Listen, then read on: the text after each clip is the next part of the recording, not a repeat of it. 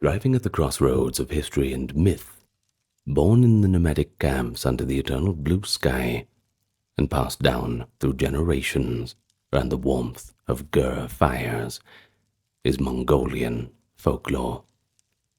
These old stories, from the grand epics of hero Khans to witty animal fables, form a cultural backbone as expansive as the steppe itself. In the old tradition of Mongolia, entertainment and education intertwine. Singers recount ancestral legends at festivals and weddings, imparting values and identity with each performance. Listeners young and old are transported by the rhythmic verse and song-like chants, learning of those fearless heroes of the old times, clever tricksters, sacred mountains, and the spiritual forces that shape the very land itself. So today, we are going to take a look into the interesting tapestry of Mongolian folklore, all the way from the ancient roots to the modern retellings. We'll talk about shamanic legends and Buddhist parables and how they became interwoven into Mongolia's stories, and of course how folklore continues to shape Mongolian identity and pride today. It's quite fascinating, and I invite you to come with me. Step into the world of Mongolian folklore. But let's have the customary welcome first. Anyone who's new to the channel, hello. Here we are. Well, if you would like to click the subscribe button, you'll certainly get more videos like this. And by the way, I'm not sure if you're here from the folklore playlist or any of the other playlists, but whichever way you came here, you can be assured that you can enjoy this 100% uninterrupted. It's all ad-free from start to finish, and that is because we are supported by the kind contributions on Patreon, YouTube memberships, and we also have a merch store, a super thanks donations here on YouTube, and a PayPal direct donation. That is how we keep the lights on here, so thank you very much for supporting. And if you'd like to become part of that prestigious group, well, you may check the pinned comment, video description, or the channel description, and you'll find where you need to go if you want to go there. But most importantly for now, let's just enjoy the video together, shall we? Mongolian folklore. Been looking forward to this one for a while. Long before Mongolians had a written language, they wove their beliefs, history, and values into oral narratives.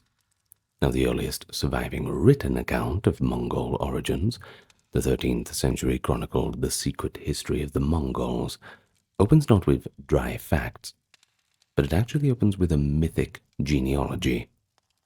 Quote, "At the beginning, there was a blue-gray wolf, born with his destiny ordained by heaven above. His wife was a beautiful fallow doe." Now this legendary wolf and deer became the forebears of the Mongolian people, linking the Mongols' very ancestry to the sacred power of Tengur, the eternal blue sky. By claiming that the Mongols sprang from a union of a sky-sent wolf and a doe at the headwards of the Onon River and the sacred Burkhan Khaldun mountain, the tale sacralizes the Mongol homeland and suggests that the Mongol nation was destined by heaven from its very inception. Well, it's origin myths like this, preserved in the epic chronicle, that reveal how shamanic cosmology shaped early Mongolian identity. And then we have the shamanic worldview, which we call Tengrism, and within this the great blue sky and Mother Earth kind of act as divine parents of nature and all life. Going back to reference the secret history of the Mongols, though it is a historical narrative of Genghis Khan's lineage and life, freely incorporates folklore and myth alongside fact.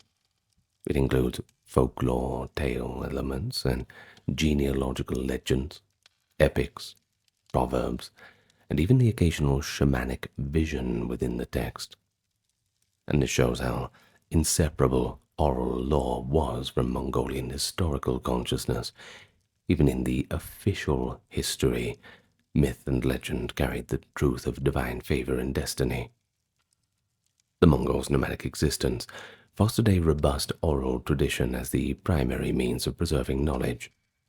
With no permanent settlements and early writing systems pretty much absent to record any culture, stories had to be, well, passed down by word of mouth across the grasslands.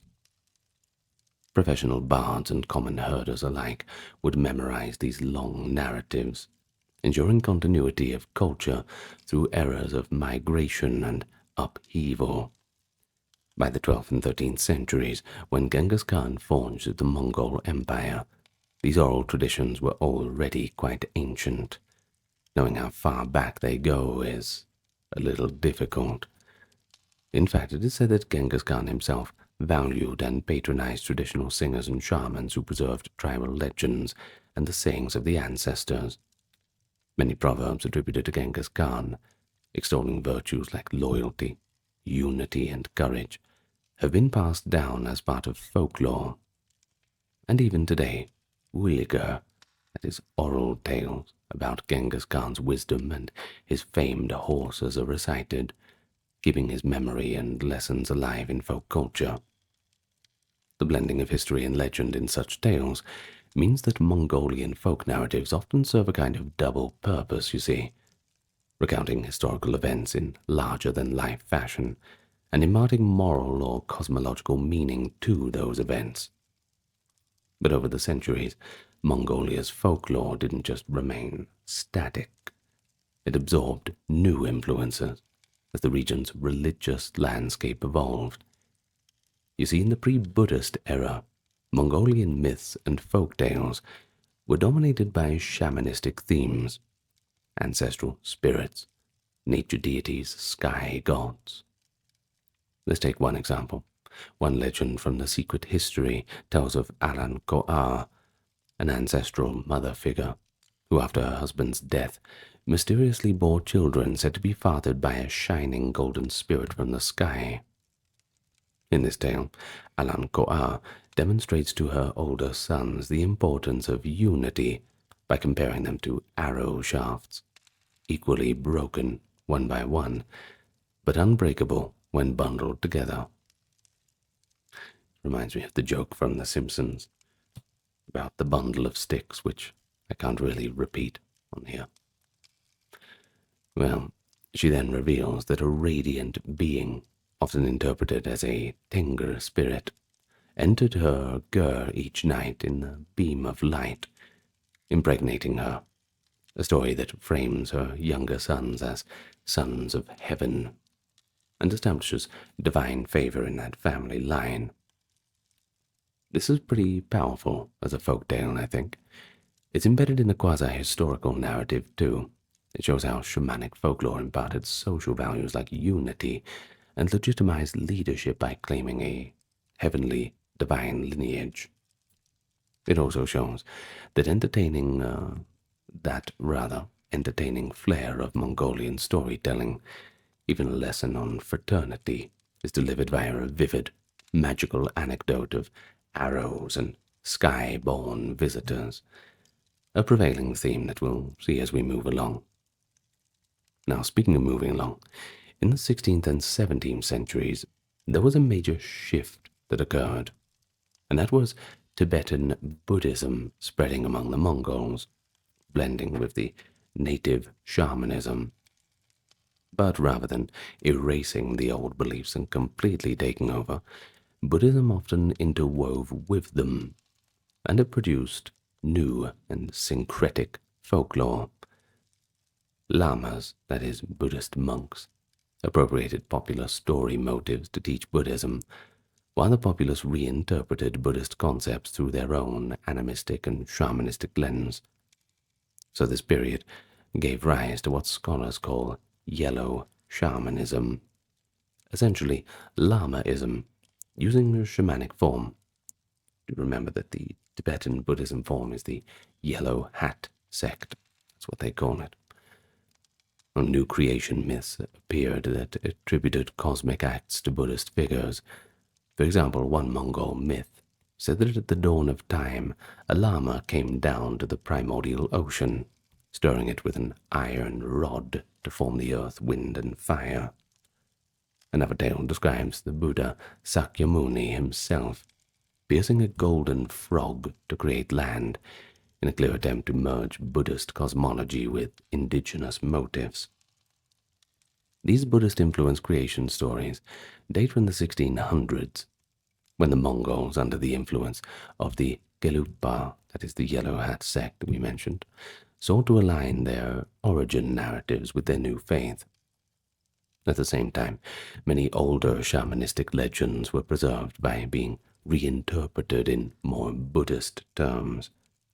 For instance, ancestral sky spirits might be recast as Buddhist devas, or folk heroes given roles as Buddhist saints or protectors. The once fearsome shamanic spirits and nature gods were not discarded, but more often absorbed as wrathful Buddhist protector deities in folk narratives. And we have a pretty vivid example of that. The war god, Jamsaran. Originally a Mongol deity of war, he was incorporated into the Buddhist pantheon as a Dharma protector, and folk stories continue to portray him as a fierce red warrior god, riding fiercely into battle. So in this way, the folklore became a repository of layered religious symbolism, where Tengur and Buddha might comfortably share the same stage together. And the result, after all those years, is a folklore that is richly syncretic. By the time Mongolia's oral literature began to be systematically collected and written down, that is the 18th and 19th centuries, it contained echoes of many eras: ancient animistic myth, hero sagas from the imperial age, and Buddhist morals introduced by monks. 17th century chronicles like Erdeni Yintobchi from 1662 and Altan Tochi, compiled by learned nobles and lamas, consciously united Buddhist and Genghis Khan traditions, that is, Chingisid in their language. Now, these works blended the sacred history of Buddhism with the legendary tales and legacy of Genghis, effectively canonizing folklore and legend as a part of official history. But they preserved not only the memory of Genghis Khan's deeds, but also the legends and prophecies surrounding him. In essence, a fusion of political history with mythical narrative. And such chronicles and the thriving oral tradition in the countryside reinforced each other by honoring Genghis Khan and other heroes in both written chronicles and oral epics. Mongolians ensured that their folklore continued to shape national consciousness, even after the post-medieval era and that golden age of Mongol power. But one of the most intriguing aspects is how shamanic and Buddhist elements weave together, you see, and that reflects Mongolia's spiritual journey. You see, in its foundation, Mongolian folklore is deeply animistic, while traditional tales portray a world alive with spirits. Every mountain, river, every tree has its own Ezid, that is a master spirit, and great shamans mediate between humans and the spirit world. Animals often speak and act like humans in these stories, symbolizing that close relationship between nature and the nomads who live among it. For example, the wolf in folk tales represents hunger and the harsh realities of survival on the steppe, whereas the fox embodies sly cleverness. The hare or the hedgehog stands for wit or wisdom. Well, such animal characters are thought to carry the sarcastic and humorous side of human beings, acting out these moral lessons in a kind of allegory. These motives clearly stem from the shamanic belief in animal spirits and totemic ancestors. Recall the blue wolf, ancestor of the Mongols, and they make the frequent appearances in parables and fables.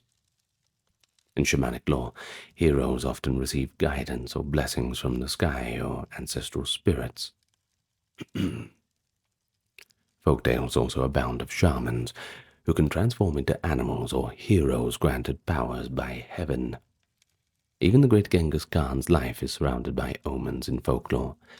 One famous story holds that when he was born, the baby Temujin, that was his old name, clutched a blood clot in his fist, a traditional sign of a person who was destined to be a great warrior. And there was another legend too from the secret history that recounts how Korchi, a trusted retainer, had a vision from a sky spirit, Zaharin Tengri, prophesizing Temujin's future rule. These elements show how shamanic mythology is woven into Mongolian heroic narratives, certainly affirms that the protagonist is chosen by a supernatural force. It's funny how that's so pervasive across the folklore and religions of so many cultures. Really is a prevailing theme.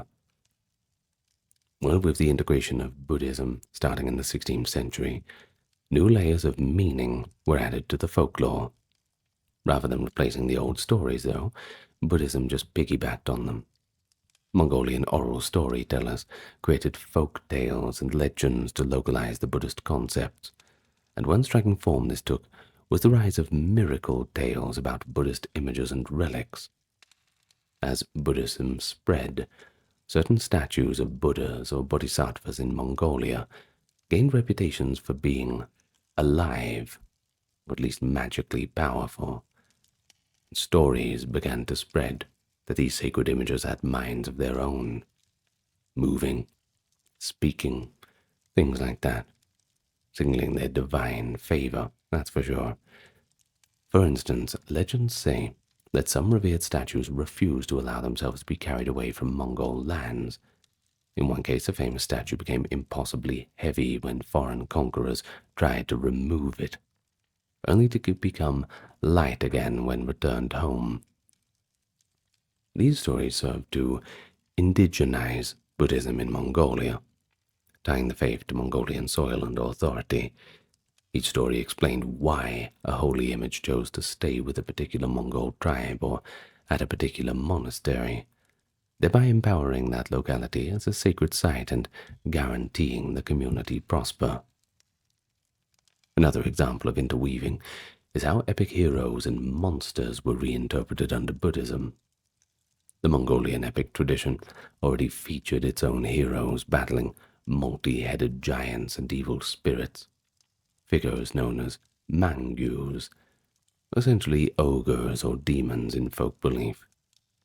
Don't quite think of them like the Japanese oni, they're a little bit different. Well, after Buddhism, these enemies in the epics were easily equated with Buddhist demons or adversaries.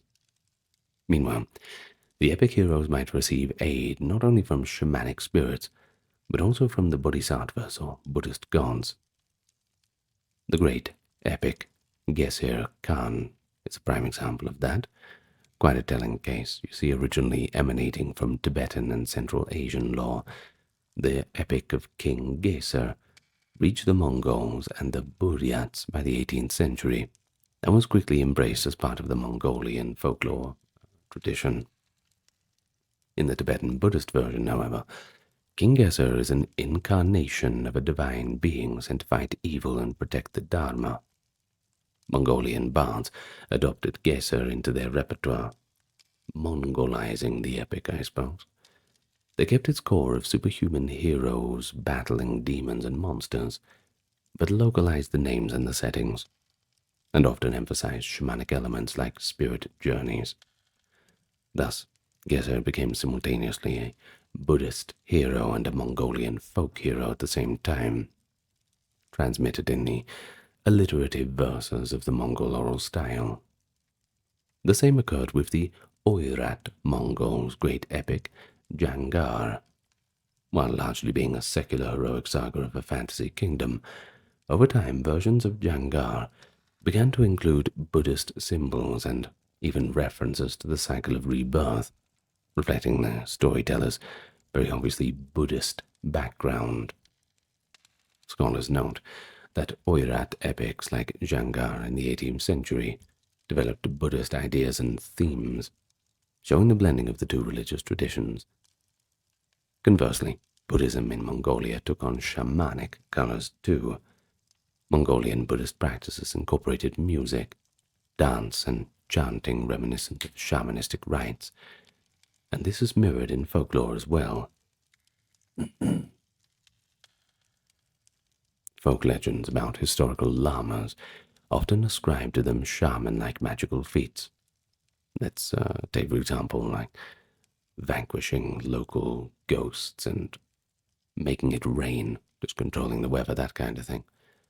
And that effectively turned pious monks into wonder-working heroes in the popular imagination.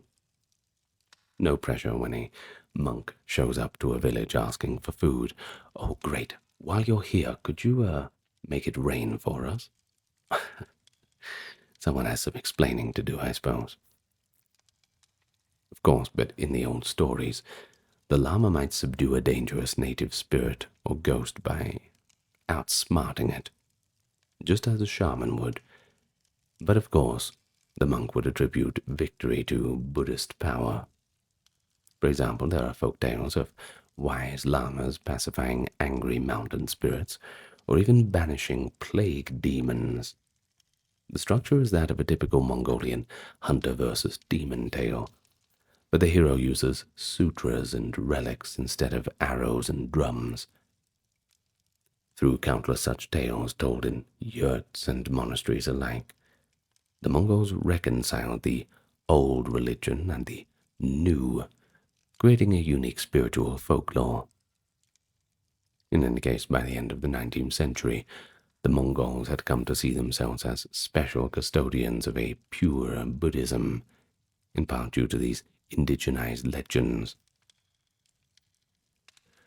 Of course, the power of folklore lies not just in the themes, but in how the stories are actually told.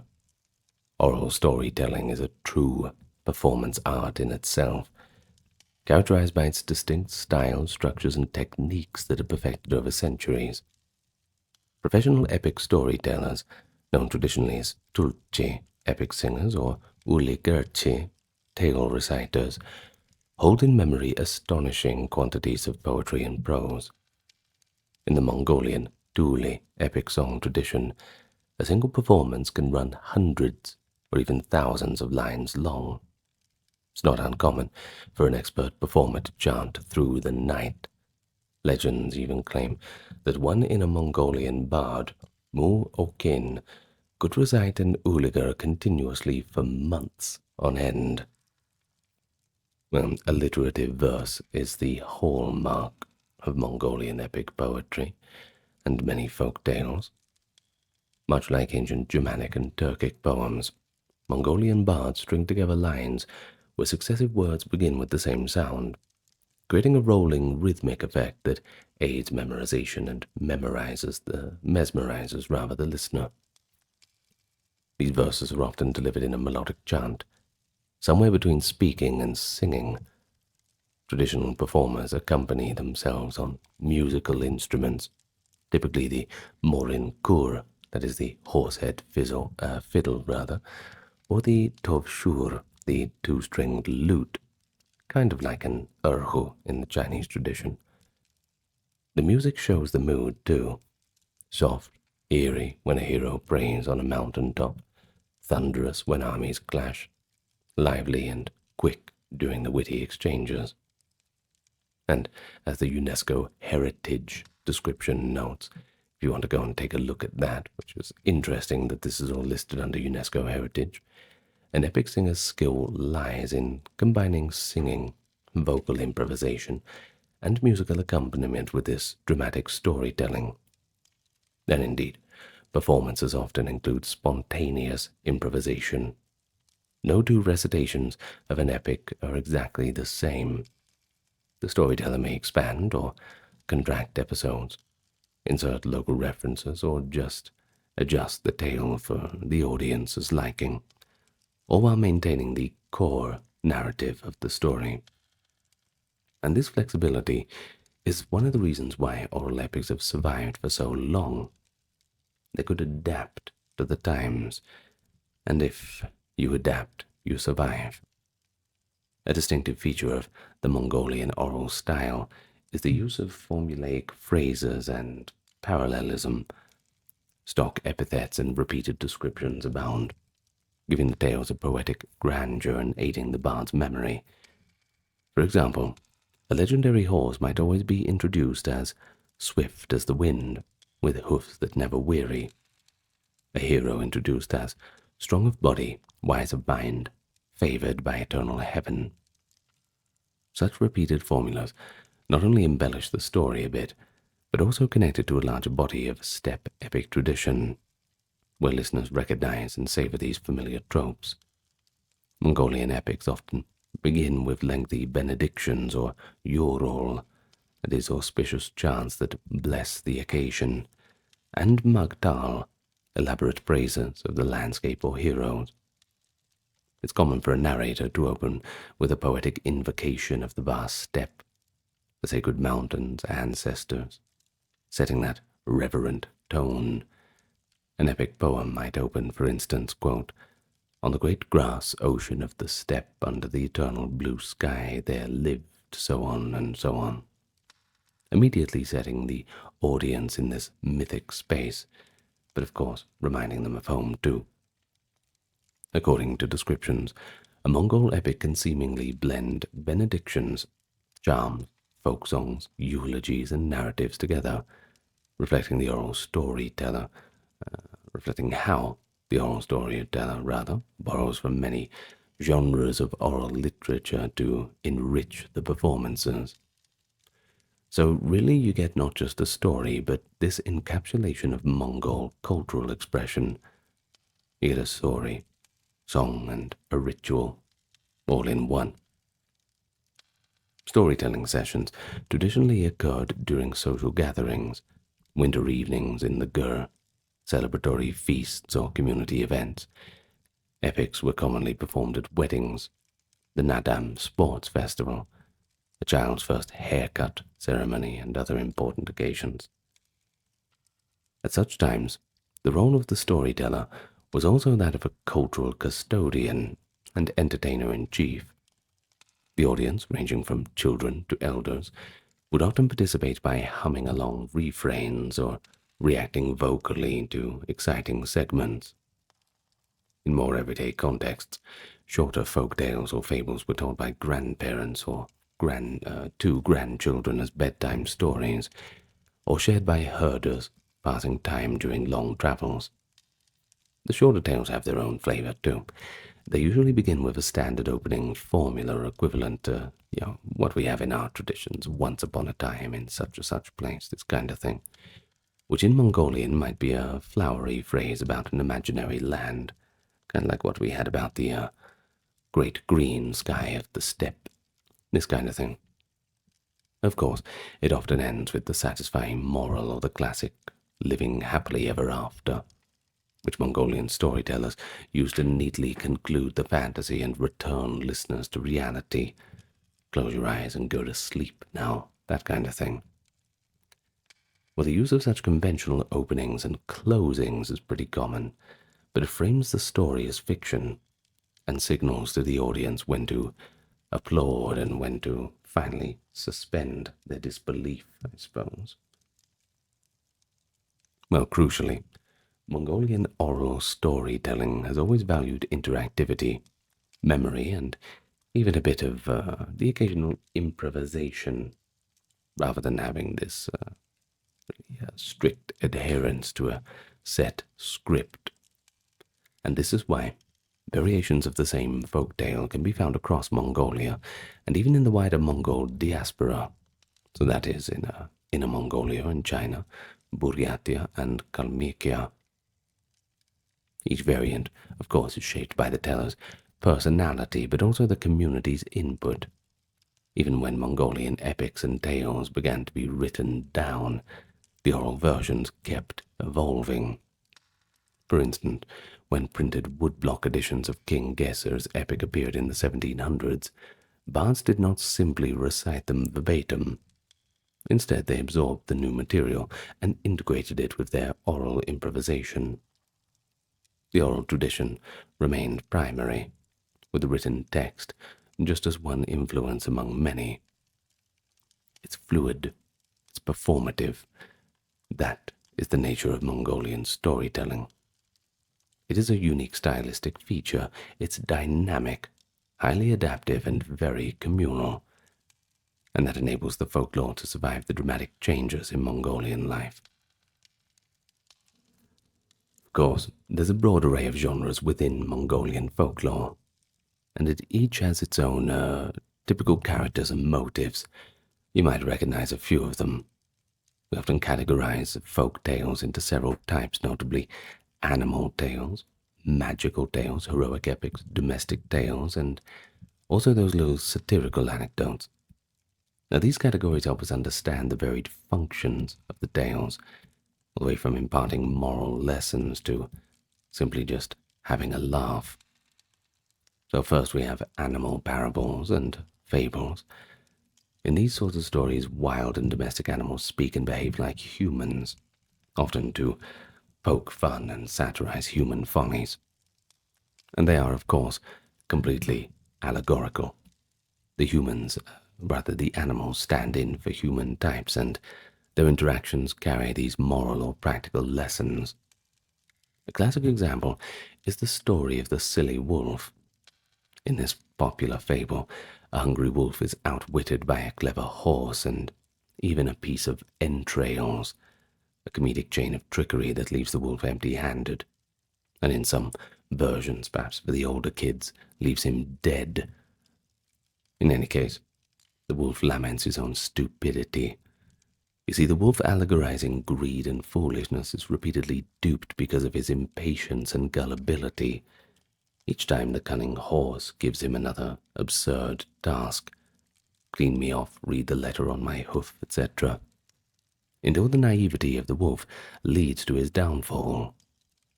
Mongolian animal tales like this use humor to teach wisdom. The message is that wit and ingenuity can triumph over that brute strength. It's a fitting lesson for nomadic people, often relying on their cleverness to survive in those harsh conditions. Common figures include the fox, often portrayed as a sly trickster who can talk anyone, or perhaps any beast, into or out of anything. The wolf, as noted, symbolizes rapacity and foolish hubris. The rabbit or the hare typically is the quick-witted underdog. The camel, the horse, and other livestock, they're usually kind but sometimes naive. It represents the honest, common folk. Of course, all the characters resonate with the Mongolians' experiences. For instance, herders know the wolf as a literal threat to their flocks.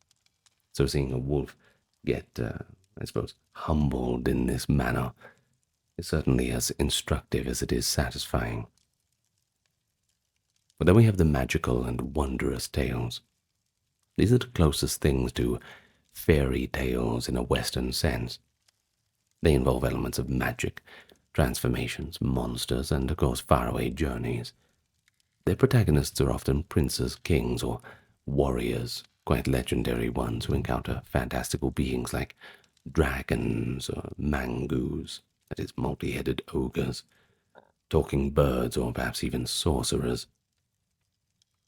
In one such tale, the tale of the golden and silver ankle bones, a young hero is aided by an 8-legged flying horse on a quest to defeat evil, showing how otherworldly helpers and enemies certainly populate the genre too.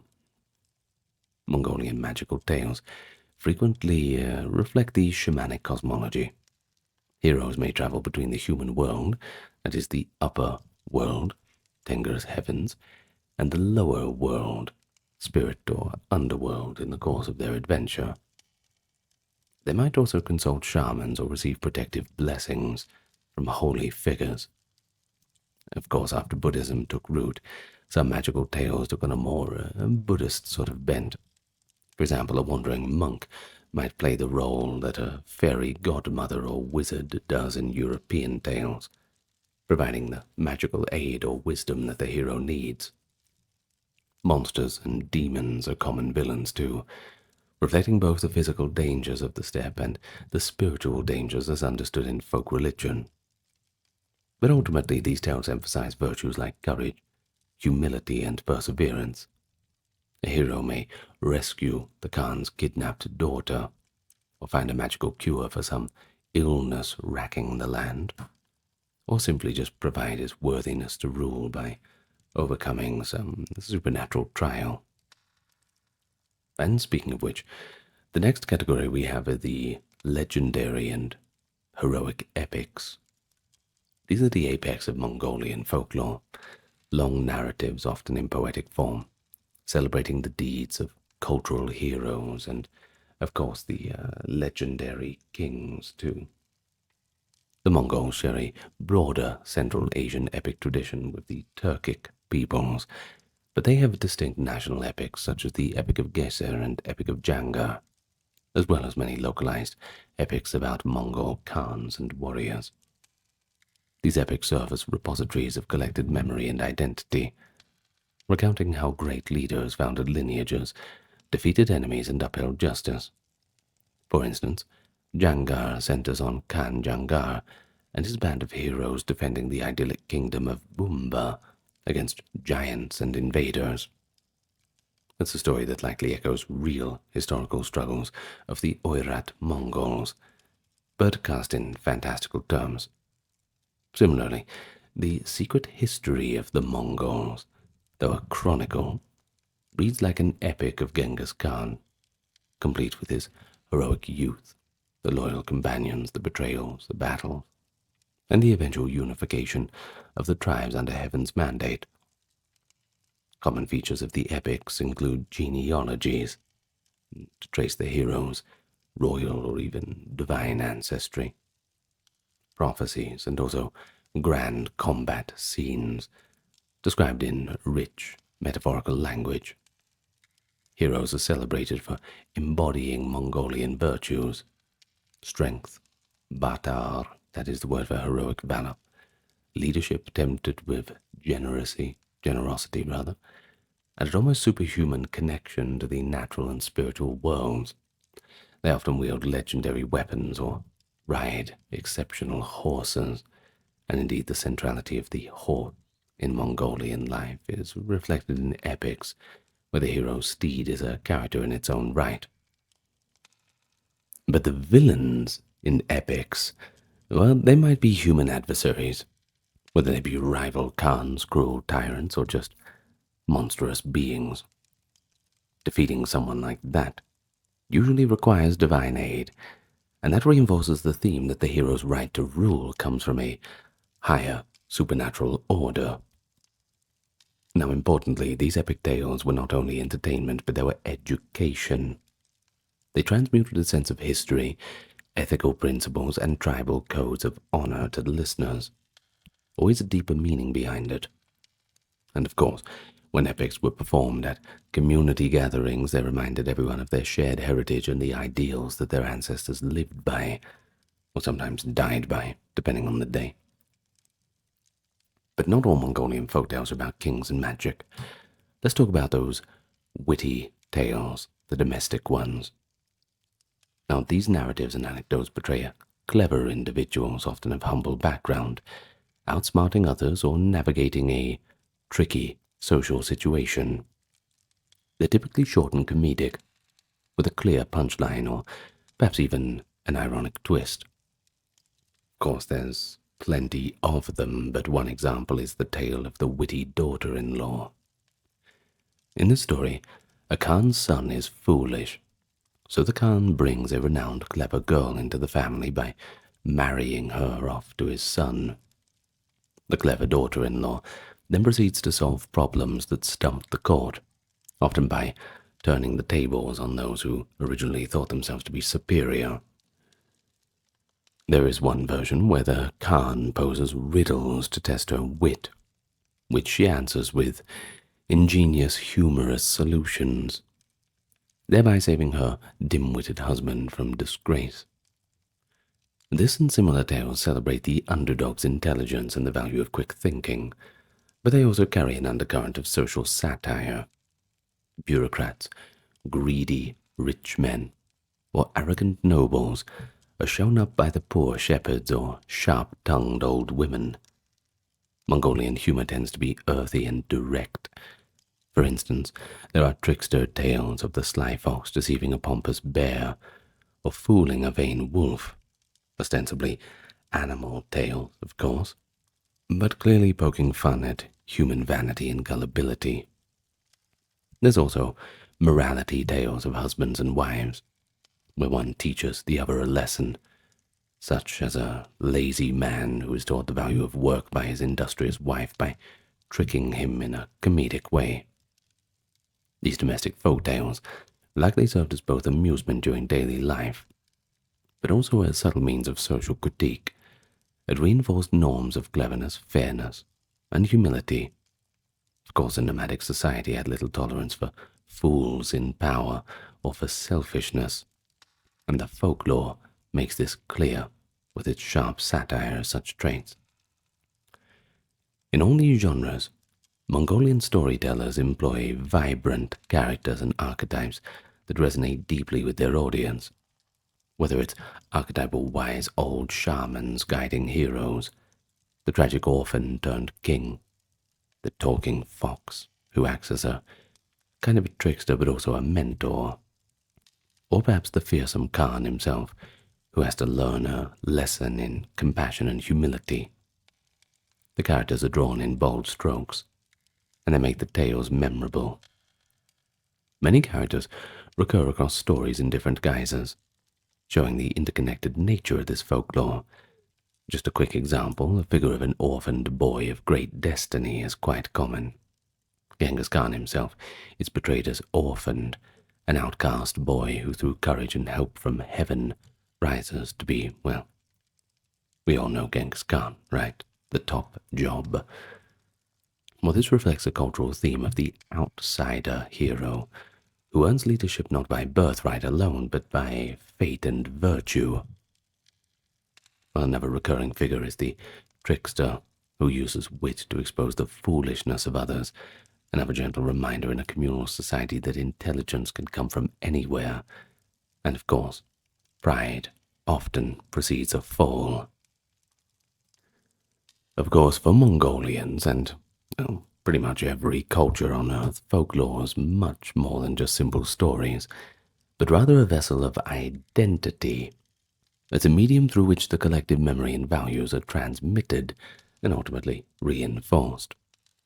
In a land of vast distances and historically scattered tribes, a shared corpus of legends, epics, and folk tales helped bind the Mongolian people with a sense of common origin and destiny. Epics, in particular, functioned as a national narrative. It taught each generation what it really means to be Mongol. Through the heroic epics, Mongolians learned about the glory days of their ancestors, the unity forged by Genghis Khan, the fearless expansion under his descendants, and in a format that was inspiring and engaging, not the dry history that, well, maybe you get that from other channels, but not here. In any case, the epic tales immortalize not just individual heroes, but the heroic history of the Mongolian people and core values. And these epic recitations serve to transmit historical knowledge and societal values to younger generations, and that strengthens awareness of national pride, identity, and unity, but also a nomadic code of ethics and world view, especially during periods when foreign domination or social upheaval threatened to erase them. For example, under Qing rule and later Soviet influence, much of Mongolian high culture and religion was either suppressed or transformed. Yet, folklore, being an oral and grassroots phenomenon, persisted in families and rural communities. Even when written literature or religious practice was curtailed, elders could still tell the ancient tales to children, thus quietly keeping alive a sense of Mongolness, suppose we can use that term. Now, many proverbs and folk sayings attributed to Genghis Khan, whether truly his or apocryphal, certainly remain in everyday use. Well, for example, if you lack unity, anyone can break you like a single arrow. United, you are unbreakable like the bound arrows. We heard that one in Anan Koa's story. Folklore-derived aphorisms and lessons showed loyalty, courage, and respect for elders, and ultimately harmony with nature. And those are all key aspects of the Mongolian identity. And the Mongolian word Batar, hero, so central in epics, became a common part of personal names, and even the name of the capital city, Ulaanbaatar, which actually means red hero, a linguistic testament in all definitions of how deeply the concept of the epic hero is infused in the national consciousness. Folklore's influence on identity is perhaps most poignantly seen in the Mongols' relationship to their land and environment. Through tales and songs, certain mountains, rivers, and valleys became almost sacred national symbols. The story of the blue wolf and fallow doe sanctified the Onon River and the Burgan Khaldun Mountains as cradles of the nation. Other legends about miraculous events like the stone image of Mahakala, protecting the Mongols in battle by frightening their enemies, reinforced again the idea that the spirits of the land actively safeguard Mongol sovereignty. Certainly it gives them a spiritual claim to their homeland.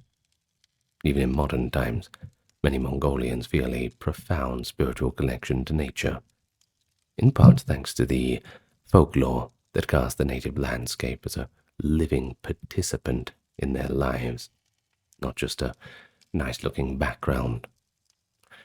But of course, folklore keeps the Mongolian language rich and vibrant.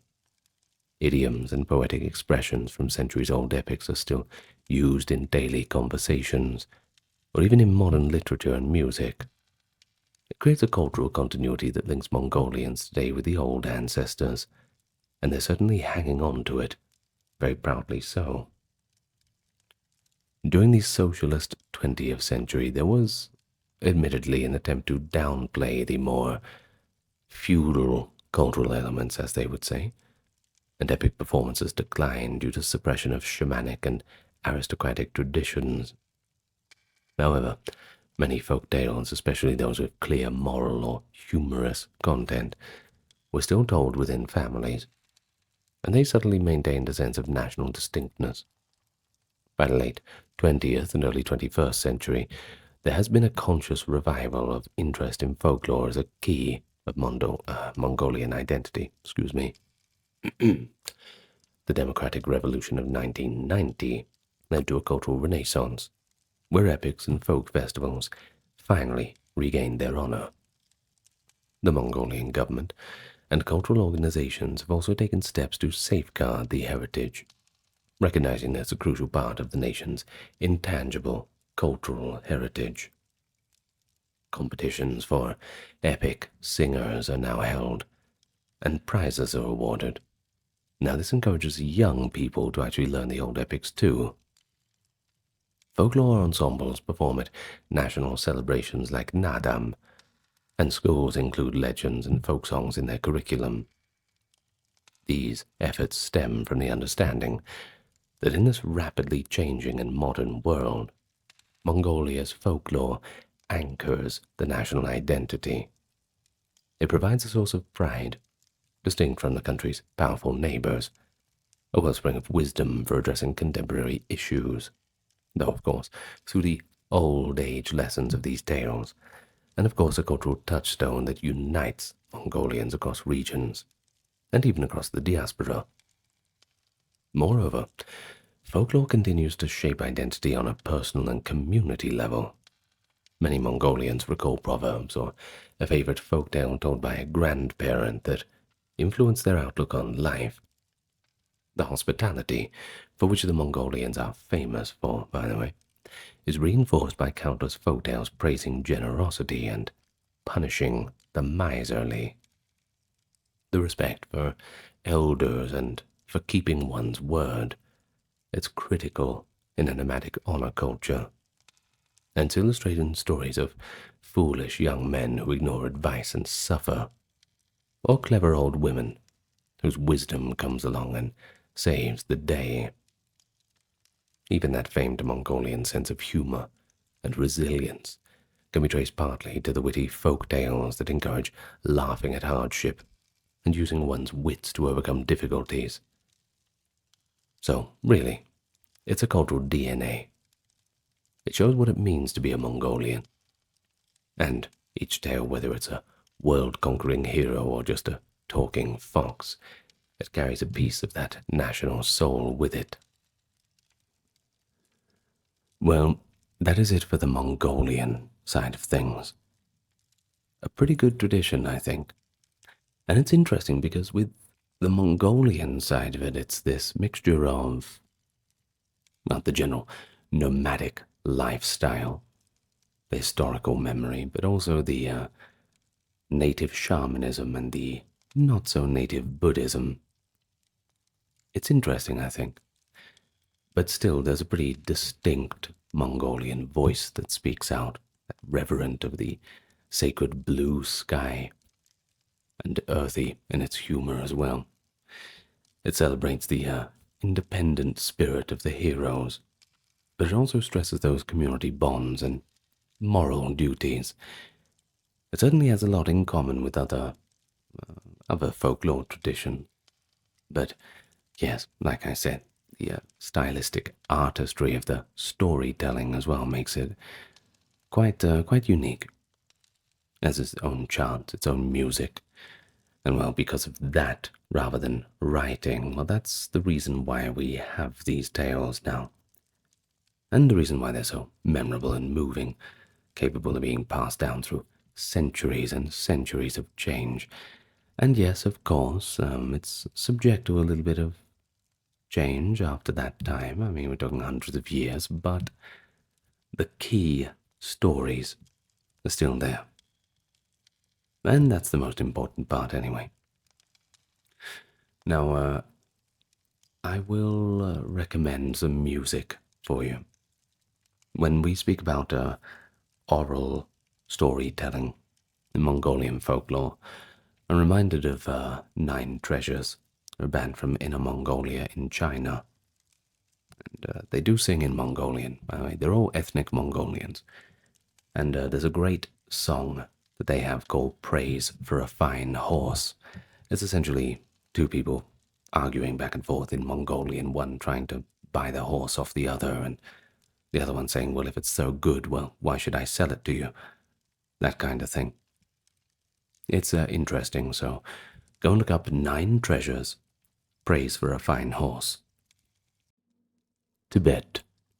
They call it the roof of the world, the land of snows. And indeed, it's a land where folklore is well and truly alive, roots running deep into time. Travelers in old Lhasa would hear tales of hungry ghosts that prowl at night, heroic kings born from gods, and the clever animals that would outwit stronger foes. And the stories were not mere fireside entertainment, but they rather carried the history, values, and even the humor of the Tibetan people across generations. So let's today take a journey through Tibet's rich traditions, from creation myths, legendary kings, to spirit-haunted mountain tops. Tibetan folklore really has something for everyone. And of course, we're going to start right from the beginning, with the myths of how Tibet and its people came to be. And I think by the end you'll discover that this tradition is both as playful as it is profound, a window into how Tibetans make sense of their world. So before we begin, allow me welcome you to the channel. If you are new here, I would like to invite you to hit the subscribe button and leave a like and a comment as well, because that helps push the video out to a broader audience. and then more people can enjoy it. And speaking of enjoying this video, you can enjoy it completely uninterrupted and ad-free, just like every other video on this channel. And that is because we are supported by Patreon, YouTube memberships, the merch store, and the occasional donation on Super Thanks or on the PayPal link. Thank you very much. If you want to go and check that out, well, the links are in the pinned comment, video, and channel description. And of course, word of mouth helps us get the channel out there too, so tell your friends.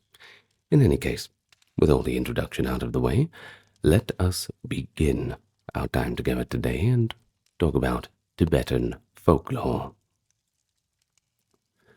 Now, just as promised, I said we're going to start right from the beginning.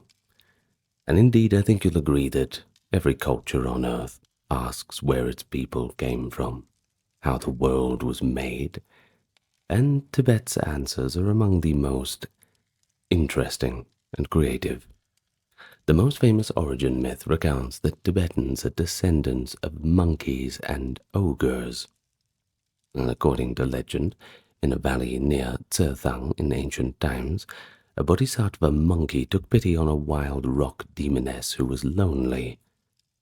The compassionate monkey, considered an emanation of Avalokitesvara, the Buddha of compassion, mated with the rock ogress, a Raksashi or female demon.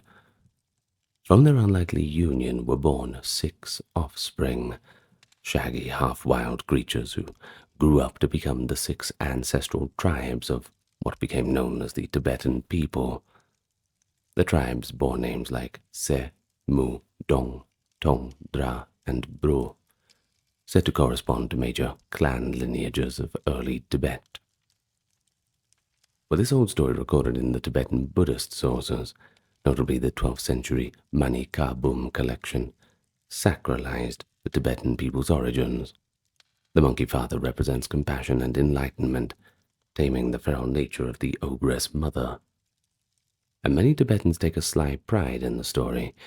You see, they jokingly say that it anticipates Darwin. After all, they claim descent from a monkey, but with a spiritual twist, since their primate ancestor was no ordinary ape, but a benevolent bodhisattva.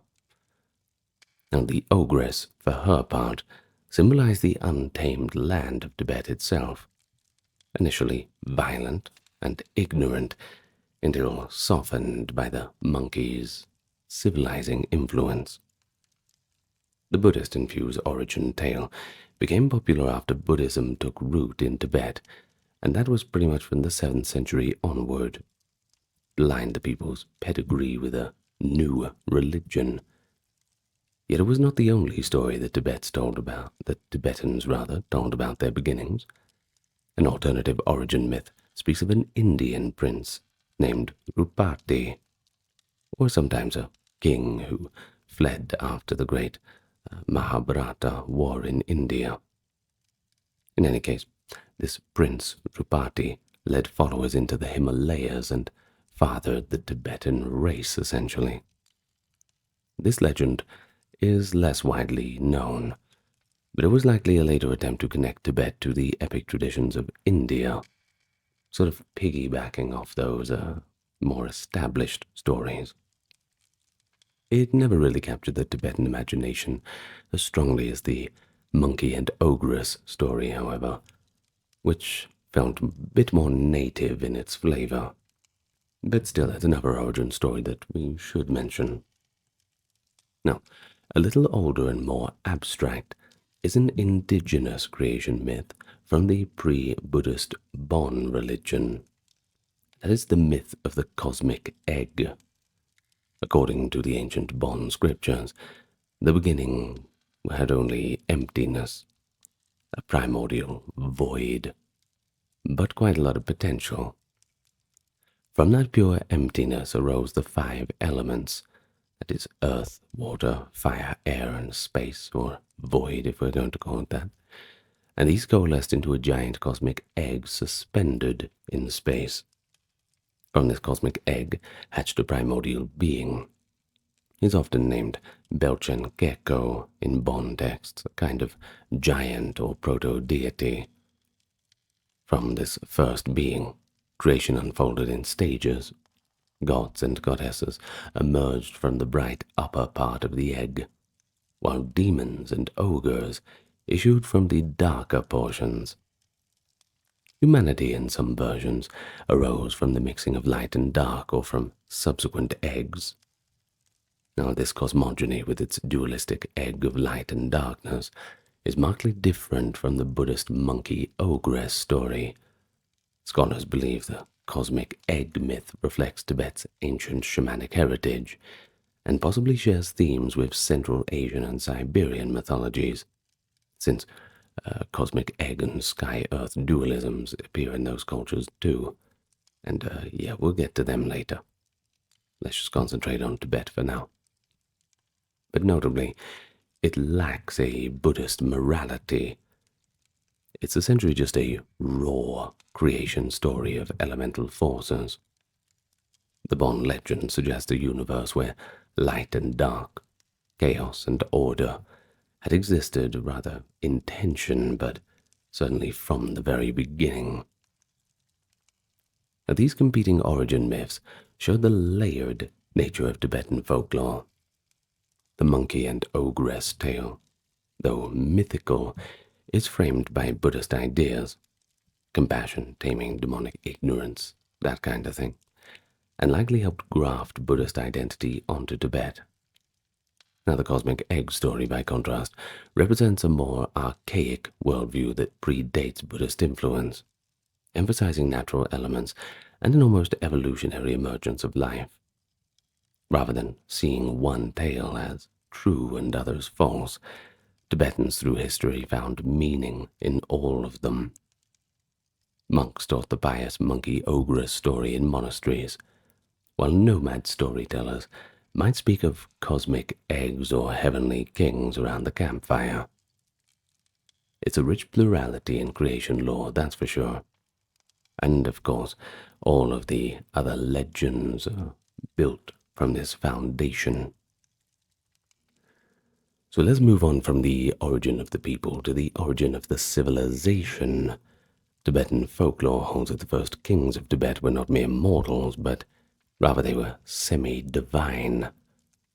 In the Yarlung River Valley, where Tibetan statehood first arose, legend says that a heavenly rope descended from the sky to deliver the first king to earth. This king was Yatri Tempo, the inaugural ruler of Tibet's Yarlung dynasty, traditionally dated to be around 127 BCE onwards. Yatri Tempo's appearance was quite extraordinary. He had webbed, amphibious hands and eyelids that closed upwards, that is, from bottom to top, features so unlike ordinary humans that people believe that he must be a god, or as they say in Iha. According to old chronicles, when locals found this strange being on the sacred mountain, Yala Shangbo, they hoisted him on their shoulders in a neck seat and proclaimed him king. And indeed, his name, Nyatri Tempo, literally means neck-enthroned sovereign, commemorating how he was carried aloft. In honor of this divine founder, the Tibetans even count the first year of their calendar from his enthronement. Nyatri Tempo and his early successors were said to retain a link to the heavens, a magical cord, in Tibetan it's a muthag, extended skyward from the roof to the royal palace, an umbilical tether to a celestial realm, I suppose. Well, as long as the cord remained intact, the king would not truly die. At the end of his reign, he would ascend back to the heavens along this rope rather than expire on earth. So, the first Tibetan kings were considered immortal, reigning on earth for a time and then returning to join their divine ancestors in heaven. And this cycle continued for 6 generations. However, in the time of the 7th king, an impious ruler named Drigum Tenpo, something went awry. Folklore recounts that Drigum quarreled with his ministers, and during the fight, the heavenly cord was severed. In some versions, it was by accident. In others, as a punishment for hubris. In any case, with the sky cord cut, Drigum Tenpo fell to earth and died, becoming the first Tibetan king whose body remained behind to be buried. And after him, all subsequent kings lived and died as mortals, and royal tombs filled the Yarlung Valley. The breaking of the cord symbolizes Tibet's transition from a mythic age of god-kings to the human realities of political rule. Later, Buddhist historians even incorporated this legend, suggesting that the cord was cut by karmic design so that the kings would be subject to the law and impermanence just like everyone else. Well, even though the rope to heaven was cut, Tibetan folklore continued to celebrate its semi-divine figures. The dynasty's greatest hero, Songtsen Gampo, from 7th century CE, is both a historical emperor and a legendary figure in folk narrative. Buddhist lore regards him as an incarnation of Avalokitesvara, the same compassionate bodhisattva who fathered the monkey lineage, by the way. You probably remember the name. Songtsen Gampo is credited with civilizing the Tibetan plateau, conquering tribes, founding the capital at Lhasa, and marrying princesses from Nepal and China who brought Buddhist scriptures and images. Folklore around him often crosses into myth, of course. For example, one popular story holds that in Songtsen Gampo's time, Tibet's land was possessed by a giant demoness lying on her back, whose malevolent influence caused constant obstacles to the spread of Buddhism. To subdue this demoness once and for all, the king and his 2 foreign queens orchestrated the construction of 12 temples across the landscape, positioned on strategic pressure points of the ogress's colossal body. The grand temple Jokang in Lhasa was built over the ogress's heart, which legend says was a lake of blood at the very center of Tibet. And indeed it was necessary to first drain a lake on that spot. Even today, locals point to the marshy ground beneath the Jokang as kind of evidence for this. Other temples pinned down her shoulders, her hips, her knees, hands, feet. When the Jokang foundations were laid, folklore describes supernatural signs. Prince Wencheng, the Chinese wife that is, tossed a ring into the lake and a miraculous stupor of light appeared where it landed, indicating the exact center of a demoness's heart. As the temple construction proceeded, hordes of angry spirits and demons tried to retaliate with storms and hail, but Songtsen Gampo, wielding ritual power, emanated 108 magical emanations of himself to finish the work in a mere 12 days. And once that was done, he called upon protective deities to hold the forces of chaos at bay. At the moment the last beam was placed, the demoness was pinned down and rendered powerless. Tibet, freed from her grip, could then become a land of Dharma, that is, Buddhist truth. But this narrative is sometimes called the supine demoness myth, and, well, it's quite rich in symbolic meaning. You see, on one level, it's a geomantic explanation for Tibet's earliest Buddhist shrines. Many real temples, some in Tibet, some in neighboring Bhutan, are said to be part of that original network binding the demoness. On another level, it allegorizes the triumph of Buddhism over Tibet's indigenous demons, perhaps referring to the old gods and spirits of the land. In any case, by pinning down the demoness, the king had tamed the wild land and its supernatural forces, integrating them into Buddhist cosmic order. In fact, the very idea that the land is a living female entity, albeit a demonic one, echoes the older animist worldview, but with a twist. that exalts the Buddhist mission. Such stories about divine kings and demons subduing queens blur the line between history and mythology. I'm sure we can all agree that that's quite blurry indeed. But in Tibetan folklore, the founders of the nation are at once flesh and blood ancestors and larger-than-life cultural heroes, and they're remembered not just for their political feats, but for shaping the spiritual destiny of Tibet itself. But of course, we're always framing Tibet in Buddhist terms, but it wasn't always Buddhist. That's the thing. Long before Buddhism arrived, Tibet was, in local belief, still quite brimming with spirits. Towering mountain peaks, those lakes, the rivers, even particular boulders or gnarled trees. Anything could be the abode of some unseen presence.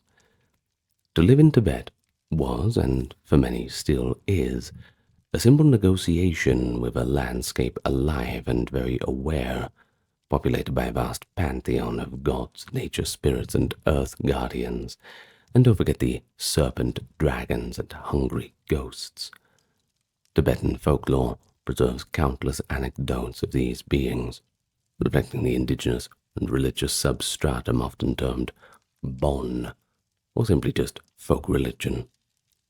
Now even today, a Tibetan traveler crossing a high pass will pause at the cairn of a fluttering prayer flags and offer a pinch of tsampa, that is roasted barley flour, to local deities for a safe passage. This instinct to propitiate and tell stories about spirits of the wild, certainly a direct inheritance from Tibet's earliest inhabitants. Now, one of the most revered types of nature spirit is the mountain god. Across Tibet, prominent peaks are personified as powerful gods or goddesses who protect the surrounding land. For example, the snow-capped Mount Nyenchen Tangda, that is, one rising near holy Namtso Lake, is traditionally hailed as a mighty god.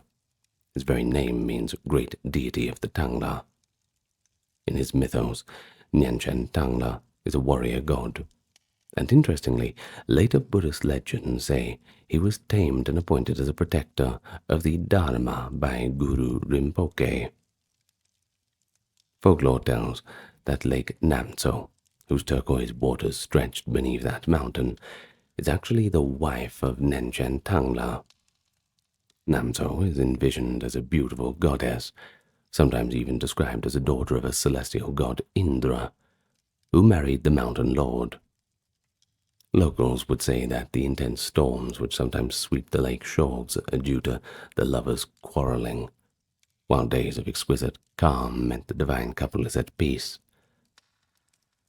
The pre-Buddhist belief system of Tibet is often labeled Bon. We've mentioned it a few times, but we should just clarify the term. Bon in the modern sense is an organized religion with scriptures and lamas, which claims heritage from the ancient shamanistic practice. However, many elements of what we call Tibetan folklore come from much older stratum, sometimes dubbed the nameless religion, essentially a mix of shamanism, local deities, and ancestor cults that likely existed for millennia. In these ancient beliefs, certain priests, Bonpo shamans they are called, could communicate with the spirit world, performing rituals to appease gods and exorcise demons. Sacrifice and offerings were common. The old tales speak of animal offerings to mountain gods to ensure bountiful harvests or victory in battle. There were also blood-curdling rites to summon war gods or bind enemies with curses. While Buddhism later condemned many of these practices, they did not disappear overnight. Instead, they went partially underground, or were syncretized into Buddhist ritual in gentler forms. Tibetan folklore retains traces of shamanic magic in many stories. For instance, a recurring theme is the existence of powerful sorcerer heroes in early Tibet who could control spirits. Some legendary Bon priests, like Drampa Nanka, are credited with fantastical feats too. Things like raising the dead, flying, subduing demon kings, through their arcane knowledge and special magic. In certain folk narratives, a born sorcerer and a Buddhist monk even compete in a duel of miracles, reflecting the tension and perhaps mutual respect between the old and new religions. One famous competition was said to have occurred in the late 8th century at the court of King Trison Detsen. The Indian Buddhist master challenged the native Bon priests, and in legend the Bon magicians summoned hailstorms and manifest illusions. But the Buddhist master outshone them by using his mastery of mind and mantra, causing these Bon rites to falter. The king then declares Buddhism victorious, and the Bon priests were banished to the remote borders, thus explaining why Buddhism gained dominance. Well, historically, and in strict historical terms, the tale is a symbolic telling of cultural change, but in folklore it survives as a dramatic clash of magic and spirituality. Well, besides gods and sorcerers, the Tibetan supernatural roster includes a bit of a darker cast too. Ghouls, ghosts, nocturnal demons that stalk the unwary. Many of these entities predate Buddhism and personify primal human fears. For example, one eerie figure in Tibetan folklore is the Rolang, literally risen corpse. A Rolang is essentially a Tibetan zombie, a dead body animated either by a sorcerer's spell or by a demon that has taken up residence in his corpse. Unlike the mindless zombies of, Haitian lore, the Rolang in Tibetan stories have a very specific behavior. They lurch around with stiff limbs, unable to bend at the joints, and they seek out living humans to terrorize or infect. Villagers greatly feared Rolang encounters. A wealth of precautions grew around this belief. It is said that traditional Tibetan houses have intentionally low doorways. One must stoop deeply to enter. The folklore explanation is delightfully macabre. A Rolang being rigid cannot bend its knees or back, so the low door stops it from entering a home. Much better than just having a lock. Well, crouching through a door, then, is not only an act of humility but a practical ghost-proofing measure. Protective mantras and threads are also deployed. For instance, tying a 9-eyed cord with 9 knots across a threshold was believed to ward off evil visitors in the night. Small details showing how folklore beliefs filtered into architectural and daily custom, and you can certainly see a few old houses in Tibet even now with those quite low doorways. But we have another vivid ghost tale, still told with quite a few shivers in contemporary times. It shows how terrifying Tibetan folk stories can be. In this story, a young monk goes shopping in Lhasa's market and encounters a mysterious woman selling meat.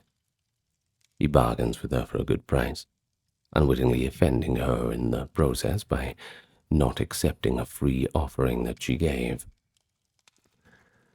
Well, that night, his mentor notices a strange mark on the monk's hand. It's a demonic sign, and immediately he understands the danger, that meat seller was not human at all, but rather a demoness in disguise, and she has marked the monk to be her victim for the night's ghostly feast. The teacher is understandably alarmed, and he sends the monk on a desperate errand to save his life. Find a certain old beggar woman who lives in a tent by the Ramoche temple, and beg her for shelter for the night. The young monk does what he's told, and after some pleading and offering of food, the old lady agrees to hide him. She conceals the monk inside a large clay beer pot, sealing it with a lid tied down by a sacred knotted rope. And as darkness falls, the seemingly frail old woman suddenly mounts the clay jar like a steed and rides it into the air, flying to a gathering beneath a great tree on the edge of town. Peeking through a tiny hole in the pot, the monk beholds a ghastly sabbath of ghosts, goblins, and witches converging in the moonlight. Some ride on brooms, others on wild animals, and even on beams of light. But they're all grotesque. One-eyed hags, skeleton-thin ghouls trailing their own entrails, fiery demons breathing, and half-invisible fiends flickering in and out of form. All the hosts of hell come together for a regular nocturnal meeting. Now at the gathering, the old woman who carried the monk reveals herself to be none other than the presiding chief of evil spirits, and clearly she is a powerful demoness who, for reasons yet unknown, is helping the monk. She calls for the evening's entertainment. Who is the shagel, the meat bringer tonight? Bring forth the meat. And the demoness responsible steps forward, and is the very meat seller from the market. She announces that she had a special prey marked out, the monk, but to her surprise, he is nowhere to be found, even when she searched the whole city. It's a bit chill, runs down the spine as she mentions she even looked on the lap of the Jobo statue in Jokang Temple, thinking perhaps he sought refuge there, a detail that highlights how desperate the monk's hiding was. The chief demoness, that is the old lady, permits her to continue looking, but slyly instructs her to call out only 8 times instead of 9. The meat hunter demoness circles the gathering, shouting magical cries to flush out hidden humans. Each shout loosens one of the 9 protective knots on the monk's beer pot lid. And inside, the monk is, of course, quite nervous, I suppose, trembling as he hears the rope straining. 8 shouts echo, 8 knots untie. But the 9th, which would have burst the lid, is never uttered, because the chief cuts her off. Having failed to expose the monk, the embarrassed meat hunter rushes off to find alternate prey. Moments later she returns, dragging the limp body of a man, her own husband it turns out, whom she has killed to placate the horde. She flings the corpse to the throng who ravenously set upon it. The monk inside the pot listens in horror to the frenzy. Ghosts reek over the choice organs, and demons gnaw bones and drink blood. A grisly banquet, lit by the fire spewing from their mouths. The old demoness sits atop the pot, placidly presiding, granting herself the choicest of the morsels, the poor man's liver and heart as her payment. And at last, sated and smeared with blood and gore, the spirit army disperses before dawn. The monk has survived by a hair's breadth, and in the morning the chief demoness, still in the form of the old beggar, releases the shaken monk. She reveals bluntly that she herself is a human-eating ogress as well, and that her merciful decision to save him was a one-off whim. With a parting warning, "There will not be a next time. If I see you again, I'll eat you myself," she sends him back to the monastery. But the tale doesn't quite end there. There's still a grim twist of irony to come. The monk later discovers the meat seller woman wailing in the market because her husband had mysteriously died in his sleep that night. Of course, we know the horrible truth. To save her own skin among the demon company, she sacrificed her husband as the replacement. The story is equal parts horror and morality play. It's a thrilling cautionary tale. Beware of strangers and heed your superiors and teachers' warnings, and also a glimpse into the complex taxonomy of Tibetan supernatural beings. We see ordinary humans who are secretly shape-shifting demonesses, a hierarchy among evil spirits, and even a demon capable of occasional compassion. But it also reinforces a core Buddhist message amid the fright.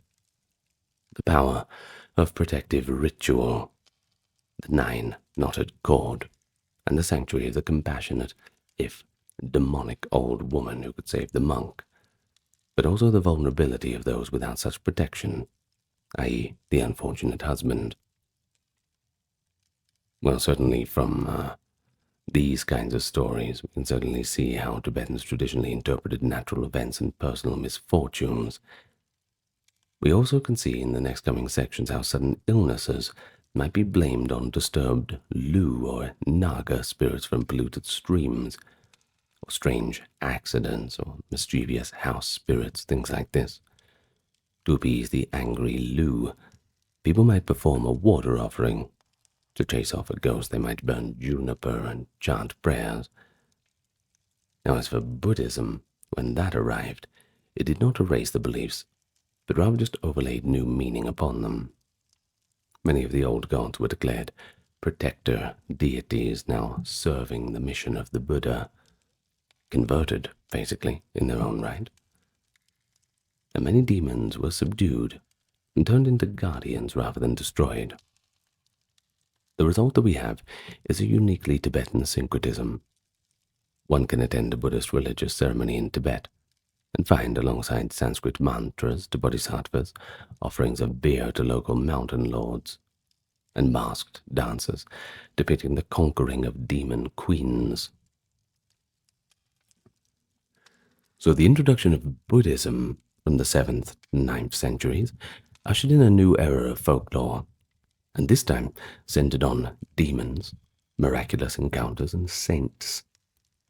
The figure at the heart of many tales is Padmasambhava, lovingly known as Guru Rinpoche. Now, in historical terms, Padmasambhava was an 8th century tantric master from either India or perhaps present-day Pakistan, Punjab area, this kind of thing. He was invited to Tibet by King Trison Detsen to help establish the first monastery, Samye. In Tibetan folk legend, however, Padmasambhava is nothing short of a superhuman sorcerer saint, whose exploits rival any mythic hero. He's credited with conquering the native gods and demons that obstructed the spread of Buddhism, a mission that took on a rich narrative life over the centuries. One well-known cycle of legends describes the building of the Samye Monastery, Tibet's first Buddhist monastery. The effect was said to have been plagued by unseen forces. Every night demons would undo the construction that workers had built during the day, causing walls to collapse and all things to just fall into disrepair. Well, Padmasambhava stepped in to identify the culprits, a horde of local deities and malignant spirits who resented the intrusion of holy Buddhist architecture on their land. Using his mastery of tantric magic, Guru Rinpoche went to battle with the entities. Tibetan oral tradition paints these confrontations in a quite vivid way. For example, Padmasambhava is said to have transformed himself into terrifying, wrathful forms to cower the arrogant spirits, manifestations of fierce Buddhas like Varyakilaya, this kind of thing. He could summon firestorms or trap demons in ritual purba daggers. In any case, one by one he subdued the local gods, the lord of the nearby mountain, spirits of the winds and water, and the subterranean snake spirits. But instead of annihilating them, he bound them by solemn oath. Each spirit had to swear to become a protector of the Dharma, a guardian of the very monastery that they tried to thwart. Now this motive, conversion by subjugation, is quite central in Buddhist lore. It taught that frightening powers of the old religion were not destroyed, but rather harnessed for good. Indeed, Tibet's pantheon of Dharma protectors, the ferocious-looking gods you see in Tibetan temple murals brandishing skull-topped weapons, often are exactly those tamed demonic spirits. The great mountain god of central Tibet, for instance, becomes a protector riding a snow lion. Local warlords of the spirit would turn into defenders of monasteries. Now, one of the most important spirits Padmasambhava subdued was named Peyar, a mighty demonic king. After his defeat, Peyar was installed as the chief protector of Samye Monastery, and later took up residence as the oracular deity of Nechung, state oracle of Tibet. According to legend, Peyar initially resisted and tried to escape Guru Rinpoche by hiding in a lake, but Padmasambhava boiled the lake with magic, forcing him out. The Guru then sealed their pact, and Peyar promised to guard the Buddhist law. And so, to this day, in folklore and ritual, Tibet's state oracle medium enters trance and is believed to have been possessed by Peyar, also called Nechung, who speaks through him. The fact that a pre-Buddhist deity occupies a respected role in the very heart of Buddhist governance, providing guidance to the Dalai Lamas, is just a pretty remarkable testament to the synthesis of tradition.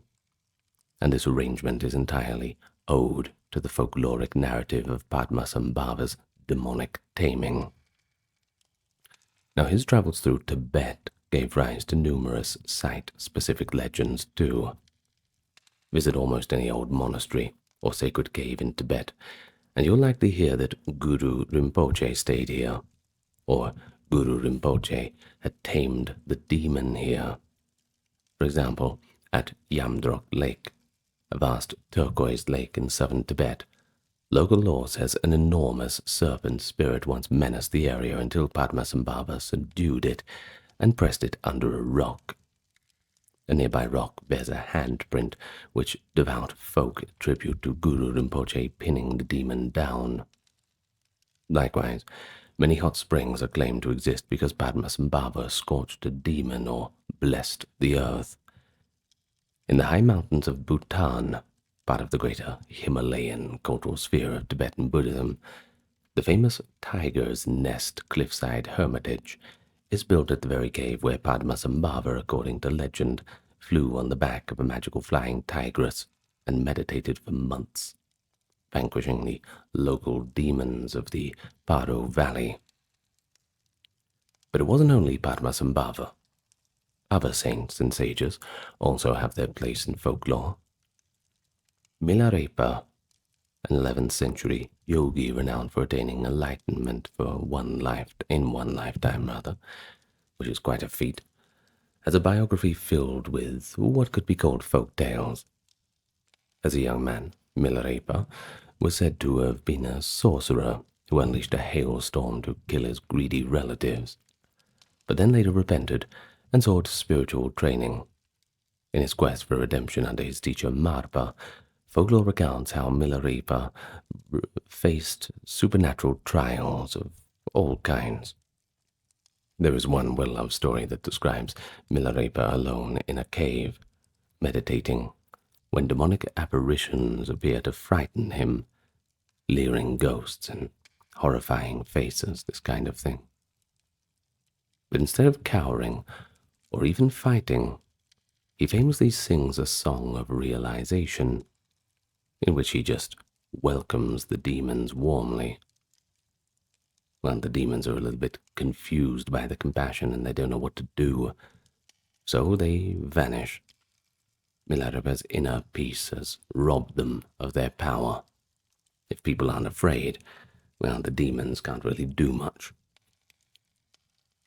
Well, in the centuries after Buddhism's establishment, a genre of treasure text legends emerged as well, called terma, and they are quite fascinating. Many Tibetans believe that Padmasambhava, foreseeing dark times, had spiritual texts and objects in sacred places hidden, caves, rocks, and even in the minds of future disciples, to be discovered later by destined revealers called terton.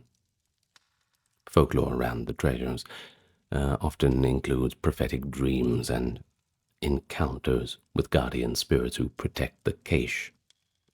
For example, a terton might have a vision of Guru Rinpoche telling him that on a certain mountain under an oddly shaped boulder lies a buried scroll containing magical power. And when the Turton goes and finds it, often a protective snake or demon tries to stop him, leading to a small-scale reenactment of the subjugation drama. These treasure-finding stories blend piety with a bit of adventure, and have ensured that the new old legends periodically enter the folklore stream and keep it fresh. A key point is that Buddhist-inspired folklore doesn't replace the older animist lore, but rather builds upon it. For instance, remember the earlier tale of the demoness that was subdued by Songtsen Gampo's temples. That is a Buddhist-era twist on the animist idea of a living landscape. Similarly, many of Tibet's beloved folk deities, such as Palden Lamo, a fierce female protector riding on a mule, or Tsangpa Karpo, the white god of the Tsang River, are in origin pre-Buddhist gods that were woven into the Buddhist storytelling. Folklore gives them backstories, you see. Palden Lamo, for instance, is said to have been an ogress goddess who was won over to Buddhism and swore to defend it, even as she remains fearsome in her appearance. She became a patroness of Lhasa and the Dalai Lama's guardian. But we cannot leave this topic before going on to the next section without noting that Buddhist morality and didacticism often shone through Tibetan folklore. A ghost story might end with a lama performing rituals to guide the ghost to rebirth, thus once again showing that Buddhist compassion. A demon story often highlights that the demon's true nature was actually ignorance rather than evil, and that can be fixed up by wisdom. Folklore thus became a vehicle for teaching Buddhism to a largely illiterate populace. The fantastical elements made the lessons quite memorable. Yet the beauty of folklore is that even as it carries these messages, it rarely loses the entertainment, the sheer imaginative flair that makes a story stick, whether it's Guru Rinpoche flying on a tigress or a lama wrestling a mountain god into submission. The blend of spiritual and sensational, well, that's the hallmark of Tibet's narrative tradition. Now, at the heart of Tibetan folk culture lies a monumental epic that stands as one of the great oral literary achievements of humanity. That is the Epic of King Gesar. Spanning countless episodes and still performed to this day, the Gesar epic is often called the world's longest epic poem. It's the Tibetan equivalent to the Iliad, the Mahabharata, things like this. Perhaps the Arthurian cycle, too, all rolled into one. So who is King Gesar? In the broader sense, he is Tibet's superhero and cultural warrior king. According to the epic songs, Gesar was sent from the heavens to be born among men in order to defeat evil demons and protect the Dharma in times of great chaos. The epic setting is not exactly historical Tibet, but rather a mythologized version of the inner Asian frontier, often centered on the kingdom of Ling, which many identify with the regions of eastern Tibet, such as Amdo or Kham in the distant past. Yet the stories have timeless, otherworldly qualities to them. They mix early medieval warfare, horseback archers, rival chieftains, with elements of pure fantasy, Gesar's magical powers, visits to god realms, sorcery, etc. But the birth and rise of Gesar is a favorite part of the cycle. Legends recount how a ray of light in the form of a golden cuckoo descended into the wombs of a humble woman, and thus Gesar was born under miraculous signs, sometimes the sky raining flowers or an enchanted horse appearing. However, in classic hero fashion, the young Gesar, also called Joru in youth, grew up scorned and in adversity, orphaned or raised by a single mother, mocked by cruel relatives, quite an underdog. In one famous episode, the crafty boy Joru wins a horse race against all the proud warriors of the land by secretly riding a magical steed given to him by the gods. By winning the race, he fulfills a prophecy and is recognized as the true king. And thus, he is now called Gesar of Ling. He then takes up leadership and marries his beloved queen, Brugmo. Once enthroned, King Gesar embarks on a series of epic campaigns to subdue the enemies of his people. These enemies are often characterized as demon kings, tyrants who rule foreign lands and embody various evils. And each campaign is a rich story on its own. For instance, one of the most celebrated is Gesar's expedition to the land of Demonia, or as they call it, Du, where he confronts a formidable demon king named Dong. This demon king of Du had brought misery to many, so Gesar leads his army to overcome trials and enter the fortress of the demon, and after dramatic single combat, Dong is slain. Upon victory, Gesar does not sack the land. Rather, he converts the demon's realm into a virtuous domain, often described as transforming it into a pure land where Buddhism can flourish and the people can finally live in peace. This theme of turning a demon's kingdom into a just land will reoccur quite a lot, essentially showing that Gesar is not just a conqueror but a civilizer, a kind of liberator in a spiritual sense. Other major episodes include the war against the king of Hor, sometimes identified with the Mongolic tribes, who had abducted Gesar's wife. Also the war against the king of Jiang, often depicted with sorcery as one of the four great demon kings, and campaigns reaching into what are now foreign countries. Legends mention Gesar vanquishing foes in Iran, China, India, even lands as far away as Kashche, which hints at Kashmir or even Muslim regions. In each case, King Gesar and his band of heroic companions, 30 great generals often accompany him, that is, use a combination of martial prowess, skill, and magical assistance to defeat the forces of chaos. Gesar himself is portrayed as an unbeatable warrior, likened to a lion Buddha in some verses, yet also compassionate and wise. Sometimes he wins by strength, other times by clever ruses. For example, in one story he disguises himself to infiltrate the enemy king's court, or he outsmarts a demon with riddles. But one cannot ignore the supernatural dimension of the Gesar epic. Throughout his adventures, King Gesar relies on the favor of the gods. He is said to wield divine weapons, and his personal horse, Kyango Karka, is no ordinary steed but a celestial one that can fly through the sky or gallop between worlds. In fact, Gesar himself is regarded not simply as a man but as an emanation of a deity, often linked to Guru Rinpoche or to certain bodhisattvas. In some retellings, he is an incarnation of the Varyapani, the wrathful bodhisattva of power, or one of Avalokitesvara's fierce aspects. Thus, the epic has a semi-religious status. Gesar is revered in some areas as a protector god in his own right, and it's not uncommon in eastern Tibet to find shrines to King Gesar, with folks burning incense and praying to his spirit for strength or protection. But what is especially remarkable about the Gesar epic is its oral tradition. For centuries it was not a fixed written text, but rather a living cycle of oral poetry performed by bards. These bards, called Srokpo in Tibetan, were and are traveling storytellers who recite the epic from memory alone, often for days at a time, chanting in a sing-song voice without instrumental accompaniment. Many of these epic singers claim a kind of divine inspiration.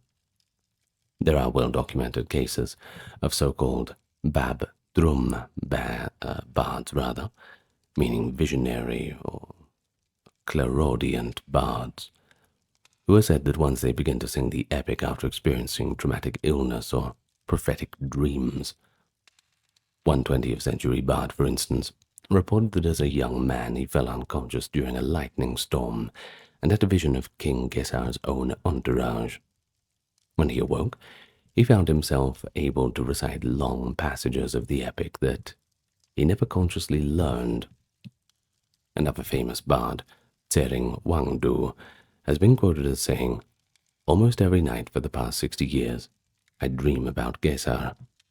The next day, I record the stories I dreamed from the previous night." And such accounts are quite common, actually. The art of epic singing is viewed as almost kind of a spiritual transmission. The bards often start their performances with an invocation to Manjushri or Guru Rinpoche, asking for the scrolls of memory to unfurl in their mind.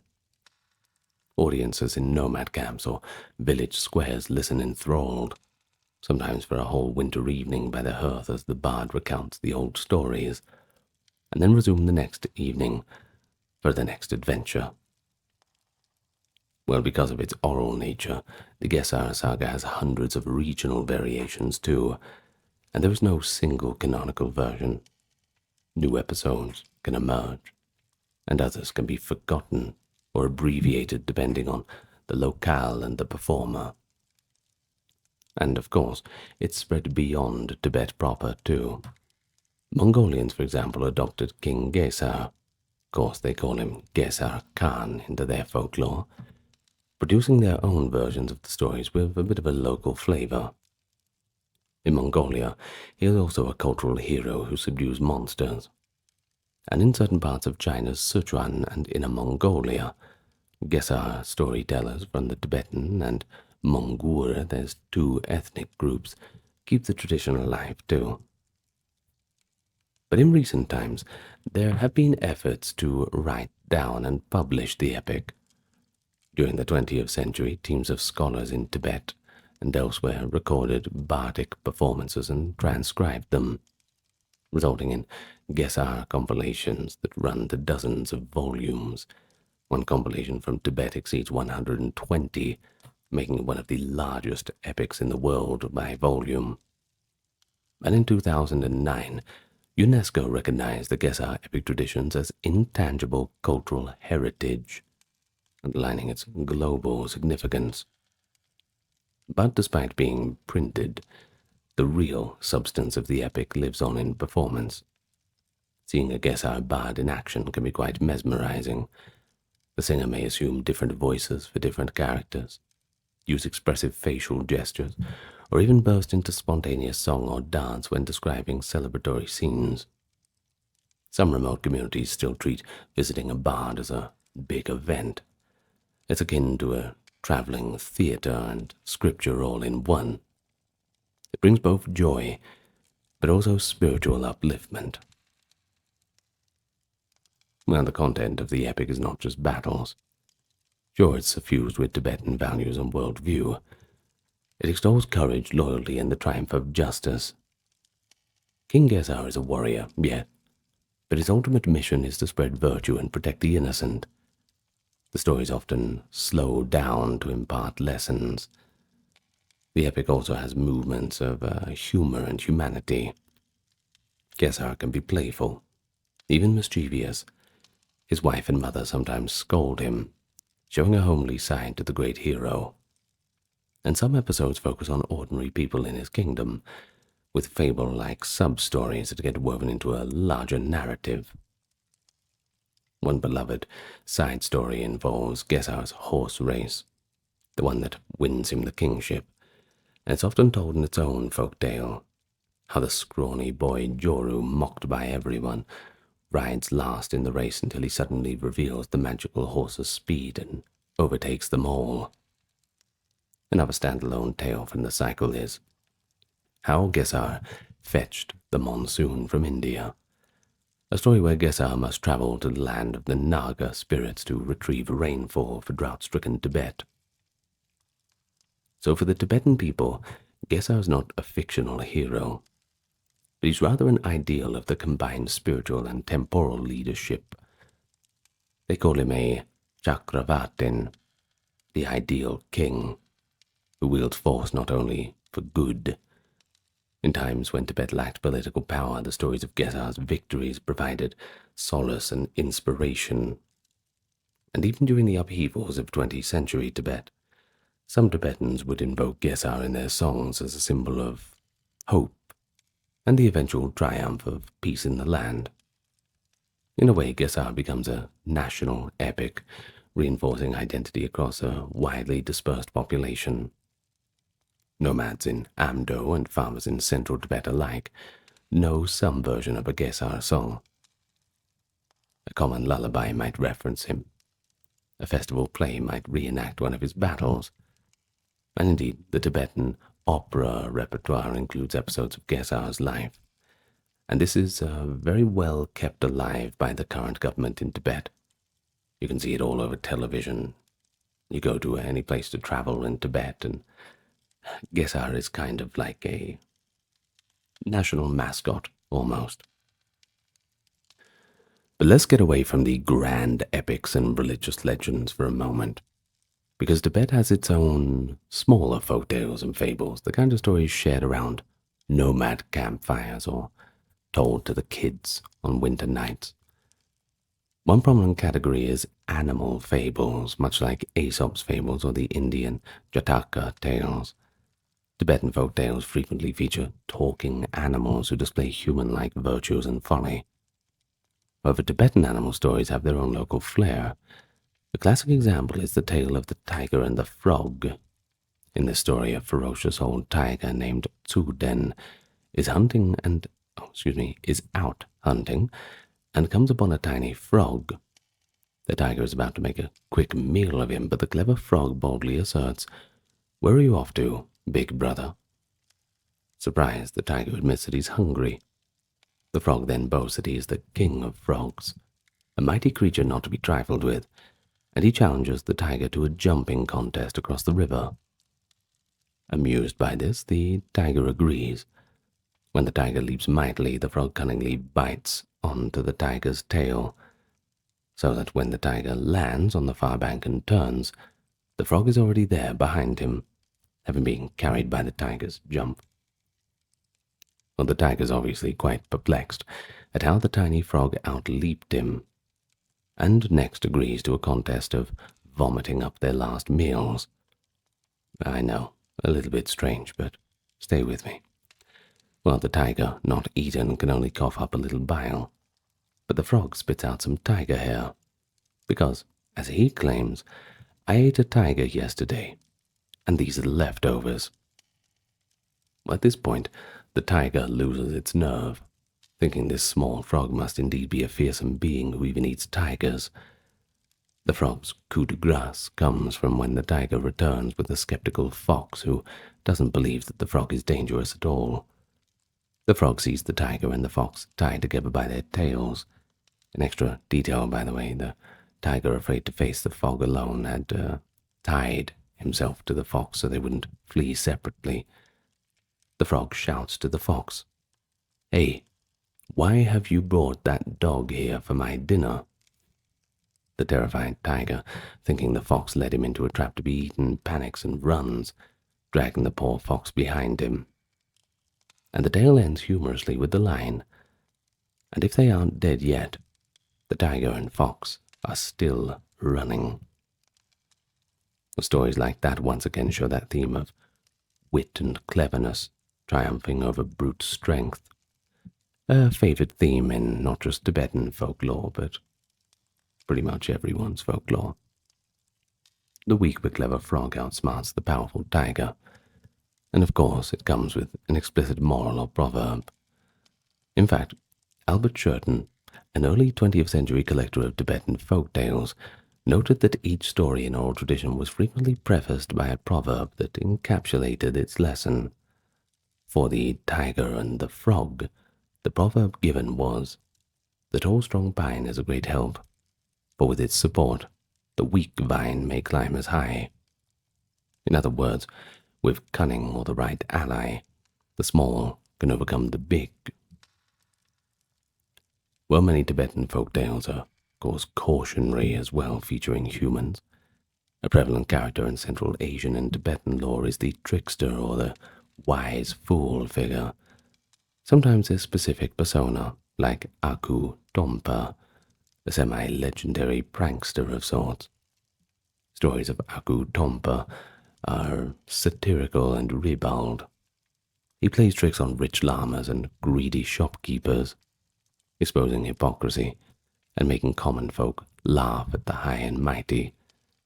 These stories serve a social function too, giving the underclass a vicarious victory over the elite.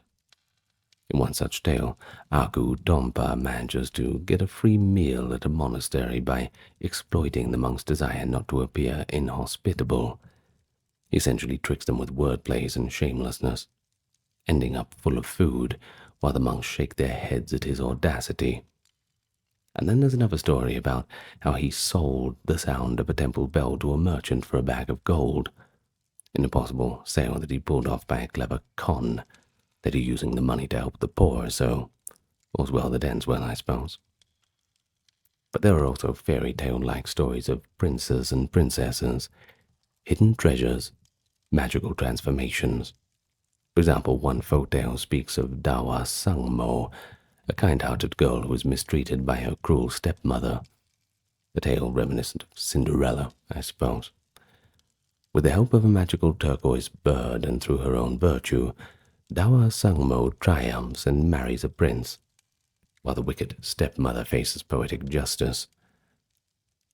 Tibetan folk tales don't shy away from the macabre or supernatural either, as we saw with the ghost stories. Another notable type of spirit in everyday lore is the yōkai, or the local guardian, often ancestral spirits or minor gods tied to a locale.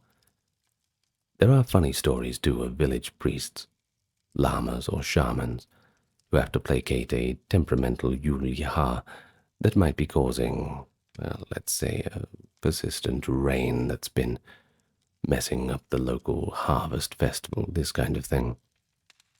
So one could imagine how a comedic scenario would occur where offerings kept not being quite right, that is, butter lamps blow out, the goat offered escapes, until the ritual is finally successful and the sun comes out. A particularly Tibetan blend of humor and teaching appears in the tales about reincarnation and karma. For instance, there is a folk tale of a miserly rich man who is reborn as a hungry ghost, doomed eternally to wander in his own treasure rooms, which in death, of course, has become completely useless to him. Another moral about generosity, I suppose. The old saying is, you can't take it with you, right? We're familiar with that in the Western context. Now we also have proverbs and riddles. They're another aspect of Tibetan folk tradition, often interwoven with stories or just perhaps used in a standalone sense. Tibetan social life, especially in pastoral communities, included gatherings where people would challenge each other with riddles or exchanges of witty proverbs. Some folk stories are essentially long riddles. The entire plot is constructed to lead the revealing of a riddle's answer. For example, a story might describe three brothers making a cryptic statement about something they saw, and only at the end do we realize each was describing the same thing in metaphor. Solutions often turn out to be things like the sun, the yurt, or some common object or concept, but just described poetically. This playful intellectual element shows that folklore also served as a bit of a mental exercise too. Of course, we think about the very famous scene in The Hobbit, Riddles in the Dark, that chapter, where Gollum and Bilbo are sort of trying to outsmart each other with these kinds of riddles and stories. Now, another cherished component is also songs and ballads. Not every oral tradition is a full epic. There's also short songs that encapsulate a story. Nomadic herders might sing a ballad or two about lovers separated by a mountain, or a humorous little song about a rogue yak that stole barley from a storeroom. Some songs double as children's rhymes, teaching counting or the names of animals in a rhythmic way. But through all these tales there runs an emphasis on virtue such as cleverness, kindness, and humility. In Tibetan folk ethics, arrogance is quite sharply ridiculed. Misers and braggarts always get their comeuppance, while the humble, compassionate protagonist, even if weak or disadvantaged, finds allies or ingenious solutions to solve problems. And the tales also reinforce a Buddhist-influenced moral outlook. The idea that doing good brings good, and doing evil leads to one's downfall. However, it's not delivered like a sermon, but rather as a narrative truth. The listener infers the karmic lesson by seeing it play out in real time.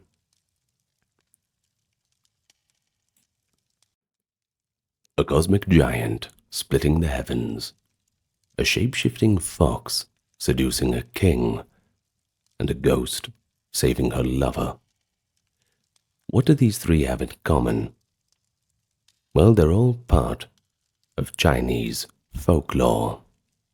Stretching across thousands of years, the folklore of China is a vast treasure trove of myth, legends, and old beliefs that have shaped the cultural imagination. All the way from the primordial creation stories to tales of gods and ghosts walking among the living, these stories were passed down through poems, opera stages, chronicles, and the village storytellers. And so in this guide, we tell them ourselves, and we try and find the cultural roots of Chinese folklore and give you a good idea of the character of those traditions. Continuing on from our Folklore Guides series, which you can find in the playlists, today we have a look at one of the most ancient cultures on Earth, and I think you'll enjoy. Now, first of all, if you are new to the channel, allow me to welcome you, and I invite you to hit the subscribe button if you've not done so yet. Also, strap yourself in and enjoy this whole video in its entirety without having to worry about ads interrupting you, because there are not any ads in any of the videos on this channel, and that is because we are sustained by the kind support from those on Patreon, YouTube memberships, those who check out the merch store, and those who leave the occasional donation on Super Thanks through YouTube or the PayPal link. All links that I've just mentioned can be found in the pinned comment and the video and channel description. Now, with all that being said, introductions and welcomes out of the way, let us begin with our video for today, our guide to the folklore of China. And as in most of these videos, the trend is that we begin at the beginning. What a novel idea. And Chinese folklore opens its gates with very grand cosmological myths that answer how the world itself began, and then moves on to how civilization arose from it. One famous creation myth is that of Pangu, the giant who formed the world. According to tradition first recorded by the scholar Xu Zheng in the 3rd century CE, Pangu emerged from the chaos and separated the sky from the earth, his body ultimately transforming into the features of what we now see as the world. And while this story likely circulated from earlier oral forms, Xu Zheng's account is the earliest known written version, showing that by the Three Kingdoms period, people were already codifying ancient creation lore. Other early myths focus on divine beings like Nuwa, the serpent-tailed goddess. In the 4th century BCE, the poet Qu Yuan alluded to Nuwa's deeds in the Songs of Chu. He described how Nuwa molded figures from yellow earth to create humanity, and melted down 5 colored stones to repair the broken sky after a cosmic catastrophe. It's verses like this, over 2,300 years old, that reveal key folklore themes. Humans fashioned from earth, heavens literally held up by a deity of some sort. They were already well and truly part of the cultural memory by the Warring States era. But alongside the creation myths, early Chinese folklore celebrates culture heroes and sage kings who taught humanity arts and ethics. The tradition of the 3 sovereigns and 5 emperors exemplifies this blend of myth and proto-history. Figures like Fu Xi, said to have invented fishing and writing, Shen Nong, the divine farmer who taught agriculture and herbal medicine, and of course the Yellow Emperor Huang Di, the patriarch of civilization. They all straddled the line between deity and mortal ruler. It's a little bit blurry, perhaps moving into the terms of demigod.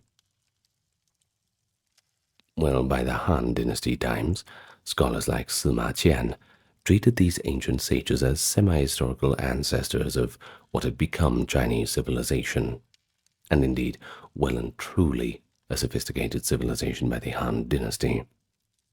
So Sima Qian recorded their exploits in works like the Records of the Grand Historian, the quintessential ancient history source for China. Though shrouded in legend, these early protagonists gave a few moral lessons. For instance, Fu Xi and Nüwa were portrayed as sibling marriage partners who brought order after a great flood, embodying the theme of restoring that cosmic balance. One of the oldest surviving repositories of Chinese myth is the classic of mountains and seas, that is the Shanhai Jing. This particular text, compiled in its present form by the early Han Dynasty, though parts may date back to the 4th century BCE, is not a narrative epic but a compendium of mythic geography, strange creatures, and local gods. Now reading through it is like leafing through a mythical gazetteer. It lists over 550 mountains, 300 rivers, and each one of them hosts a fantastical being, and a myriad of different spirits to accompany them. Within its pages we meet many figures of later folklore, from the Queen Mother of the West, that is, Xi Wangmu, a powerful goddess who presides over the Western paradise, to the 9-tailed fox, an auspicious yet eerie creature associated with omens, whether they be bad or good ones. I suppose it depends on the manner of the fox's arrival. Short marvel tales are scattered throughout too. For example, in the Shanhai Jing, that is the one of the mountains and waters, it includes an account of Yu the Great, that is Da Yu in Chinese, laboring to control a world-devastating flood, a mythic version of the Great Flood story that would later be treated as the founding of China's first dynasty, that being the Xia dynasty. Well, these ancient mythic texts served as a spring for Chinese folklore, a foundation to build upon, preserving archaic stories that later ages could reinterpret and retell according to their times and circumstances. But of course, not all early folklore was written down.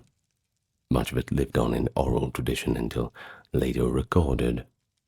And we do know, for instance, that by the Zhou dynasty, that is 1046 to 256 BCE, people told of a heavenly archer who shot down extra suns to save the world, the legend of Hou Yi and of Chang'e, that being the moon goddess who flew to the heavens after imbibing the elixir of immortality. These tales surface in early texts, like the Song of Chu and the Huainanzi, hinting that the extensive oral repertoire had already been very well established.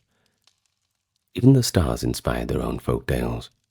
The delicate romance of the cowherd and the weaver girl, that is, Niu Lang and Junyu, lovers separated by the Milky Way, allowed to meet once per year.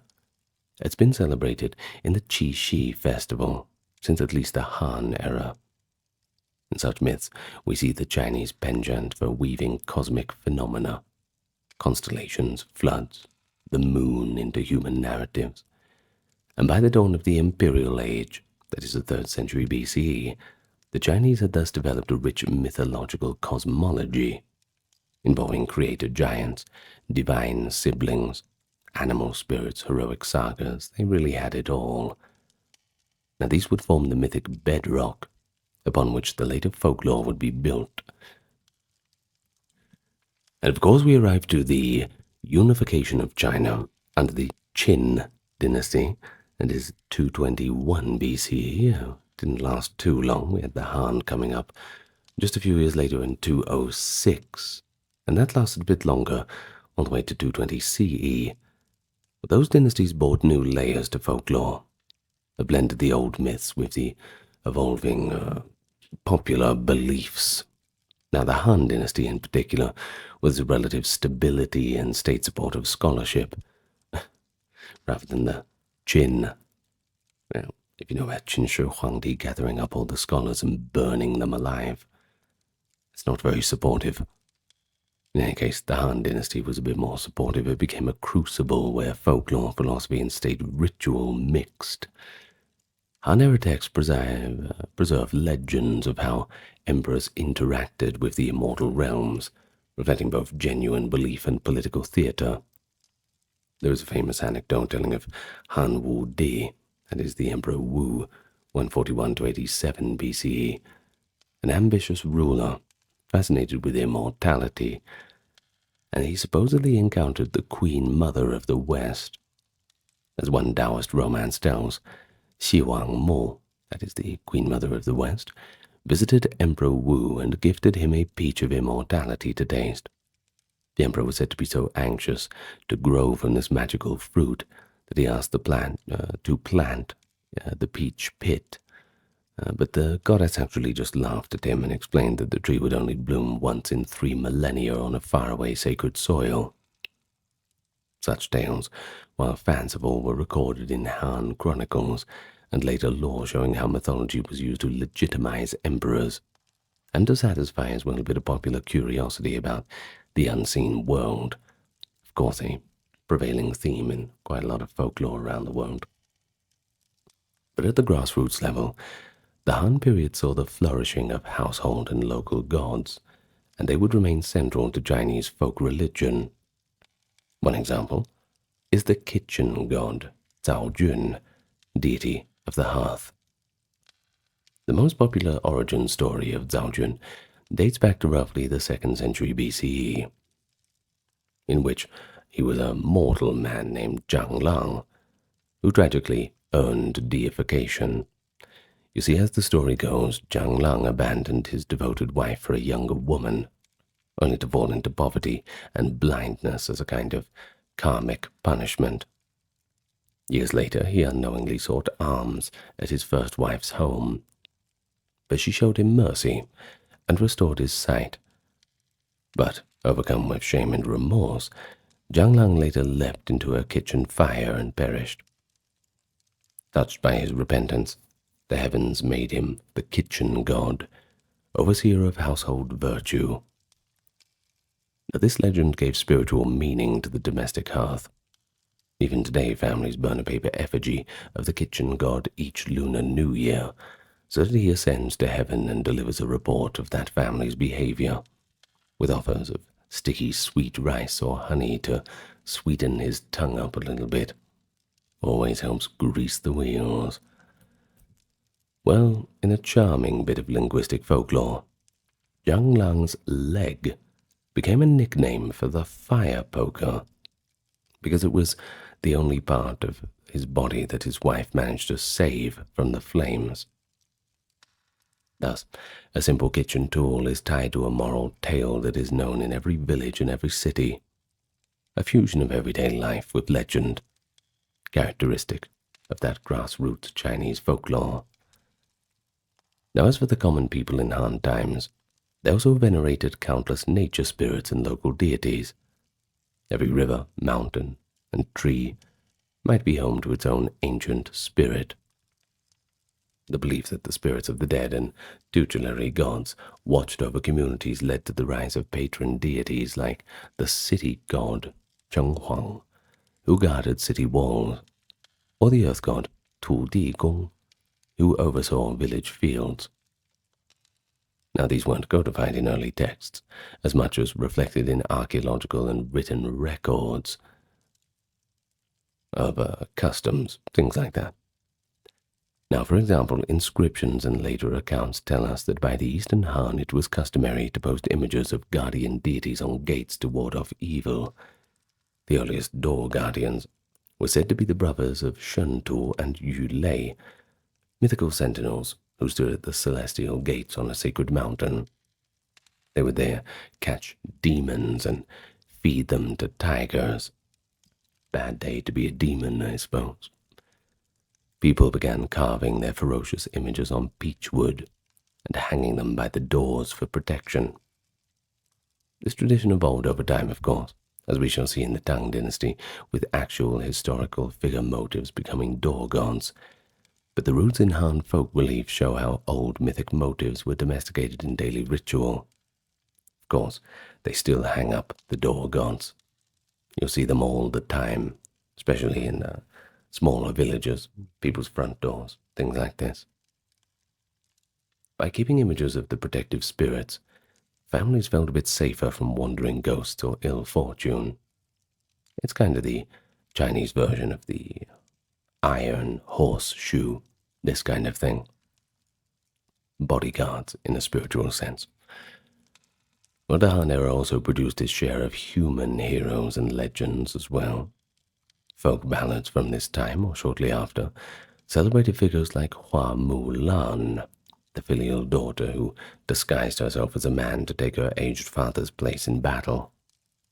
While the famous Ballad of Mulan is traditionally set in the Northern Wei period, that is the 4th to 6th century, its inclusion in later anthologies suggests a much more heroic lore circulated in oral form earlier.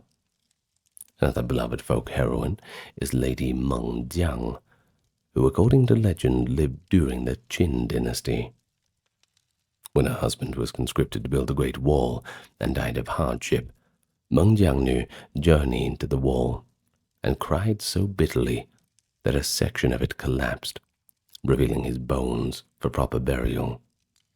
They used to just shove the bodies into the wall once they were spent, I'm afraid. Building the Great Wall was, there was not much workplace health and safety, we can say that much. Well, this tale of Mengjiang, it's one of protest against the tyrannical labor system. It certainly touched a nerve. It survives as one of China's great folk tales. It shows loyalty, and of course the power of the devotion of a lover, even in the face of imperial might.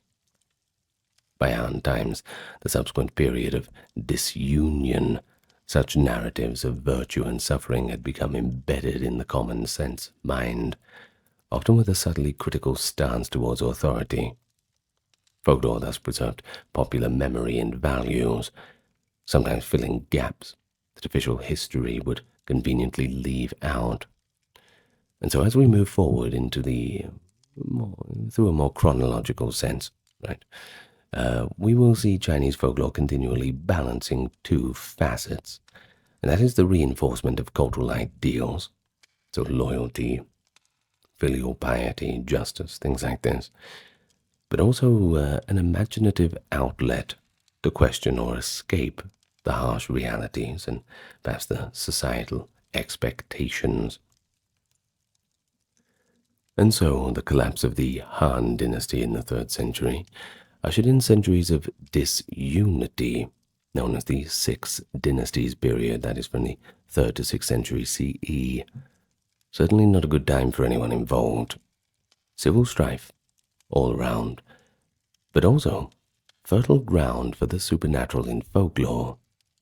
As Confucian orthodoxy waned and Buddhism and Daoism spread, people hungered for signs of the uncanny. It was an era that witnessed an explosion in zhiguai literature. Kind of means records of the strange, this kind of thing. These were short accounts of spirits, ghosts, anomalies, presented as if they were factual reports. The most famous collection is Gan Bao's In Search of the Supernatural, is Sou Shen Ji, compiled around 350 CE. As for the author, Gan Bao, he was a court historian, and he explained that he gathered hundreds of credible sources to show how clearly the spirit world is no lie. The resulting compilation is essentially an encyclopedia of early medieval popular beliefs. Its pages crawl with ghosts seeking revenge or justice, foxes taking human form, enchanted objects, encounters with immortals, a panorama of the supernatural, as the ordinary man imagined it. But what makes these Six Dynasties tales fascinating is their blend of matter-of-fact tone with wild context. For example, Ganbao records a story from his own family history that could be right out of a Gothic novel. After Ganbao's own father died, his jealous mother secretly sealed a favorite young maid alive in the tomb with him. Over a decade later, when the tomb was opened, the family found that the maid was still alive, lying on the coffin, sustained all those years by the ghost of Ganbao's father who brought her food. The maid testified that the father's spirit continued to love and care for her in the grave, and indeed when the family performed a ritual to summon his ghost, he appeared to confirm the story. Astounded, Ganbao's family freed the maid, and Ganbao himself eventually married her, as the tale goes. Now it's a bit grim, isn't it? Bit of an eerie anecdote. But it is presented in this dry and analytical style. It conveys how seriously people took the interaction between the living and the dead. Ghosts in these tales are not mere spooks, no bumps in the night. They can have relationships, bear grudges, and even the good ones might even come and assist the living. And folklore like that reinforced the deep Chinese reverence for ancestors and the belief that improper deeds like the mother's cruelty would not go unnoticed by the spirit world. Who knows when they're watching? Now, other yōkai entries verge on the whimsical or fantastical. We read of men who marry fox fairies, dragons who come out of wells, spirits in the mountains that appear as beautiful women to test the virtue of a traveling monk. The acceptance of these stories in cultured circles, many collectors like Ganbao were scholars, of course. Not many people could afford books, I suppose. It indicates that even elites shared in the popular wonder at the supernatural. Buddhism's growing influence also left its mark on folklore. Notions of karma, retribution, and hellish punishment began appearing in the ghost stories. And by the end of this period, one particular Buddhist folktale had captured quite a few imaginations. The story of Mu Lian saving his mother. In this legend, adapted from an Indian Buddhist sutra, the monk Mu Lian uses his spiritual powers to rescue his sinful mother from the tortures of the underworld. Chinese versions of the Mu Lian story were widespread by the Tang era, emphasizing Mu Lian's filial piety and the mercy that even the damned soul could receive through rituals. In fact, the tale was so popular it became the foundation of the Hungry Ghost Festival. During the 7th lunar month, the gates of hell are believed to open, and the ghosts all come out to roam around free. While on the 15th day, that's the Ghost Festival proper, communities perform ceremonies to relieve and feed the suffering spirits, all thanks to Mu Lian's precedent. Well, it's a powerful example of how folklore and religious practice could come together too. A narrative about a devoted son transformed into an annual nationwide observance, blending entertainment, that is, opera performances of Mu Lian's story, they're quite common too, and also a spiritual succour. And so by the 6th century then, Chinese folklore had grown richer in its ghostly, otherworldly repertoire. Collections like the Soushenji show a Chinese worldview that which the supernatural is ever present, sometimes terrifying, and sometimes even a little bit heartwarming. Crucially, these strange tales often served as moral parables. A ghost might reward a kind stranger or punish an oath breaker. A fox might trick a greedy official, or become a loyal wife to a poor but good-hearted scholar. Implicitly, the wildest folklore still conveyed the message that virtue is rewarded, and wrongdoing is always avenged, even if not in this life, but by the powers beyond. You never get away with it. Such stories help people make sense of injustice, and find hope, or at least poetic justice in a tumultuous time. And so as China moved on to a more cosmopolitan Tang dynasty, these folk motives did not disappear. They instead fed into more sophisticated literary forms, and that created some of the most enduring legends. Now, the Tang dynasty, if you know anything about Chinese history, you'll know it's often regarded as the Golden Age. Now that's culture, economy. Folklore was no exception. It lasted from 618 to 907 CE, and during this time Tang authors delighted in writing short stories called chuanqi that often drew on folklore and myth, polishing them into elegant literary diamonds. Now these tales were precursors to later fiction and covered a broad range. You had encounters with immortals, romantic love stories, hauntings, and even just witty little fables to amuse, a bit of fun. Well, unlike the brief anecdotal yōkai, Tang Chuanqi were more fully developed narratives, meant to captivate and sometimes to critique. They often blurred the line between folklore and literature too, since many are likely elaborations on oral tales. But in any case, the Tang era firmly established storytelling as an art, preserving many folkloric themes in written form for the first time. One famous category is romantic ghost stories. A classic example is Nie Xiao Qian, later popularized in Pu Songling's works and in modern cinema as a Chinese ghost story. The Tang version, the record of Lady Nie, told of a beautiful ghost forced by a demon to ensnare men, who falls in love with a kind of scholar and ultimately gains her salvation. The motive of the lovelorn female ghost, simultaneously terrifying and sympathetic, clearly resonated in Chinese folklore. It reflects the belief that ghosts could feel deep emotions, and that love may transcend even death. Tang writers also crafted poignant mortal love stories with folkloric elements, and the most celebrated is the tale of Ying Ying. It's about a young scholar, Zhang, and the maiden Cui Ying Ying, who fall in love secretly. Their affair, set in a monastery and facilitated by a clever maid, ultimately fails when Zhang won't defy social norms to marry her. A bittersweet story known to every literate person in a later age. Now, though it's not supernatural, Ying Ying became a kind of folk tale about the tension between propriety and passion, I suppose, later adapted into dramas and operas. Now, for example, the legend of Lady Li Hua tells of a romance between a scholar and courtesan with many twists of fate, and it reads almost like a cautionary urban folk tale.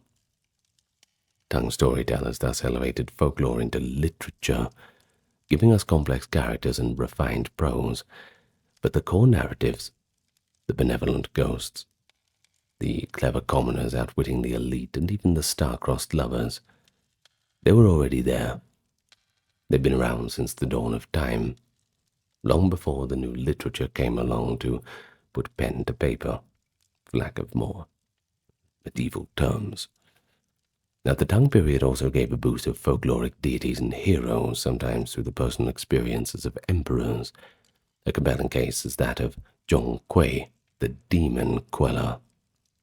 According to later recounters, Song dynasty sources, that is, Emperor Tang Xuanzong fell gravely ill, and he dreamed that he saw a little demon wreaking havoc in the palace.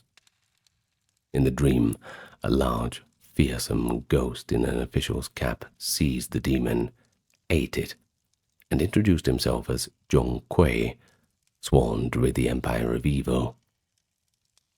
Upon waking cured, the emperor commissioned the famous painter Wu Daozi to paint Zhongkui's likeness. This image of this wild-eyed, bearded ghost hunter has become enormously popular. Households began hanging pictures of Zhongkui on New Year's to scare away malignant spirits. In effect, a new folklore figure was born, or at least popularized, from an emperor's nightmare.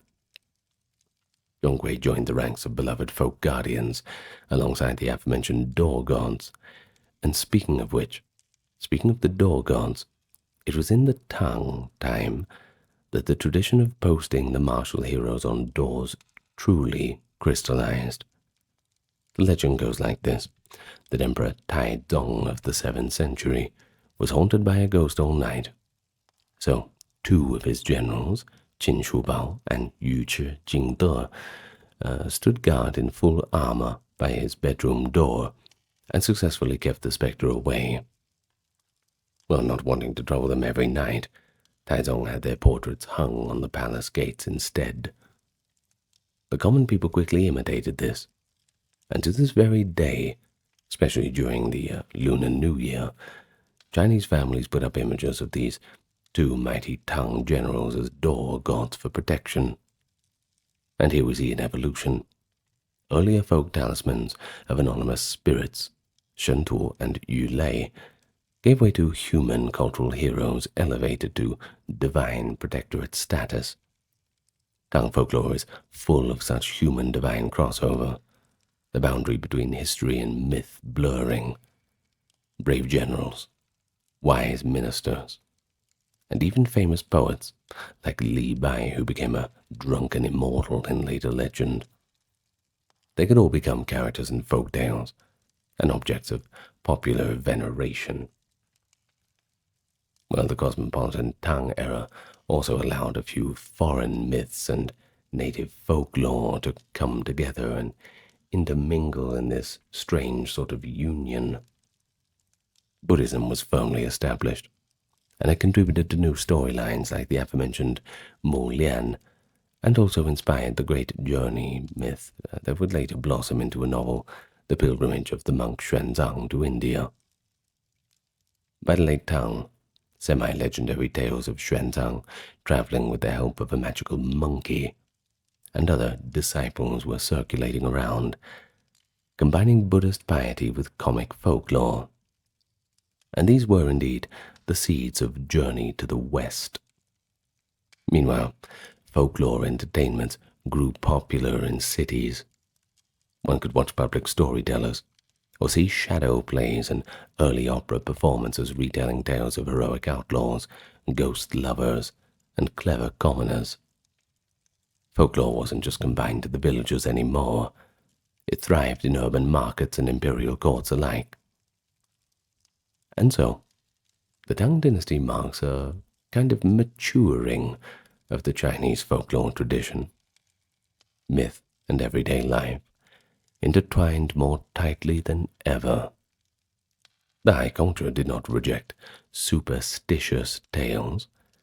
On the contrary, it was the scholars of the high culture who were writing them down, and it was the emperors that heeded them, and it was the public that delighted in them. Many of China's most treasured folk tales either took shape or were first written down during the Tang dynasty. Stories of undying love, whether it be human or otherwise, of loyal friends and fearsome phantoms, of divine guardians, mischievous imps.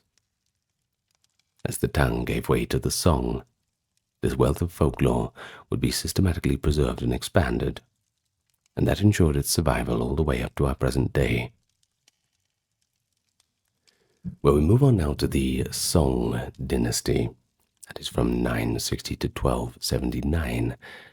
It followed the Tang and was an era of scholarly compilation and popular performance, both of which, of course, benefited Chinese folklore enormously.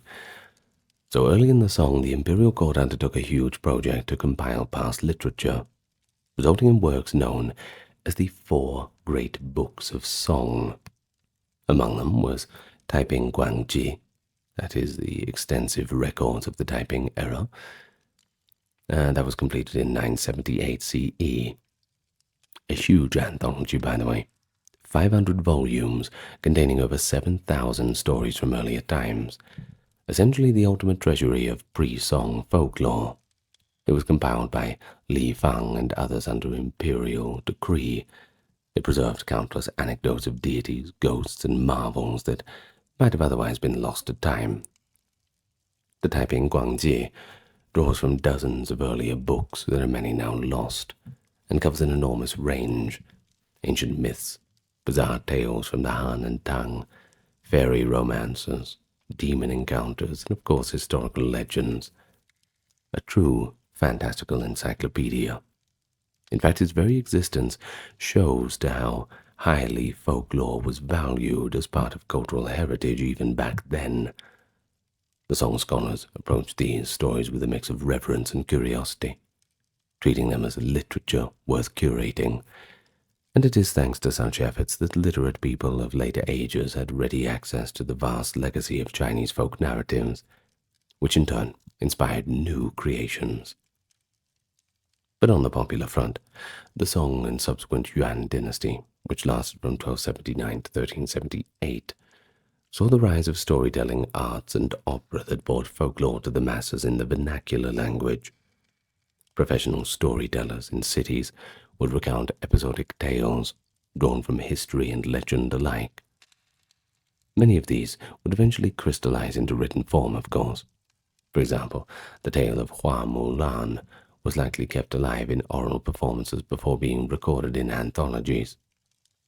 The legend of the butterfly lovers, that is, Liang Shanbo and Zhu Yingtai, a tragic love story of two students who in some versions are reborn as a pair of butterflies, became a beloved theme in the Song Yuan theater.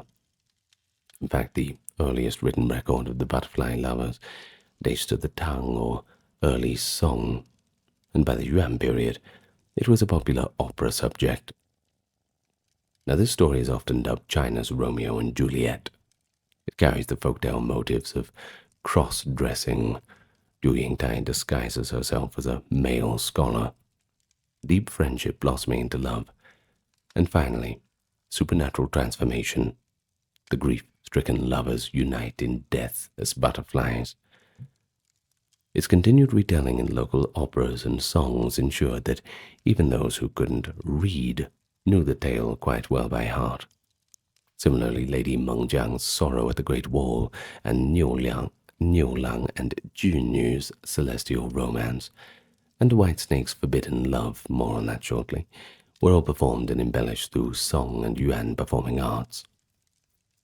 Now, of course, one popular folktale stands out in this era, and that is the legend of the White Snake. This is the story of Madame, Bai Su Zhen, a powerful snake spirit who takes human form as a woman and falls in love with a mortal man, Xu Xian. Despite genuinely loving him and doing good deeds, Bai Su Zhen is pursued by a stern Buddhist monk, Fa Hai, who insists that such a union is blasphemous, and eventually imprisons her under a pagoda. Early variations of the story existed by the Song times, but it was in the Ming dynasty that the full narrative became widely published. Nevertheless, the Song Yuan period is when Whitesnake's tale firmly entered folk opera and storytelling. Audiences were captivated by a blend of romance, tragedy, and a moral quandary. And that is, should a soulful demon be afforded love and redemption? The popularity of the Whitesnake legend is counted among China's 4 great folk tales, and it shows a nuanced compassion. Even a spirit traditionally seen as ominous at being a snake could be reimagined as a sympathetic heroine by folk imagination. It was perhaps about 5 years ago that I went and saw the film Whitesnake. I saw it when I was in Guangzhou, and it was fantastic, so do go and look that up. Anyway, Another development in Song Yuan folklore was the elevation of the historical outlaw heroes into popular culture. The chaotic times at the end of the Northern Song gave rise to stories of bandit heroes who rebelled against the corrupt officials. Most famously, the 108 heroes of Mount Liang, immortalized later in the novel Water Margin, that is Shui Hu Zhuan, but we don't really translate it too often like that. We call it the Warriors of the Marsh. Now, these were tales based on the real 12th century bandits, but over time the balladeers and playwrights turned them into folklore symbols of righteous defiance.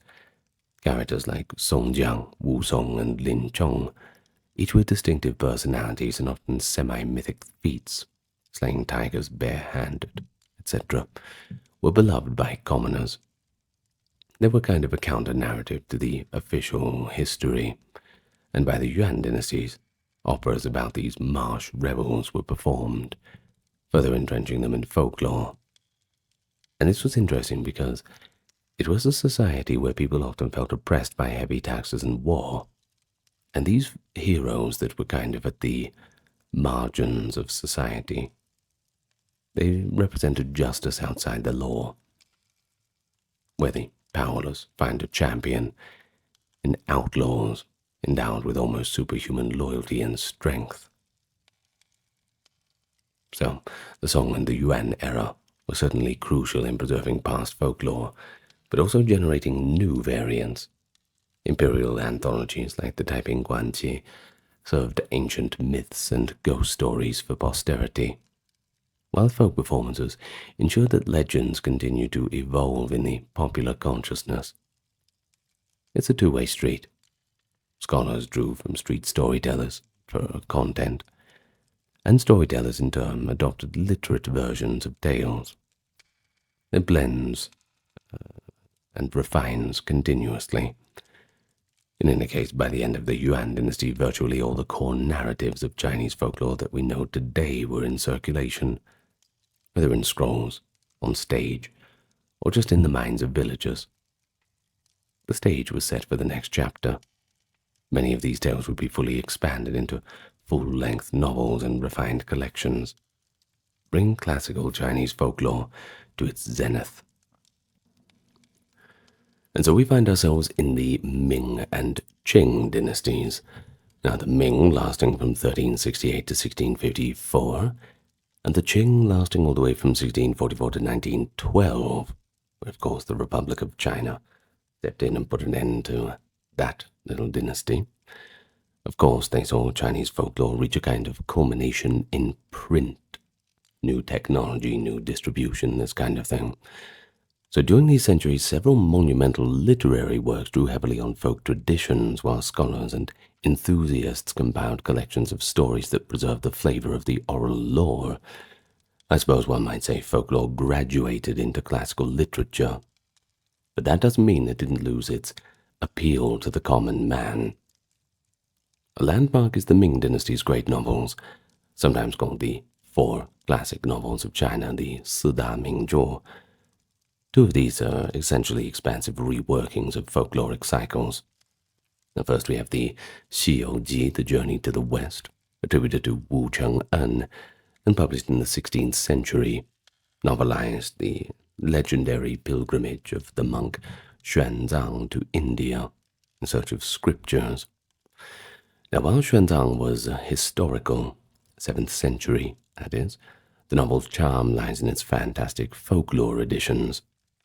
The Monkey King, Sun Wukong, boisterous and powerful, had earlier existed in folk tales as a trickster spirit.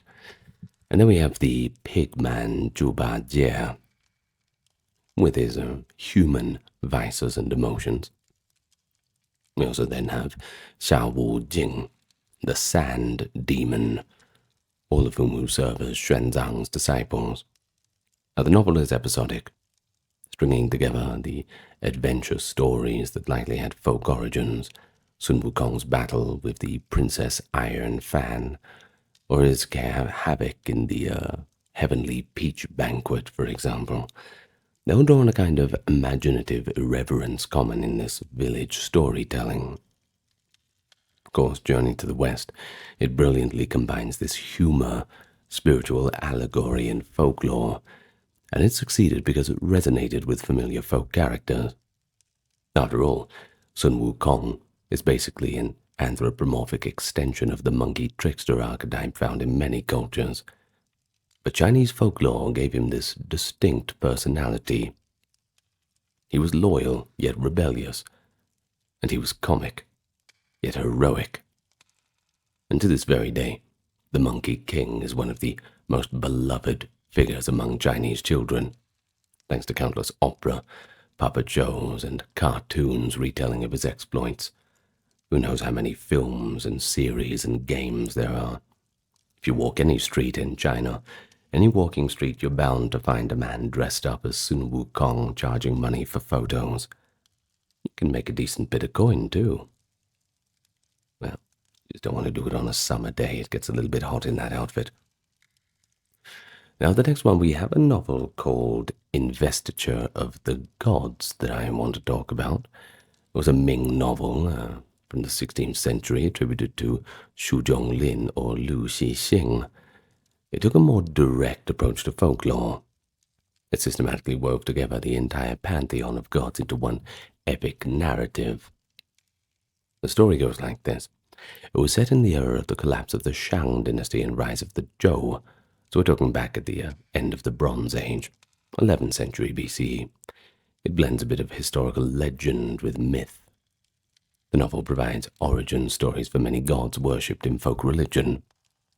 For instance, it portrays how Nurja, a naughty little child deity, in folklore sacrifices himself and is reborn to fight for the righteous side, or how the thunder god or Dharma protectors earn their divine titles through feats in this cosmic war. It even incorporates the tale mentioned earlier of the fox spirit Daji, corrupting the evil last Shang king, that is, King Zhou. In the novel, Daji is sent by the goddess Nuwa to seduce the king, and ultimately fell for the bait, leading to the entire fall of the dynasty. This mirrors a long-standing folk explanation that the Shang fell because of a malevolent fox demon bewitching the king. A moralizing fable that shows about how debauchery and impiety can doom a ruler.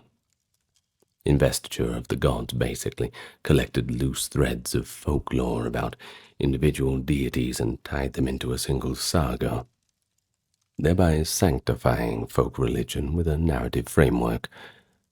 It reads like a mythological crossover event. Imagine all the separate local tales of village gods being compiled into one grand story where they interact. Through this novel, and the operas based on it, it's a semi-canonical roster of folk gods that got popularized, influencing how Chinese people understood their divine protectors. Characters like Nurja, who's still extremely popular after 2 movies in the past 5 years. I think the first one came out just before, around 2019, I think. So characters like Nurja, the 3-eyed god Erlang, and the yellow flying tiger became standard figures in temple iconography, and also festival lore, after being vivid characters in this Fengshen Yanyi, this investiture of the gods. But that wasn't all. Ming China also produced many vernacular story collections that captured folklore in a more raw form. Writer/compilers like Feng Menglong published anthologies of short stories, i.e. the famous 3 Words collections in 1620s, drawn largely from oral tales and popular anecdotes. Feng Menglong deliberately included colloquial language and proverbs, preserving the voice of common storytellers. His collections feature a broad social range, from funny little fables to ghost stories to even crime dramas and romantic yarns. Essentially a written snapshot of late Ming folklore and medieval and everyday life, rather. Well, one of Feng's stories, for example, gives a version of the White Snake legend, which is titled Madam Whitesnake Forever Suppressed Under the Thunder Peak Tower. Spoiler alert in the name, I suppose. Of course, that helped canonize that tale in literary form. By the 17th century rather, there was a clear ethos among some literati, that is the educated gentleman elite, to respect and save the folklore. Well, as Feng famously wrote in his preface, quote, "To enlighten as well as entertain, that is the goal," using engaging folk tales to impart moral lessons, just as the oral tradition had always done. The Qing dynasty arrived, and they continued this trend, but its crowning contribution to folklore is undoubtedly Pu Song Ling's Strange Tales from a Chinese Studio, Liao Jai Zhi Yi, written in the late 17th century, published posthumously in 1740. Well, this masterpiece is a collection of nearly 500 short, strange tales, anecdotes, and romances. And Pu Song Ling was quite the scholar, sitting in his Liao Jai studio, eagerly listening to peasants, peddlers, and servants tell their stories, which he then crafted into elegant classical Chinese prose, not changing them, just kind of polishing them up a little bit, ready for print. And the result is a blend of classical style with real folk substance. Pu's pages are often populated by an enchanting cast of familiars from folklore, fox spirits, that is, Hulijing, who often appear as beautiful women, sometimes to seduce scholars and monks, things like this, or sometimes to become devoted wives. Then there's the ghosts that fall in love with the living or harass the wicked, monsters and demons who range from fearsome to farcical. But what sets Pu Song Ling apart is his empathy and subtle satire. In his stories, the boundary between humans and spirits is permeable, and often the spirits are more honorable or sincere than the people. Let's take one example. In one tale, a poor student marries a fox fairy who helps him succeed in life. And in another, a ghostly woman named Nie Xiaoqian, mentioned earlier, patiently waits for her beloved to return and is ultimately reborn. These are quite touching, almost humanist depictions, and they invert the earlier conceptions as foxes as solely dangerous temptresses or ghosts as solely frightful.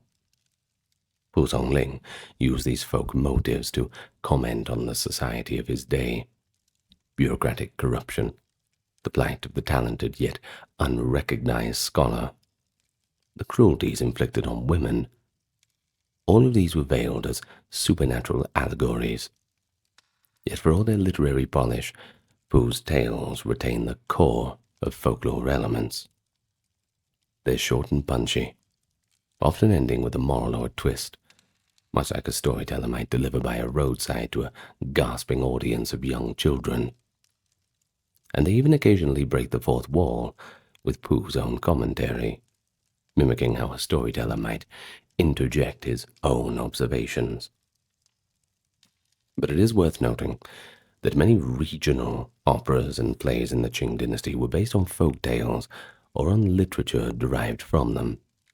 For instance, the Beijing opera repertoire developed in the 18th and 19th centuries drew heavily on stories from Journey to the West, The White Snake, etc., ensuring that these legends stayed in the public eye. Folk festivals, too, remained quite vibrant. The Lunar New Year traditions, cleaning house to expel Nian the monster, that is a folkloric beast said to menace a village annually until it was scared off by loud firecrackers and the color of red, which it didn't like. Offering sweets to the kitchen god, too. Pasting door god images. All these things continued, and they were described in Qing writings as much as they had been for centuries.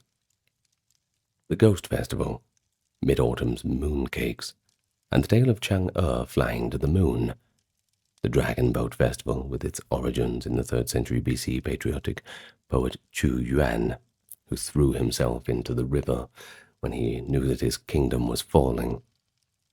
His death gave rise to the dragon boat race legend, racing to finally recover the corpse of Chu Yuan, and throwing in these special little rice balls to distract the fish from eating him. All these seasonal customs rooted in folklore were as strong as ever, and documented by both Chinese and visiting Westerners with quite a bit of fascination. And by the end of the imperial era, Chinese folklore was thus deeply embedded in both high popular culture and, of course, in everyday practice. It had been enriched by literary treatment, but also remained a living oral tradition. Perhaps someone's grandpa or grandma had a different story, a little bit of a departure from the written forms that they of course existed was the only real tale. The Ming and Qing contributions effectively locked in a canon of famous folktales and characters. The Monkey King, the White Snake, Mulan, the Demon Queller Zhong Kui, the Butterfly Lovers, and so on. Every Chinese child would know these. Every Chinese parent would pass them on, whether through books, opera, or just a story through bedtime. Well, following the imperial period, China underwent, let's say, immense changes.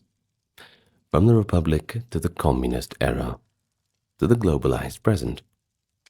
Yet Chinese folklore has proven remarkably enduring, adapting to new contexts. Early in the 20th century, intellectuals like Lu Xun and folklorists of the New Culture movement called for preserving folk literature as the authentic voice of the common man. They collected songs, operas, and tales from the countryside, elevating folklore studies as an academic discipline.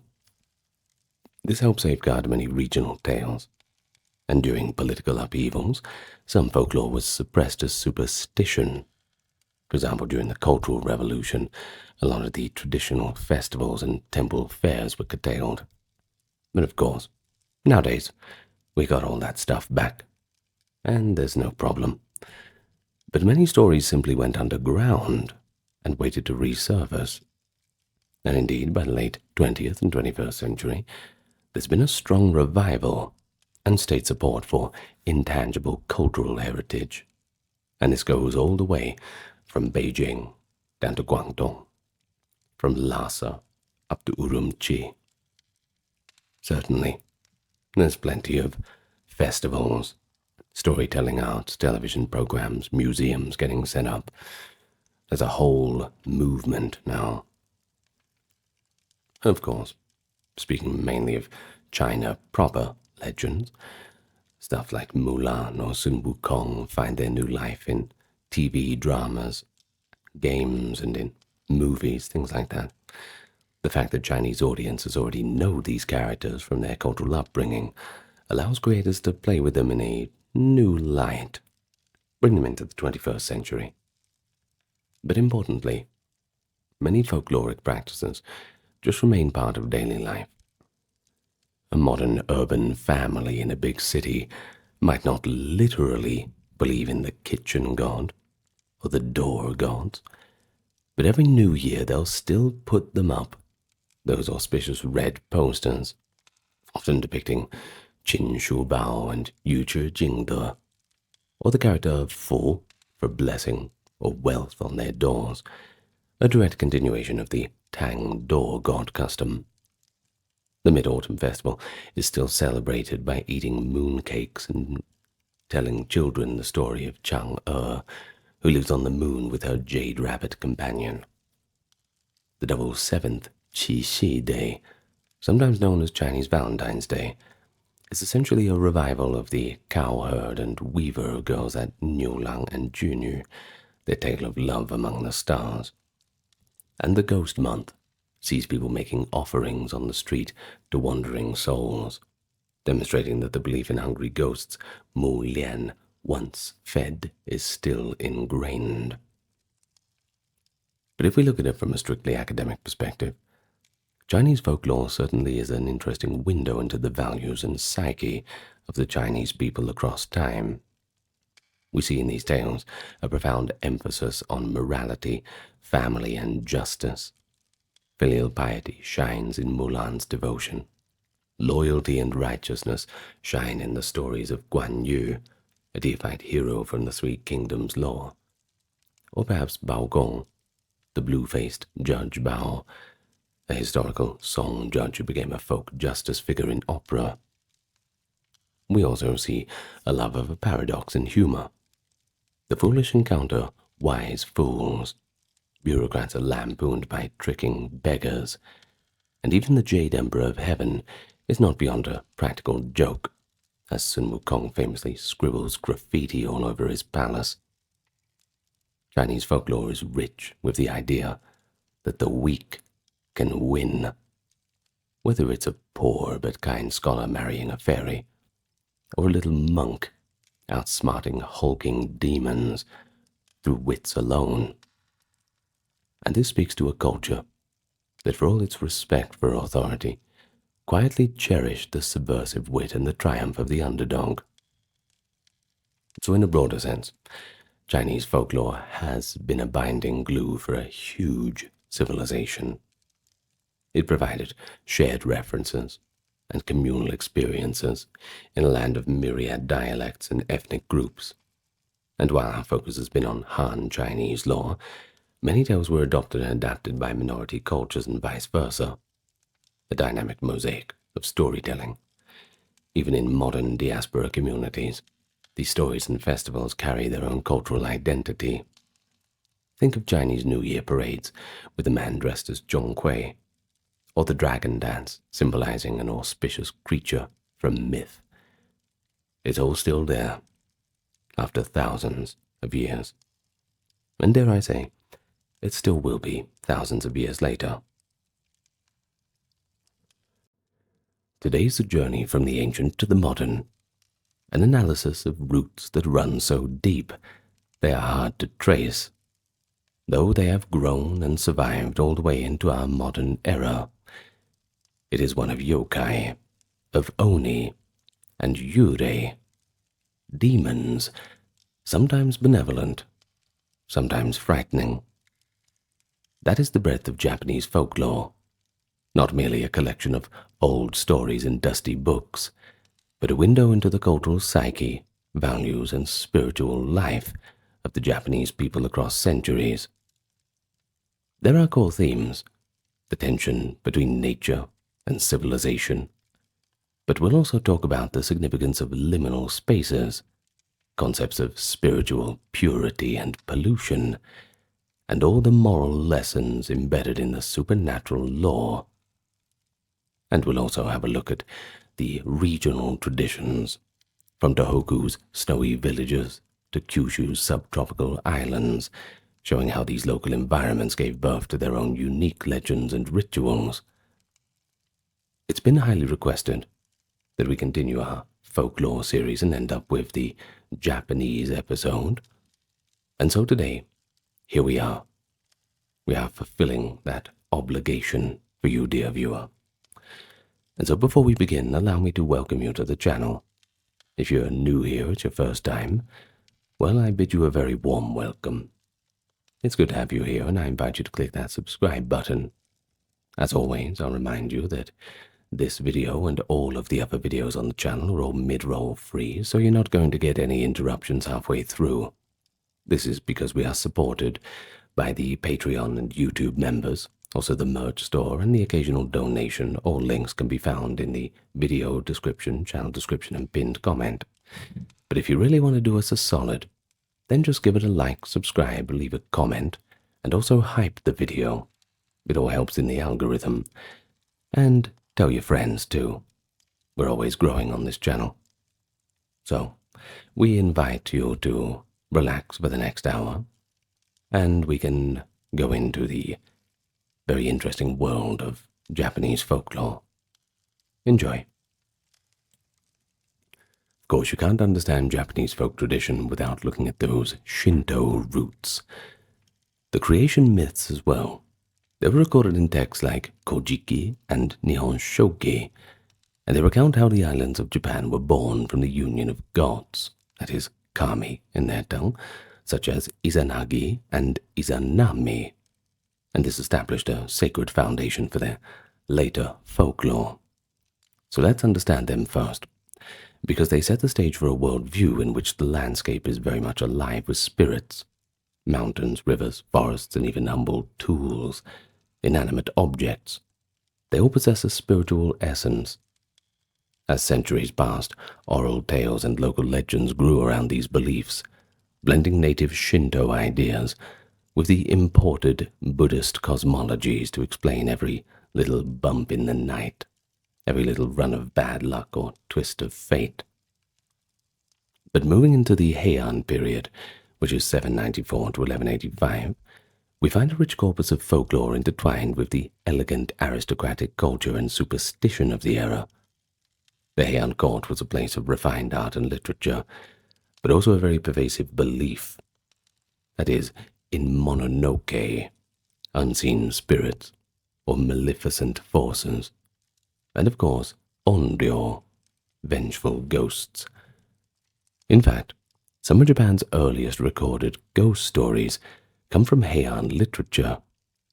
A famous example occurs in the well-known tale of Genji no Monogatari, an 11th century novel where the living jealous spirit of Lady Rokujo leaves her body to torment her rivals, most notably causing the mysterious affliction and death of Genji's wife, Aoi no Ue. Well, this episode reflects the Heian belief that intense emotions like envy or rage could manifest as roaming spirits, blurring that line between the supernatural and the living. Well, the capital, Heian-kyo, now Kyoto, was often gripped by fear of goryo, that is, the angry souls of those who died unfairly or were wronged by ruling elites. In fact, court historians describe how sudden plagues, fires, or disasters were attributed to these vengeful ghosts. For instance, after the exiled statesman Sugawara no Michizane died in 1903, and Kyoto was struck by calamities and lightning fires, many believed quite firmly that these were because of his wrathful spirit seeking revenge on the imperial court that wronged him. So what's the response?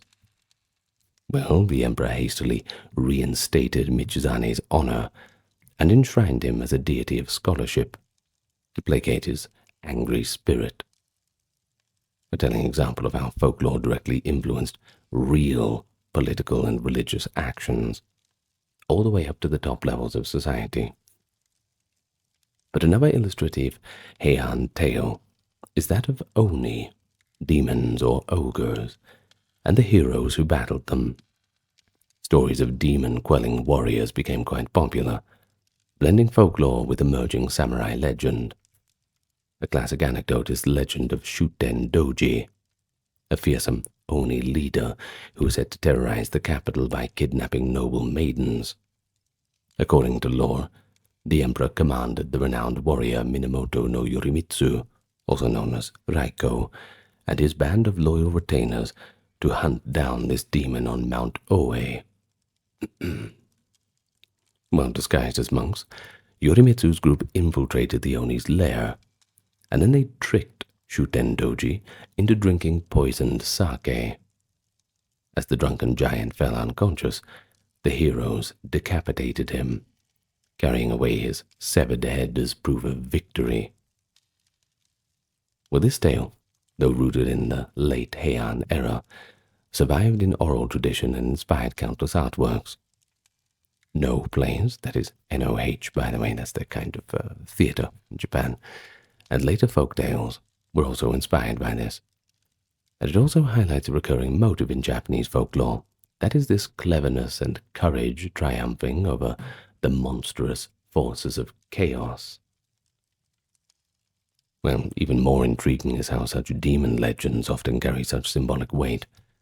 The Oni in Shuten Doji's story can be read as representing the wild, lawless fringes beyond the capital, ultimately subdued by human bravery with a little bit of divine favor. Heian Japan was also the era of the onmyoji, the master diviners and exorcists of the yin-yang path, whose existence itself straddled the line between folklore and historical reality. Now, the most famous onmyoji, Abe no Seimei, became a kind of legendary figure on his own. He lived in the 10th century and was employed by the court to perform folk rituals to ward off evil spirits and discern auspicious signs. Over time, Abe no Seimei's reputed powers, such as controlling shikigami, that is, spirit servants, more or less, but also outwitting demons, these were all exaggerated in folklore and popular drama. Certainly makes for a good story. And by the medieval period, he was mythologized as a half-human, half-fox being with supernatural insight. A story that shows how historical individuals could be elevated to folkloric status, embodying the era's deep fascination with the occult and the balance of cosmic forces. The Heian period's contributions to folklore resonate in later centuries. The concept of restless spirits, the need for appeasement rituals, they all became ingrained in Japanese culture. Annual ceremonies like the Goryo-e, rituals to pacify the vengeful souls, were performed to calm any angry spirits lurking around in the city. And these customs show an interesting synthesis, a little bit of religion, a little bit of folklore, and a little bit of governance, where the supernatural was addressed through formal rites to ensure the well-being of society. Really, if we're going to sum it all up, this classical era of Japan established many of the core motifs that we can identify with Japanese folklore. Unpredictable spirits, influenced by human emotion, demons lurking at the edge of civilization, and the importance of rituals and clever heroes to restore harmony. So with all those foundations laid, we can certainly trace how folklore evolved in the subsequent periods, especially during the vibrant storytelling culture of the Edo era and beyond. Well, let's fast forward a little bit. 1603, the beginning of the Edo period, and we find an explosion of interest in ghost tales, monster lore, and popular legend. Now, the Edo era, characterized by over 2 centuries of domestic peace, a rising merchant class, and a flourishing of the arts, it became a golden age for folklore, not just in performative form, but in the more new and modern printed form. Originally, people used to gather for the parlor game Hyaku Monogatari Kaidankai, that is, the gathering of 100 supernatural tales. Basically, they'd tell ghost stories one by one, extinguishing a candle after each tale until an eerie darkness had fallen. Now, this game, quite popular among samurai and townsfolk alike, it fueled the creation and dissemination of many kaidan, that is, ghost stories. It was said that when the last candle went out after the 100th story, something truly supernatural might be summoned. An idea that shows how deeply storytelling and belief intertwined in entertainment and ritual. Pretty interesting, that's for sure. I suppose, as the candles go out, the last 10 would be kind of a countdown, making everybody increasingly nervous. Now, one of the most iconic Edo-era kaidan is Yotsuya Kaidan, the chilling story of Oiwa, a betrayed wife who becomes a vengeful ghost. The tale first appeared as a kabuki play in 1825, and has since become Japan's most famous ghost story. Well, in this tale, Oiwa is tragically poisoned and disfigured by her unfaithful husband and his lover. After her death, her spirit in yurei form returns with stringy hair, a drooping eye, and a blood-stained face. She's come back to take her revenge, haunting her treacherous husband and driving him to madness. The imagery of Oiwa's apparition, often depicted with a white burial kimono and wild black hair, helped cement the archetype of the vengeful female ghost in Japanese culture. And to this day, theater productions of Yotsuya Kaidan are treated with a kind of superstitious reverence. Actors even pray at Oiwa's grave for forgiveness before they do the performances. The moral underpinnings of the story are pretty clear too. It serves as a cautionary tale about betrayal and cruelty, and that reflects the Edo period value placed on marital fidelity and social ethics, but with a supernatural twist that wrongdoing will eventually be avenged, whether it be in this world or the next. No one really gets away with it. It all catches up with you in time in a kind of karmic cycle. And then we have another beloved Edo tale, that is Bancho Sarayashiki, the story of Okiku and the 9 plates. Basically, Okiku was a loyal housemaid who accidentally, or in some versions deliberately, broke a dish from a precious 10-plate set. Well, in a fit of unjust anger, her master killed her and threw her body down a well. Okiku's ghost, therefore, haunted the estate, emerging from the well each night, wailing and counting from 1 to 9, before bursting into tears upon finding the 10th plate missing. This repetitive, ghostly counting, of course, terrorized the household nightly. And ultimately, depending on the version, perhaps it's a priest or a clever servant, they shout 10 at the end of her count, and that resolves the haunting by symbolically completing the count of plates and calming Okiku's spirit. Of course, the story not only gave Edo audiences a delightful scare, but it carries these themes of injustice and the need for resolution. You see, her ghost only finds peace when the wrong is acknowledged, symbolized by completing the count. And the tale became so popular that it inspired woodblock prints, and even local superstitions about wells. People peering into old wells at night might imagine a pale figure rising, counting dishes. And of course, maybe you're thinking of the movie The Ring. You know, how the white-dressed and long black-haired girl start crawling out of the well. Well, there is the origin. In any case, beyond ghosts, the Edo period also systematized a pantheon of yōkai, that is the myriad of monsters, trickster animals, and strange phenomena that constitute Japan's monsterology.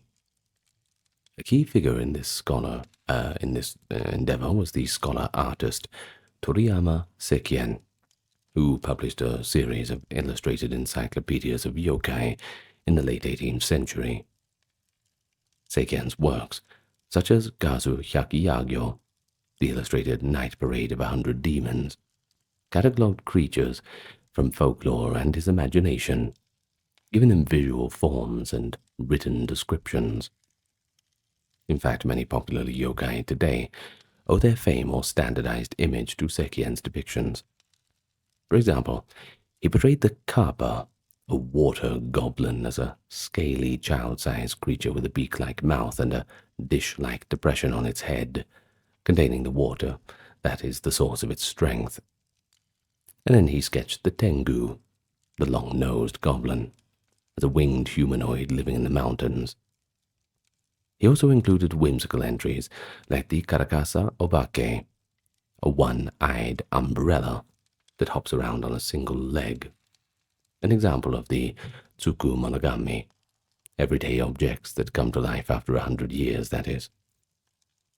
Sekien's catalogues were widely read in Edo, much like bestiaries or illustrated guides to supernatural Japan, and they helped spread and standardize local legends into a more unified and recognizable national folklore.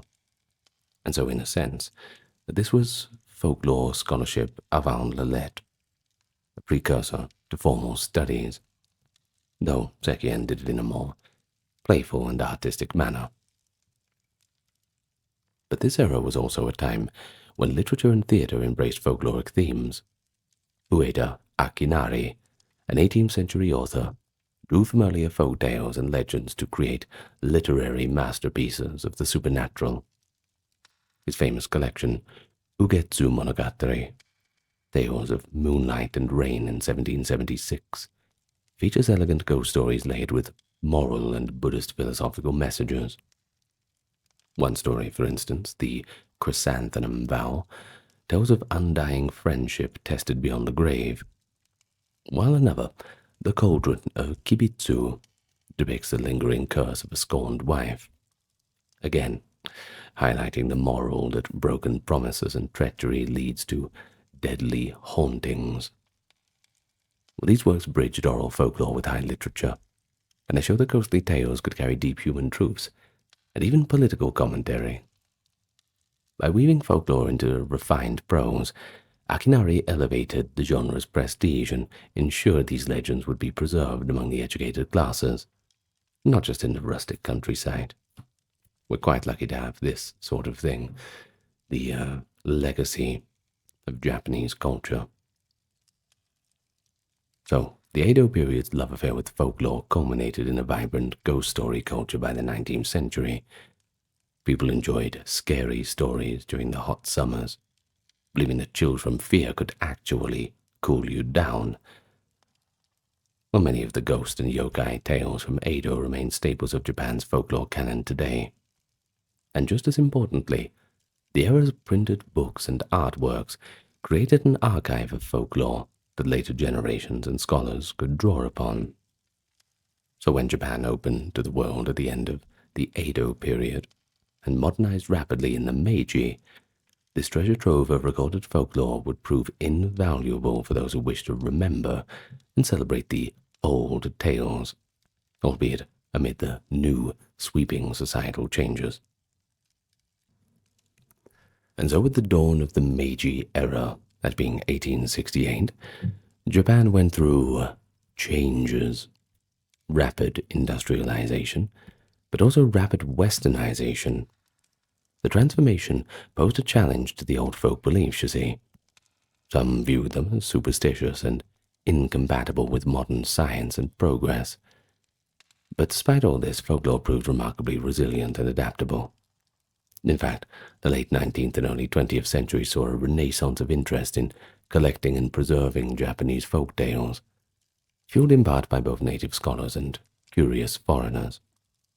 One notable figure was Lafcadio Hearn, also known as Koizumi Yakumo, an Irish-Greek writer who settled in Japan in the 1890s. Hearn was enchanted by Japan's ghostly lore and traveled the country gathering stories, much like the brothers Grimm did for German folklore. His 1904 book, Kaidan, Stories and Studies of Strange Things, introduced English-speaking audiences to spectral tales like Yuki Onna, the Snow Woman, and Hoichi the Earless. The latter is Hearn's rendition of an old legend, which the blind biwa lute player Hoichi performs for the ghosts of samurai and is saved from their clutches only by having holy sutras painted on his body. Except for his ears, of course, which the ghosts tear off when they find those ears invisible, that is, not covered by the sutras. Hearn's works were not academic studies, I suppose, but they did play a role in preserving oral tales at a time when Japan was changing into modernity, and might have even been tempted to leave its old ghosts behind. In any case, we're very lucky to have that work too, I think. But during the 20th century, Japan's rapid urbanization and the horrors of war, also the economic upheaval, they could have consigned folklore to obscurity too. But instead they just gave it new forms and contexts. The rise of mass media, the first radio, then television, later the internet, it allowed ghost stories and yokai legends to be shared in new ways. Folklore themes found their way into modern literature, film, and eventually anime and manga. For example, the concept of the onryo, the vengeful spirit, from Edo period kabuki was reimagined in the contemporary horror cinema.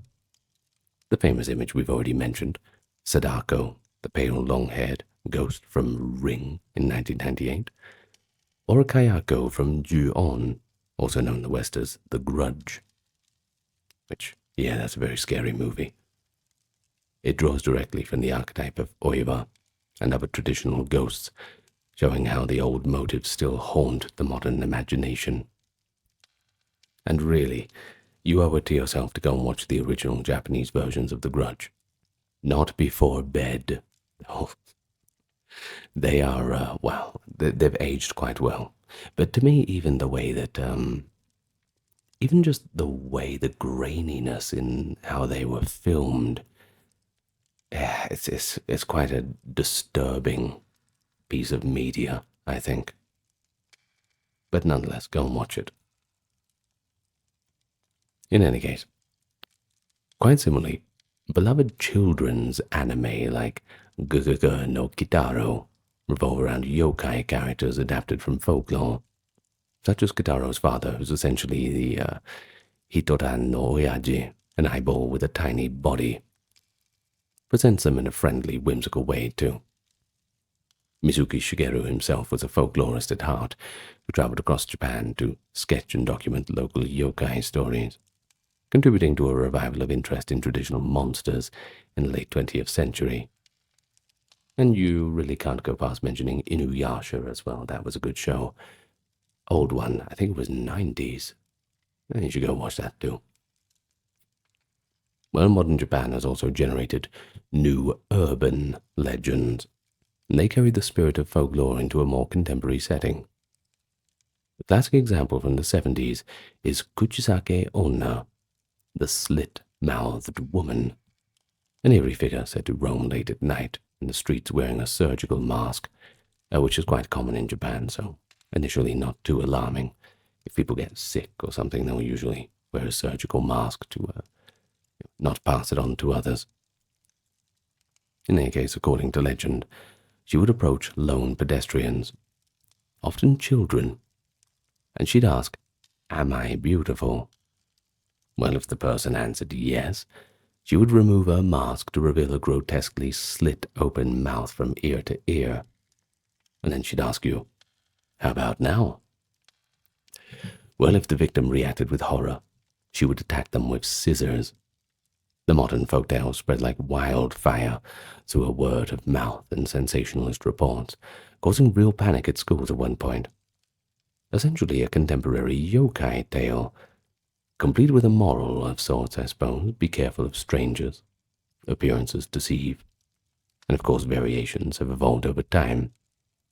Some say that carrying candy or saying certain phrases can ward her off, much like one might use a charm against a yōkai. And another widely told modern ghost legend is that of Hanako-san, the spirit of a young girl who haunts school bathrooms, usually the third stall of the third-floor girls' restroom. Children across Japan know the dare of knocking on the stall and calling out, "Hanako-san, are you there?" to see if the girl responds. These stories aren't really old in a historical sense, but they still function exactly like traditional folklore. And they're told orally too, or at least nowadays via the internet. I remember the old days of chain emails with ghost pictures. If you don't pass it on, the ghost is going to get you. Back in the old Hotmail days and MySpace, showing my age a bit. But they've also got regional variations too. And I suppose there's a bit of thrill and a bit of caution reflecting social anxieties. Now, for instance, that Kuchisake Onna, the slit-mouthed woman, she emerged at a time of rising awareness of random violence, and perhaps even subconscious fears of changing social roles, since she's often depicted as a former victim of a male aggressor. Well, meanwhile, many folk practices and festivals continue to thrive in modern Japan, and they're often supported by local and national efforts to preserve cultural heritage. Annual events like Obon, that is the summer festival when the ancestral spirits are welcomed back home, remain widely observed, and it blends both Buddhist ritual with ancient ancestor worship beliefs. During Obon, communities light mukaebi, that is welcoming fires, and toro nagashi, floating lanterns on rivers to guide the spirits, a rather picturesque tradition rooted in the folklore's view of the border between life and death being porous at certain times of the year. And then there's regional festivals too. They often celebrate folkloric characters. For example, every New Year's in Akita Prefecture, that is northern Tohoku, villagers enact the Namahage ritual, where men are dressed as ferocious, ogre-like beings to visit houses to scare children into good behavior and bring blessings. What outsiders see as frightening monsters are the locals' protective figures performing a rite of passage. Again, it gives a bit of depth to these beings. But the government and cultural organizations now designate many of these folk customs as intangible cultural heritage, recognizing that preserving folklore is as important as preserving monuments. And so in urban settings, you might find summer ghost story events, theme parks or museums dedicated to yōkai, and young people reading manga or playing games filled with folkloric reference. All of this shows that folklore in modern Japan is not a relic of the past, but a living and very evolving part of the culture, adapting and finding new life as time goes on. So let's get away from the chronological approach for a while, because we've sampled folklore across time enough, and I think it's time we look at a few more, several core themes and symbolic motifs consistently emerging in Japanese folklore. Not all of them unique, but some of them quite Japanese in their style. First of all, let's talk about nature versus civilization. It's a predominant theme, and it's the tension between the natural world and human civilization. You see Japan's terrain, the thick forests, the towering mountains, remote islands, has always posed a stark contrast to its densely populated villages and cities, and folklore often personifies this contrast through spirits and creatures that embody nature's power, reminding humans to respect those forces beyond their control. And we see this in tales of the mountain kami, or yama no ke, the god that guard the forests and peaks, rather. For example, Tengu, we've mentioned, those long-nosed, bird-like goblins. They lurk in the mountain strongholds and punish woodcutters or proud monks who intrude too arrogantly into their domain. In the lowlands, the kappa inhabits rivers and ponds, ready to drag the unwary, especially misbehaving children, into the water. Stories like this are cautionary tales. They're warnings to villagers, especially youngsters, about the dangers of straying too far into wild places or disrespecting the elements. And the implication is quite clear. Nature is alive, and nature is watching. If you violate its rules, you might incur the wrath of the supernatural guardians. This theme symbolizes the delicate balance that Japan has long negotiated between the wilderness and civilization. Rice farming communities depended on tamed nature, fields, irrigation, so on. Yet just beyond the paddies lay untamed woods, believed to be the realm of the yōkai. Many festivals and local customs have developed to appease natural spirits, suggesting a social acknowledgement that human prosperity relied on cooperation with the unseen forces of the world. A vivid example comes from Tohoku's Tono region, where villagers traditionally left small offerings by riverbanks to placate the kappa and prevent drownings or crop damage. Folklore here encodes a form of environmental ethics. Treat the river well, don't pollute or waste its waters, and the kappa will not bother your family. Across Japan, there's countless folk tales of animals like foxes, the kitsune, or raccoon dogs, the tanuki, that take human form to test people's kindness or humility. If a lost traveler offers help to a fox disguised as a frail old man, he might later be rewarded with good fortune. The fox may have been the messenger of the Inari deity. But if a person acts arrogantly, he may be led astray by a shapeshifter or become a cautionary example himself. Next thing we have is another key theme in Japanese folklore. It's liminality, the importance of thresholds, borders, and in-between states. Many supernatural events in these tales happen in liminal spaces or times, showing the belief that boundaries between our world and the other world are quite porous, and should of course be approached with caution. Twilight, the dusk, literally called Tasogaredoke, literally who is it time, was thought to be especially treacherous, as it's neither day or night, a time when yōkai and yurei find it easiest to slip into the human realm. And indeed, a number of ghost stories begin with a lone traveler finding himself on a road at dusk, when shadows lengthen, and a friendly stranger met at a wayside could turn out to be a fox in disguise, or a ghost leading them astray. Similarly, certain seasons and festival days are considered to be liminal. During Obon, the boundary between the living and the dead thins so that ancestral spirits cross back into the world of the living. On New Year's Eve, the old year, turning to new, is marked by rituals like ringing temple bells 108 times to drive away negative influences, symbolically guaranteeing that liminal moment so no evil follows into the fresh year. But physical thresholds also abound in folk tales. The bridge is a classical liminal space neither here or there, suspended over running water, which is itself another boundary. It's no coincidence that one famous no drama and legend, the story of the Hashihime, the bridge princess, features a woman who transformed into a demon while waiting on a bridge at night due to jealousy. She became a vengeful spirit said to haunt Uji Bridge. In many stories, a village's bridge, or mountain pass, is exactly where one might encounter something otherworldly. Like, for example, the Yuki Onna on a snowy mountain path, or the Oji Baba, the old crone yokai asking travelers strange questions at crossroads. And even the threshold of a home, the entryway called Genkan, has its protective folklore, placing a protective charm or a Kagura Suzu, a ritual bell that is, and the door can ward off evil from crossing into that domestic space. And of course, the notion of tsukumogami,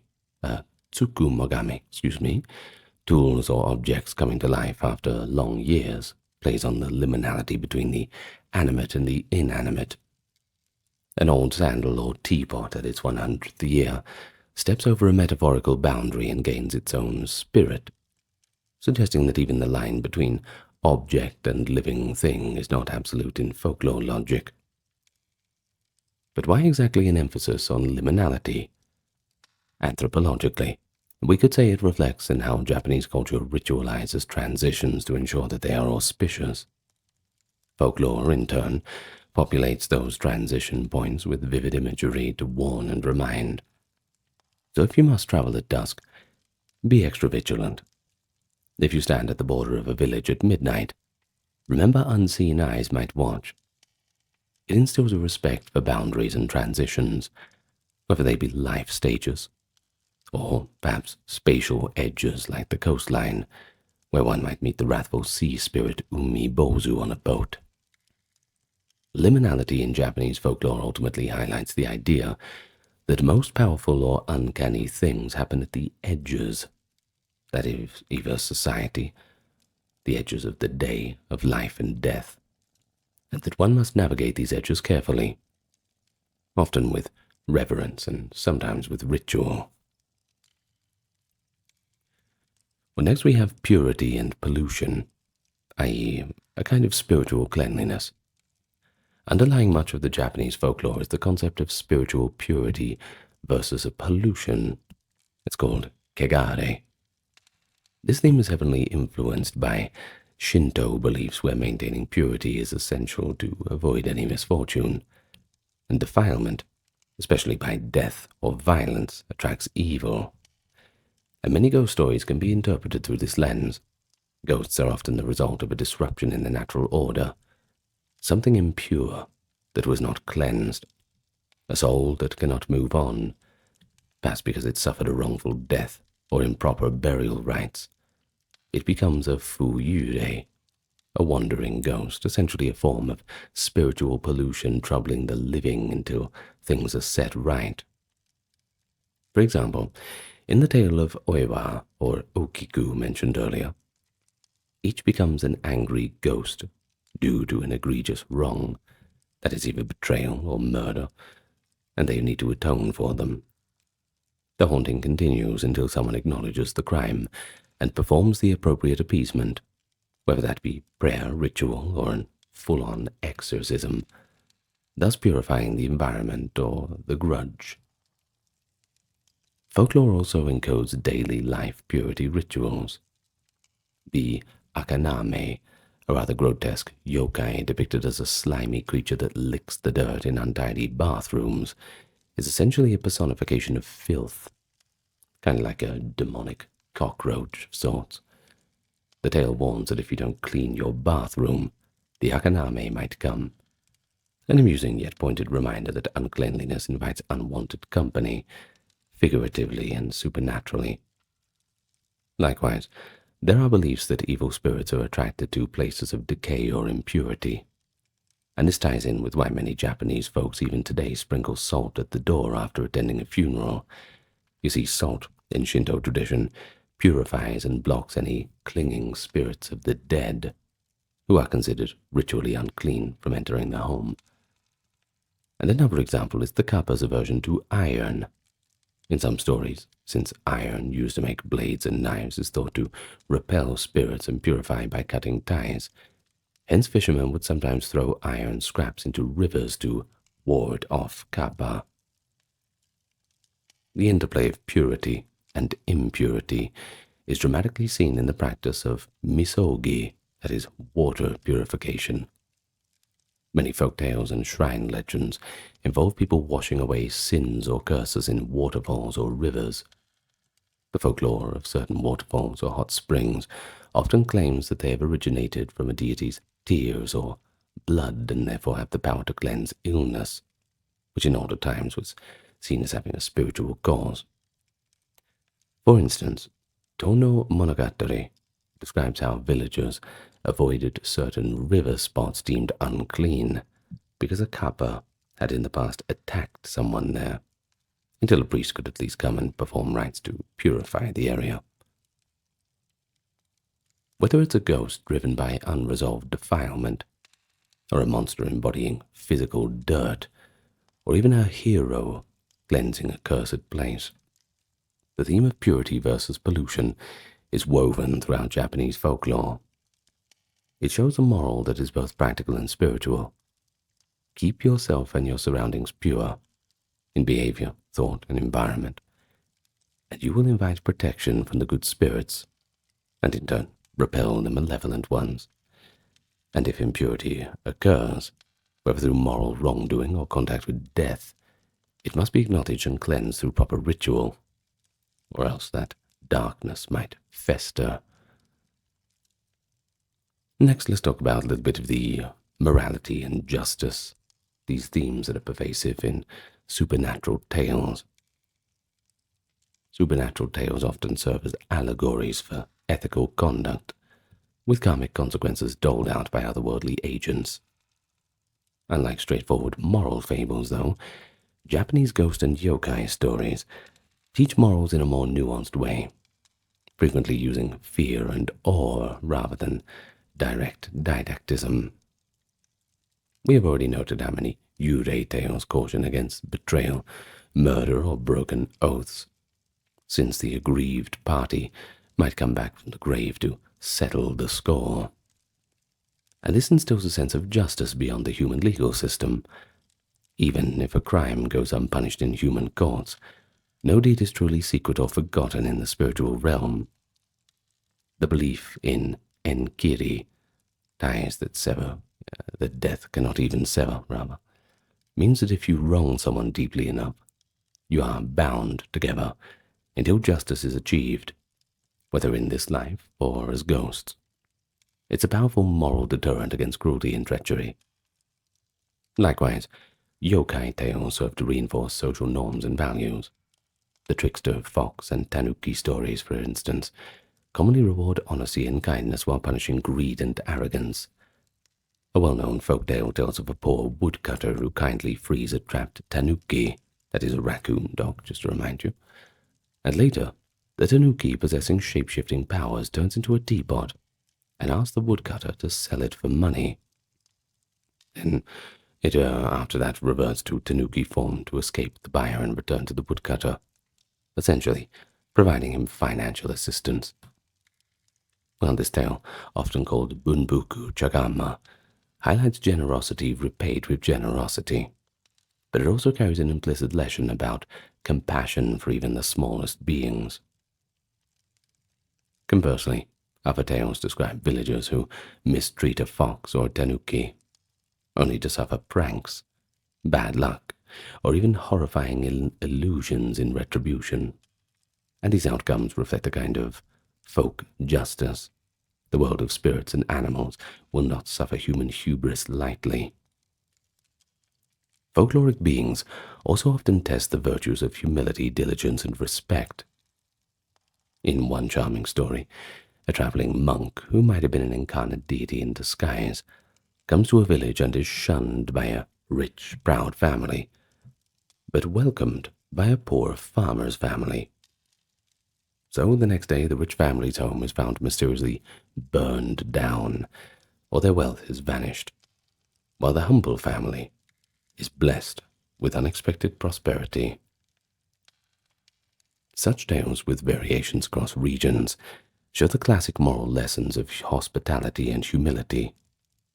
Now that supernatural element, a monk with hidden powers or a divine stranger, just amplifies the weight of the lesson, making it more memorable and, I suppose in a way, culturally authoritative.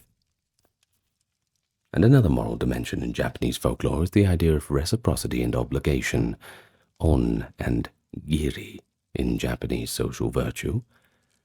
When someone receives a great favor, even from a supernatural being, they are expected to return it, or at least not take it for granted. Folktales illustrate the dire consequences of failing to uphold one's giri. For example, the legend of Urashima Taro tells of a fisherman who rescues a turtle, actually a disguised undersea princess, and is rewarded with a journey to the dragon palace under the sea. He stays there for what seems like a few days, but when he returns to his village he finds that many years have passed, and so has everybody he once knew. In some versions, this twist is simply a sad consequence of Taro's neglect of time, but in others, it's subtly framed as Taro's fault for leaving without properly expressing gratitude and saying farewell to the Dragon Palace. Either way, the story imparts a moral about respect for gifts and the inexorable flow of time, a warning that one cannot just indulge in wonder without regard for real-world responsibilities. But just as Japan's geography spans from subarctic Hokkaido to subtropical Okinawa, the folklore of Japan varies widely by region too, with each locale contributing to its own colorful threads to the national tapestry of tales. So let's start first with Tohoku, that is northeastern Japan. It's known for its long, harsh winters and rugged mountains, and it has folklore that reflects both the challenges of rural life and the close-knit nature of its communities. One famous figure here is the Zashiki Warashi, a house spirit in Iwate Prefecture, appearing as the ghostly image of a small child, sometimes with a bobbed haircut and red vest. The Zashiki Warashi is said to reside in old farmhouses, bringing good fortune to those who honor it, but misfortune if it leaves. Many families in Tohoku historically left out offerings, like small meals or toys, to keep their Zashiki Warashi content. The idea of a protective child spirit may have arisen in this region due to high infant mortality in earlier times, which is obviously tragic. Also the desire to believe that deceased children's souls stayed to watch over the home and the parents. an example of how folklore provided comfort and a sense of guardianship amid those living in difficult conditions and going through life's little tragedies.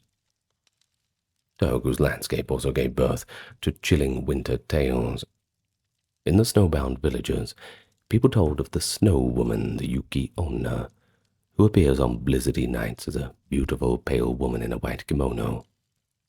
In some local stories, she is benign, guiding lost travelers to safety, and in others she's deadly, luring men to freeze to death or stealing the life breath of children. The dual nature of it reflects the winter itself, mesmerizingly beautiful but potentially lethal. Parents might have used the tale to warn youth against the danger of winter storms. Don't go out in the blizzard or the Yuki Onna will get you, while also personifying the awe they felt toward the silent, otherworldly snow landscapes. Another well-known Tohoku tradition is the Namahage of Akita, which we touched on a little earlier. The Namahage is essentially New Year's demon. Villagers dressed as fearsome ogres with straw cloaks and oni masks that go door to door, growling phrases like, "Are there any lazy children here? Any naughty children?" Well, this practice, unique to the Oga Peninsula of Akita, is both a festive ritual and a living folk tale. It reenacts the legend of ogres that once tormented the area until villagers made a pact with them, only to scare children on New Year's in exchange for peace the rest of the year.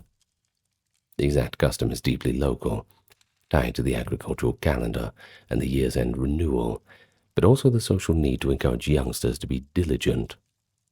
Tohoku's remoteness historically has allowed such customs to persist, and today they are celebrated as part of regional identity. Next we have is Shikoku. As the smallest of Japan's 4 main islands, Shikoku is famous for its 88-temple pilgrimage route associated with the Buddhist monk Kukai, or as he's also known, Kubo Daishi. But it's equally rich in local yōkai and legends. Shikoku's wooded mountains and rocky coasts harbor tales of some frightening creatures of their own. One notable yōkai said to roam Shikoku is the Ushi-Oni, literally cow demon, and descriptions vary, but it's often depicted as a monstrous creature with the body of an ox or spider and a horned Oni's head. The Ushi-Oni was feared for attacking fishermen and villagers along the coast, and in some areas during festivals, locals parade large Ushi-Oni floats or puppets as a way to ward off evil and commemorate the legends, turning a scary yōkai into a kind of protective symbol. And this is a great example of how a community can take a negative folkloric figure and ritually transform it into a guardian, essentially saying we acknowledge the danger of our coast, like storms, rough seas, unknown beasts, but by ritually taming the Ushi-Oni in celebration, we hope to gain its favor or protection. The existence of Ushi-Oni lore along Shikoku's coast highlights how isolated islands and communities invented powerful creatures to personify the perils of the sea and cliffs. Shikoku is also known for stories of bake tanuki, that is, shape-shifting tanuki. While tanuki tales exist all over Japan, Shikoku's Iya Valley claims a very famous one, the legend of the 800 brave tanuki of Shikoku. In this story, different tanuki clans, each led by a chieftain with a colorful name, like Danzaburu Tanuki of Sado Island and Kincho Tanuki of Awaji Island, engage in a grand war of trickery, only to later reconcile and become benevolent. One local hero tanuki from Shikoku, Yashima no Hage Tanuki, was said to drum on his big stomach to entertain people, and even have helped in a historic battle by frightening enemy soldiers with ghostly flames that he conjured. It's a playful yet epic folktale, and it possibly emerged from Shikoku's many isolated villages, where telling tall tales about clever tanuki would be a popular pastime on long evenings. But it also reflects Shikoku's rugged terrain, since human warlords seldom reached its hidden valleys. The tanuki could be imagined as staging their own mock battles in the folktale realm, I suppose.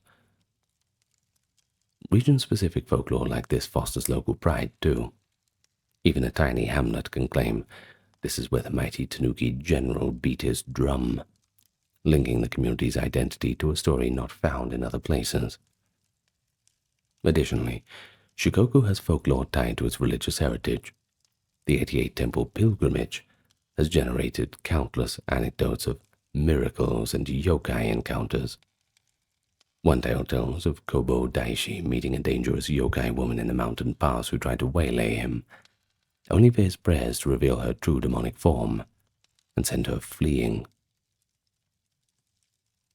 Now, moving on to the southernmost main island of Kyushu, we encounter a warm climate, active volcanoes, and a history as a crossroads of trade and foreign influence.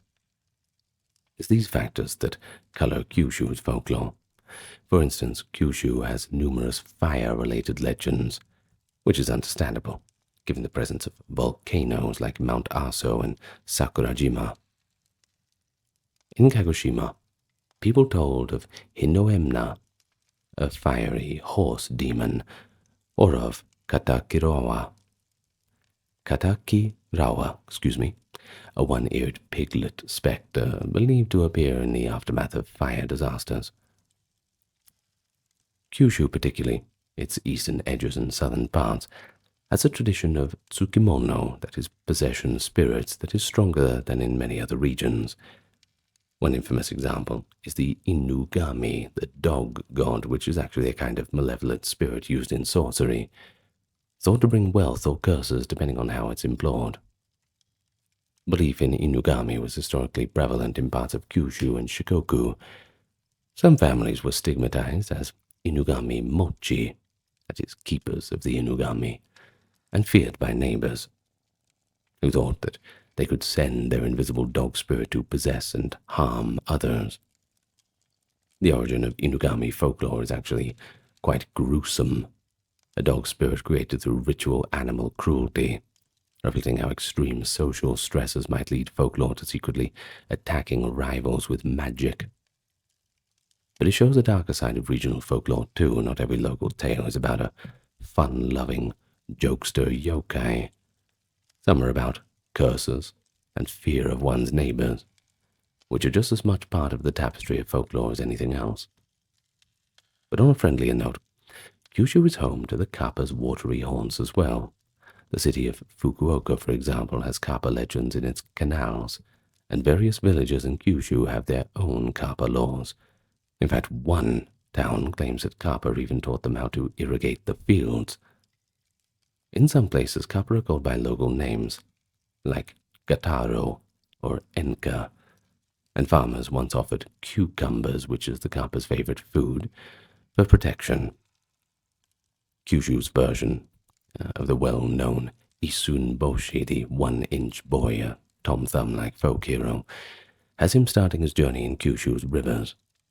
And these regional twists again highlight that while some stories spread nationally, they often get localized flavors.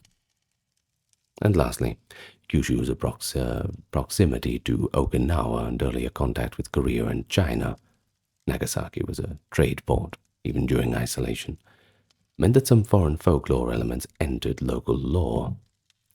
For example, the Karakasa Obake, the haunted umbrella, and other objects possibly drew on Chinese Taoist ideas of household spirits, and the concepts of ghosts returning on the seventh day after death. That is found on some Kyushu stories, and it might reflect the blending with Chinese Buddhist mourning customs. Thus, Kyushu folklore is a pretty rich one of its own, with indigenous Japanese elements seasoned by a touch of outside influence, but ultimately all adapted to its own environment. Well, these glimpses of Tohoku, Shikoku, and Kyushu demonstrate how the local environment and history shape the character of regional legends.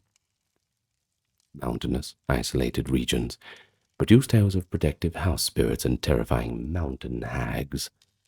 Coastal and island regions spawn sea monsters and trickster animal tales. places with intense religious significance yield ghostly morality stories and saintly miracles. Yet despite their differences, these regional traditions are all recognizably part of the larger fabric of Japanese folklore.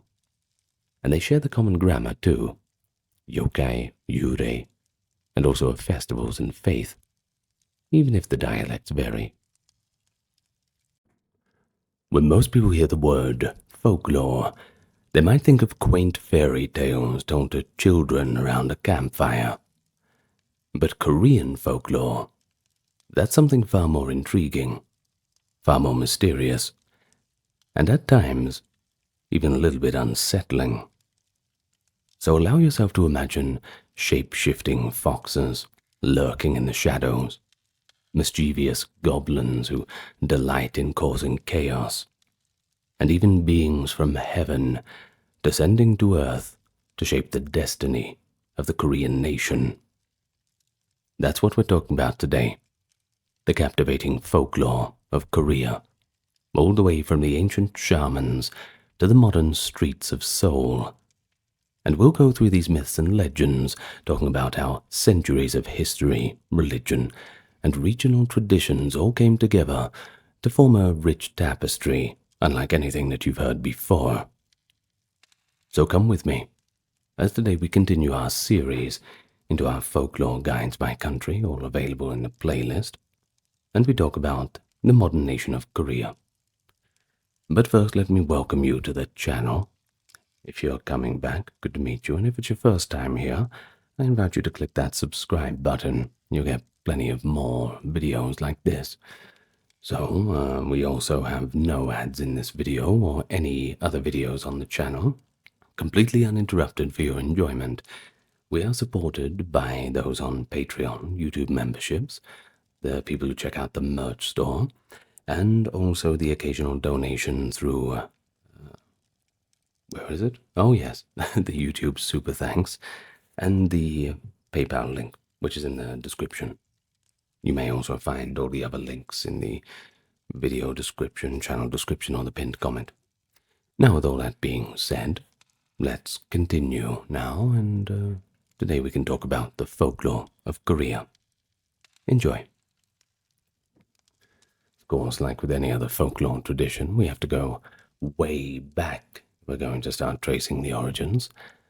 Long before any kingdom or written record, the Korean peninsula was home to indigenous, shamanistic, and animistic beliefs. The early Koreans, like many ancient peoples, saw the natural world as teeming, alive with spirits.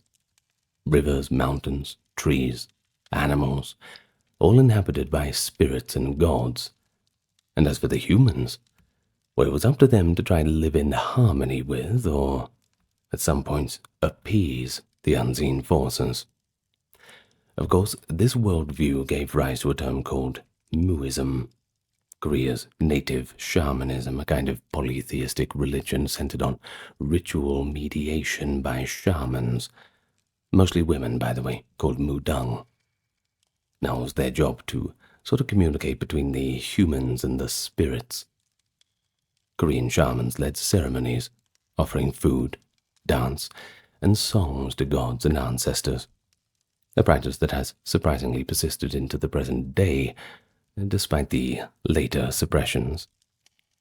But in these early oral traditions, we find creation myths that explain how the land and its features came to be, and a prominent example is the myth of the giant goddess Mago Halme, an earth mother figure, said to have shaped the land by carrying mud in her skirt and urinating mighty streams to form rivers. I don't think we'll be swimming in them anytime soon. Well, though Margot does not appear in official records, she survives in folk memory as a kind of archetype of a creator grandmother, a reflection of the significant role of female deities in Korean folk imagination, and we'll certainly get to a few more of them later on. Now, we also hear from these early times the sun and moon myth, that is a tiger and a bear or siblings becoming the sun and the moon together, and also local legends explaining peculiar rocks or hills as the work of giants or spirits. It's myths like this that often show totemistic features. Take this for an example: clans associating themselves with animals like bears, tigers, or snakes as ancestral spirits. And indeed, as we shall see, the bear actually plays a key role in Korea's most famous founding myth. But all truth be told, Korea's earliest folklore was indeed rooted around the shamanism and nature worship, providing a spiritual narrative for a world not yet mapped by historical dynasties.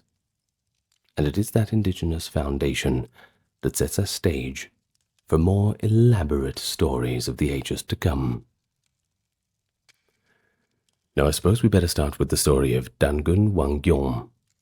That kind of marks the dawn of Korean mythology and the birth of the first Korean kingdom.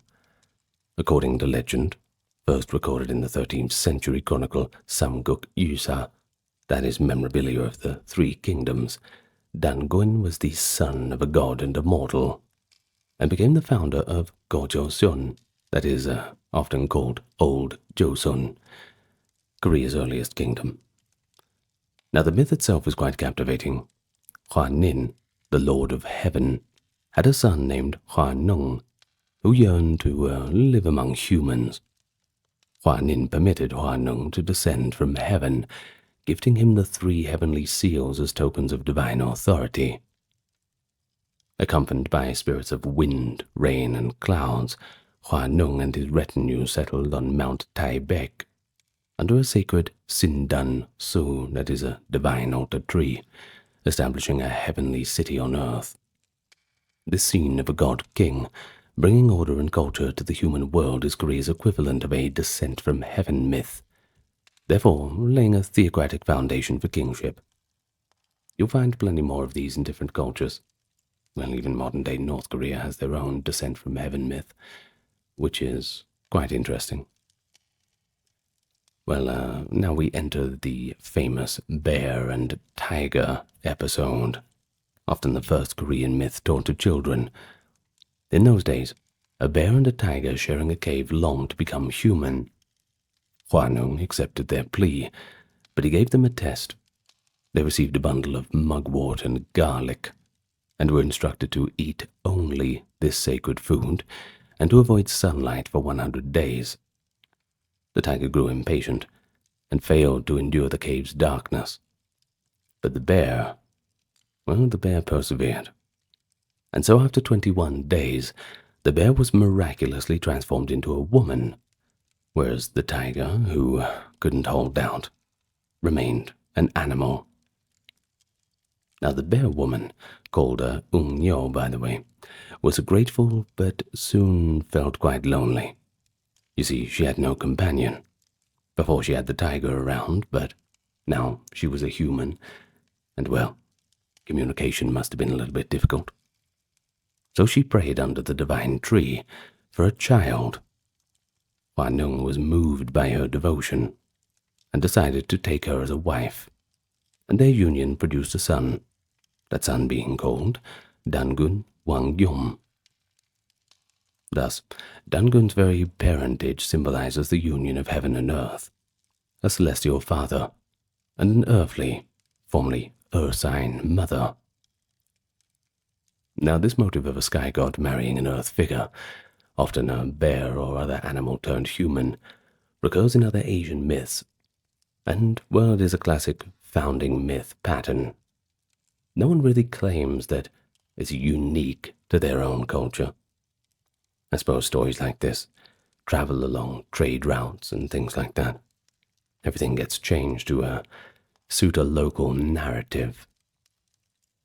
Now as for Dangun, he grew up eventually, and he became the first king of Joseon, establishing his capital at Asadal, and by tradition, founding the kingdom in 2333 BCE. The legend states that Dangun reigned for an astonishing 1500 years, during which he moved his capital several times, from Pyongyang to mountaintop Asadal, and back and forth again.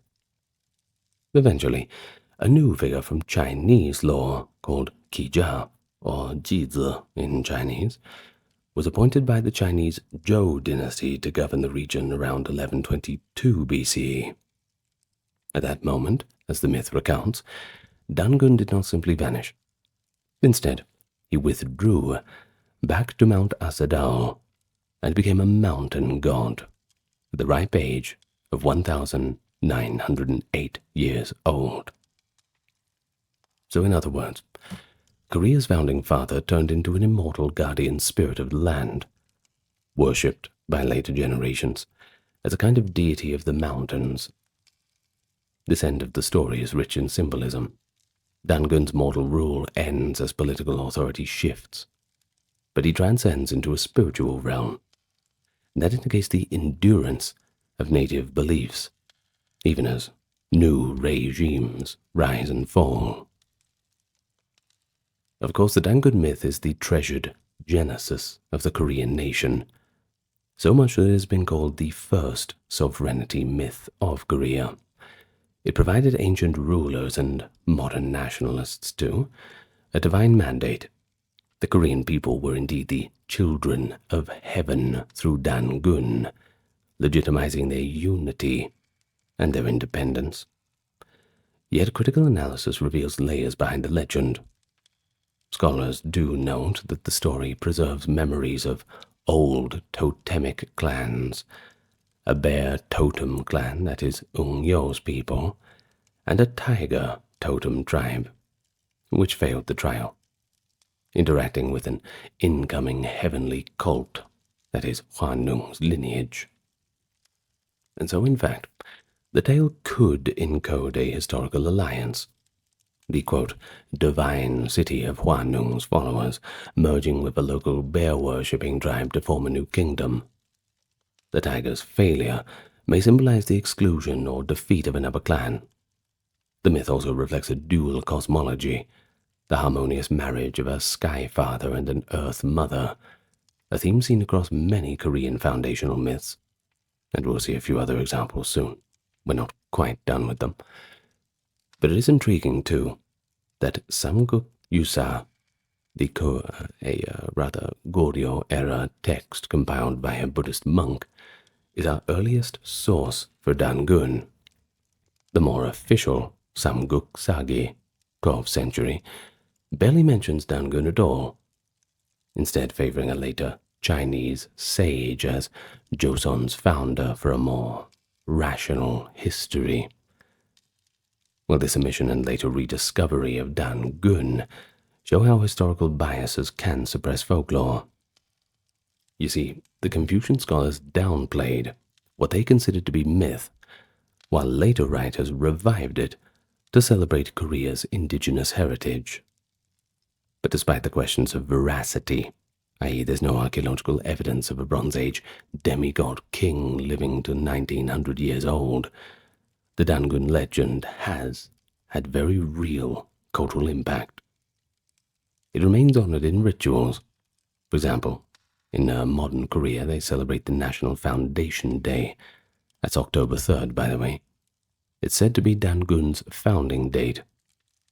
And even in politics, North Korea once claimed to have discovered Dangun's tomb, a nationalistic claim showing how the myth can be pressed into political service. After all, Pyongyang was one of his capitals, right?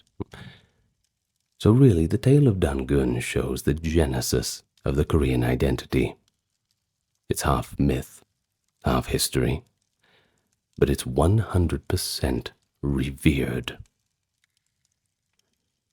So let's move forward in time a little bit, and we get to the era of the Three Kingdoms. Yes, Korea had a Three Kingdoms era as well. For them it was the 1st century BCE to the 7th century CE. We have Goguryeo, Bakje, and Silla, and also the Confederacy of Gaya. Now each of these ancient states had its own founding myth, rich with its own supernatural portents and miraculous births, each of them serving to legitimize the royal lines. These myths were recorded in sources like Samguk Yusa, and even the official Samguk Sagi, which while generally factual, did summarize some Foundation legends. Here's a common thread. It's what we just observed. The motive of a celestial figure and a terrestrial figure, often an animal or earthly one, producing the first king, a reflection of that sky-earth union principle. So let's survey a few of these tales. First we have Goguryeo. The northernmost kingdom's foundation is tied to the legend of Jumong, also known as Dongmyeong. Now, according to the Samguk Sagi, Jumong was born from an egg. Now, how does that make sense? Well, his mother, Yuwa, was the daughter of a river god, Ha-bek, and she was impregnated by sunlight after encountering a heavenly prince, in some versions the sun god or heavenly emissary named Haimosu. Yuwa laid a large egg from which hatched a boy of prodigious ability, and he was named Jumong. Well, once he grew up, Jumong was an adult and proved to be an unmatched archer, and actually his name, by the way, means skilled archer. So he fled a jealous foster father, leading followers to the remote region of Goguryeo. In a famous anecdote, when Jumong was pursued to a river, animals formed a bridge to carry him across, nature itself aiding the heaven-born warrior. Jumong established Goguryeo and became his first king, revered as the Dongmyeong Songwang. It's a long word in Korean. Well, we can just say the Holy King of the East. Well, the myth served Goguryeo kings by asserting divine paternity, a sun god, and the extraordinary omens at the kingdom's birth, too. And interestingly, Jumong's story doesn't end with him. It branches out into other myths. One Goguryeo offshoot is the Buyeo legend of Jumong's father, Haimosu, and another egg-born hero, Gunhwa, who ruled Buyeo, showing how interwoven these narratives really are. And then we have Bakje, a southwestern kingdom. It shares its roots with Goguryeo, and it was said to be founded by Onjo, the son of Jumong. Thus, Bakje's legend is less fantastical about Onjo himself. He's simply a prince who migrated south, that is. But Bakje did have a colorful myth regarding Jumong's mother and half-brothers. In folklore, Jumong's son Biryu and others had episodes that explain names of localities, though these are lesser known. So for brevity, we must say that Bakje's foundation myth is often subsumed under Goguryeo's narrative. They kind of get thrown into the same basket. However, equally, Bakje folklore is rich in other areas, like the story of King Munju's daughter who became a spirit, or various temple legends under Buddhist influence. It's worth noting that Bakje, like the others, likely had a totem origin idea too. Their royal family claimed descent from Buyeo's heavenly line, linking back to Jumong's sun god father. Next, we have the kingdom of Silla. That is, think of it as southeastern Korea, roughly. But it is perhaps the most elegant founding myth. Its first king, Park Hyok-gyose, was said to have hatched from a bright white egg. Now, the story goes, well, depending on the telling of it, but essentially the chiefs of 6 villages in the Jinhan Confederation, which was pre-Silla, saw a miraculous light and a white horse on a hill. Well, of course, approaching it, they found a large egg from which a baby boy emerged, and it was Hyok-gyose. The infant spoke and radiated charisma. By the age of 13, he was made king of the United Tribes. Now, as for that name, Hyok-gyose, it roughly means bright world, signifying that he would bring light or renewal. Simultaneously, a beautiful girl was discovered born from a dragon or sprung from a well, depending on what account you get. Now this girl, Ryong, became Hyok-gyose's queen. And again we see the pattern. Hyok-gyose is associated with a heavenly marvel, light from above and an egg, while Ardyong is linked to the earth, a well, a sacred water source, a dragon of the land. And in fact, Ardyong's name literally means princess of the well, and wells were revered in Silla as sacred sites of life. Now, as for the marriage of Hyokusei and Ardyong, it thus united the sky and earth symbols to found Silla. But the tale didn't stop at their birth. Later anecdotes tell of Hyokusei's death, and when he died, his body mysteriously disappeared, leaving only pieces of his rib, which were buried separately, and a giant snake prevented the king and queen's remains from resting together, an eerie ending that is a rare example of a burial myth in founding legends. But this part has invited analysis. Maybe it encodes a ritual or a local deity. The snake itself might symbolize an earth spirit claiming part of him. In any case, Silla's foundation myth, preserved in some Samguk-yusa, was taken seriously enough, that later kings traced their lineage to Hyokusei's line, that is the Park clan, even though political power shifted to the Kim clan in the later centuries. Silla produced other myths too. The origin of its 4th century queen Ardyong, that is different from the first queen, by the way, just the same name, or the tale of King Kim Arji. A golden box containing a boy descended from heaven was found in a forest by a horse, from which the Kim lineage sprang. In any case, each tale reinforced the notion that Silla's rulers had this divine favor. Well, next we have Gaia, or the Garak Kingdom, which was a smaller confederation, contemporary with the Three Kingdoms, and it had one of the most transnational myths. King Kimsuro, the founder of Gumwan Gaia, was said to have transcended from heaven as one of the 6 princes born from golden eggs sent by heaven, similar in motive to Silla's egg, by the way. The most intriguing part, however, of Gaia's lore is the story of Queen Hyo Hwang-ok. She is said to have been a princess from a distant land called Ayutthaya, often identified with Ayodhya in India. According to Samguk-yusa, Queen Hyo traveled across the ocean guided by a dream to marry King Suro, bringing with her a golden pagoda and other treasures. That legend basically suggests early maritime connections, and has even sparked modern cultural exchange. For example, there are monuments in Ayodhya and Gimhae, that is the Gaia region, celebrating this ancient link. But from a folklore perspective, the Hyo Hwang-ok tale stands out as, well, a did it really happen kind of story. While it is recorded in a near-contemporary source, that is Irion's 13th century compilation, historians debate its historicity. You see, some see it as plausible evidence of long-distance contact, and after all, Gaia was a trading hub, while others suspect it to be an embellished legend, perhaps to give prestige to the Kim clan by linking them to a foreign royalty.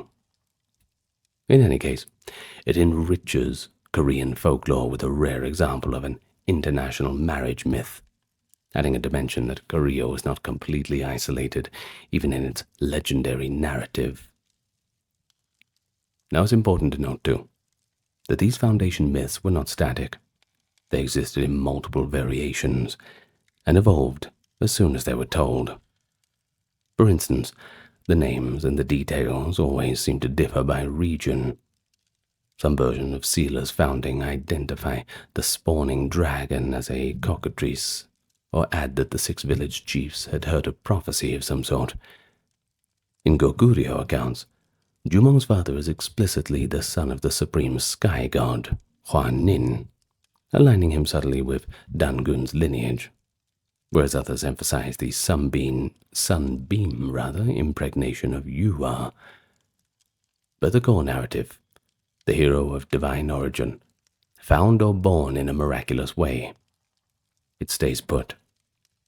Peripheral details just shift, resonating with a bit of local pride, or perhaps later evolving moral sensibilities. A critical evaluation also reveals a bit of political bias too. For example, the Samguk Sagi, written by Kim Bu-sik, gives much attention to Sila's myth, since Sila unified the peninsula, and relatively scant detail on Goguryos, while Samguk Yusa and the monk Iryon includes a broader range, even the Tamna myth of Jeju Island's founding by 3 demigods, and we'll revisit that in the Jeju section later on, by the way. These differences highlight how each writer's regional or dynastic affiliation could color which folklore was elevated or ignored.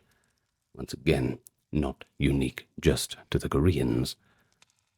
Well, beyond foundation myths, the 3 kingdoms era teems with heroic legends and supernatural tales. Goguryeo has a tale of General Gwangae-do's birth being heralded by a giant dragon, or the legend of Ondal the Fool, a commoner who, through marriage to a princess and brave death in battle, became a kind of unlikely folk hero. Sila's lore is especially abundant, reflecting its rich history and later Buddhist influence. One famous Sila story is the legend of Princess Chomyong's dream that led to finding the relics to cure a plague, involving a guardian dragon, an interplay on Buddhism and shamanic belief.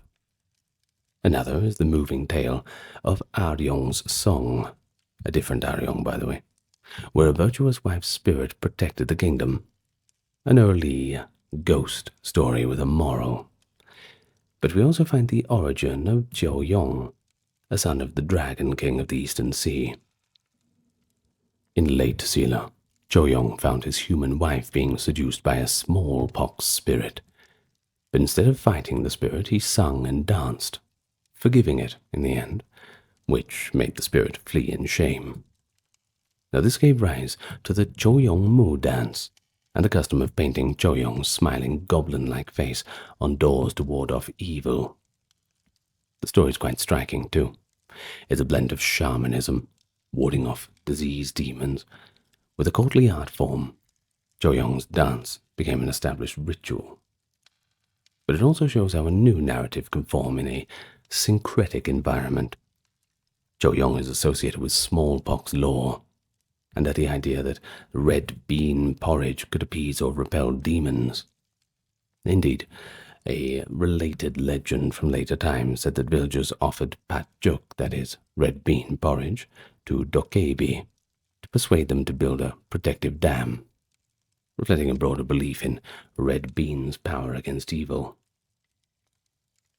Now, as Buddhism spread, the folklore of this era began absorbing the Buddhist motives, and we start seeing bodhisattvas and arhats in legends, temples built on sites revered in monks' visions, or Buddhist saints tame angry spirits. The Samguk Yusa, being compiled by a Buddhist monk, preserves many such accounts. For example, the story of Won Hyo, a famed monk, has a legendary episode where he survives a night in a tomb by mistakenly drinking brackish water from a skull, a parable about enlightenment. Or the tale of a Sila monk, Myo-gil Sang, carving a miraculous statue guided by a dream. Buddhist miracles like moving pagodas, talking statues, or protective sutras turning away arrows became part of a folklore. These are less mythic founders and more religious legends, but they are enriched the tapestry and coexisted with older shamanic elements. In this period, we even encounter our first textual mention of the mischievous goblins. Samguk Yusa recounts the tale of Lady Dowa and the bachelor Bi-yong, in which a Silla princess, loves a Bi-yong, a spirit or a goblin, and tragedy ensues. The story implies King Jinji of Silla was deposed due to his infatuation with Lady Dowa, and her spectral lover, Bi-yong. The term Bi-yong later became synonymous with goblins, by the way, dokkaebi. This is arguably the earliest recorded story of this kind, and it shows a belief in such spirits were present in the royal capital by the 7th century. So it is through these examples that we see during the Three Kingdoms era folklore served a state-building and spiritual function. Founding myths gave divine legitimacy to kings and helped unify peoples under a shared origin story. At the same time, everyday folks could relate to tales of protective deities like Choyong, or moral anecdotes of ghosts and miracles. But there was also regional pride. Each kingdom and each people took pride in their distinct mythical ancestor.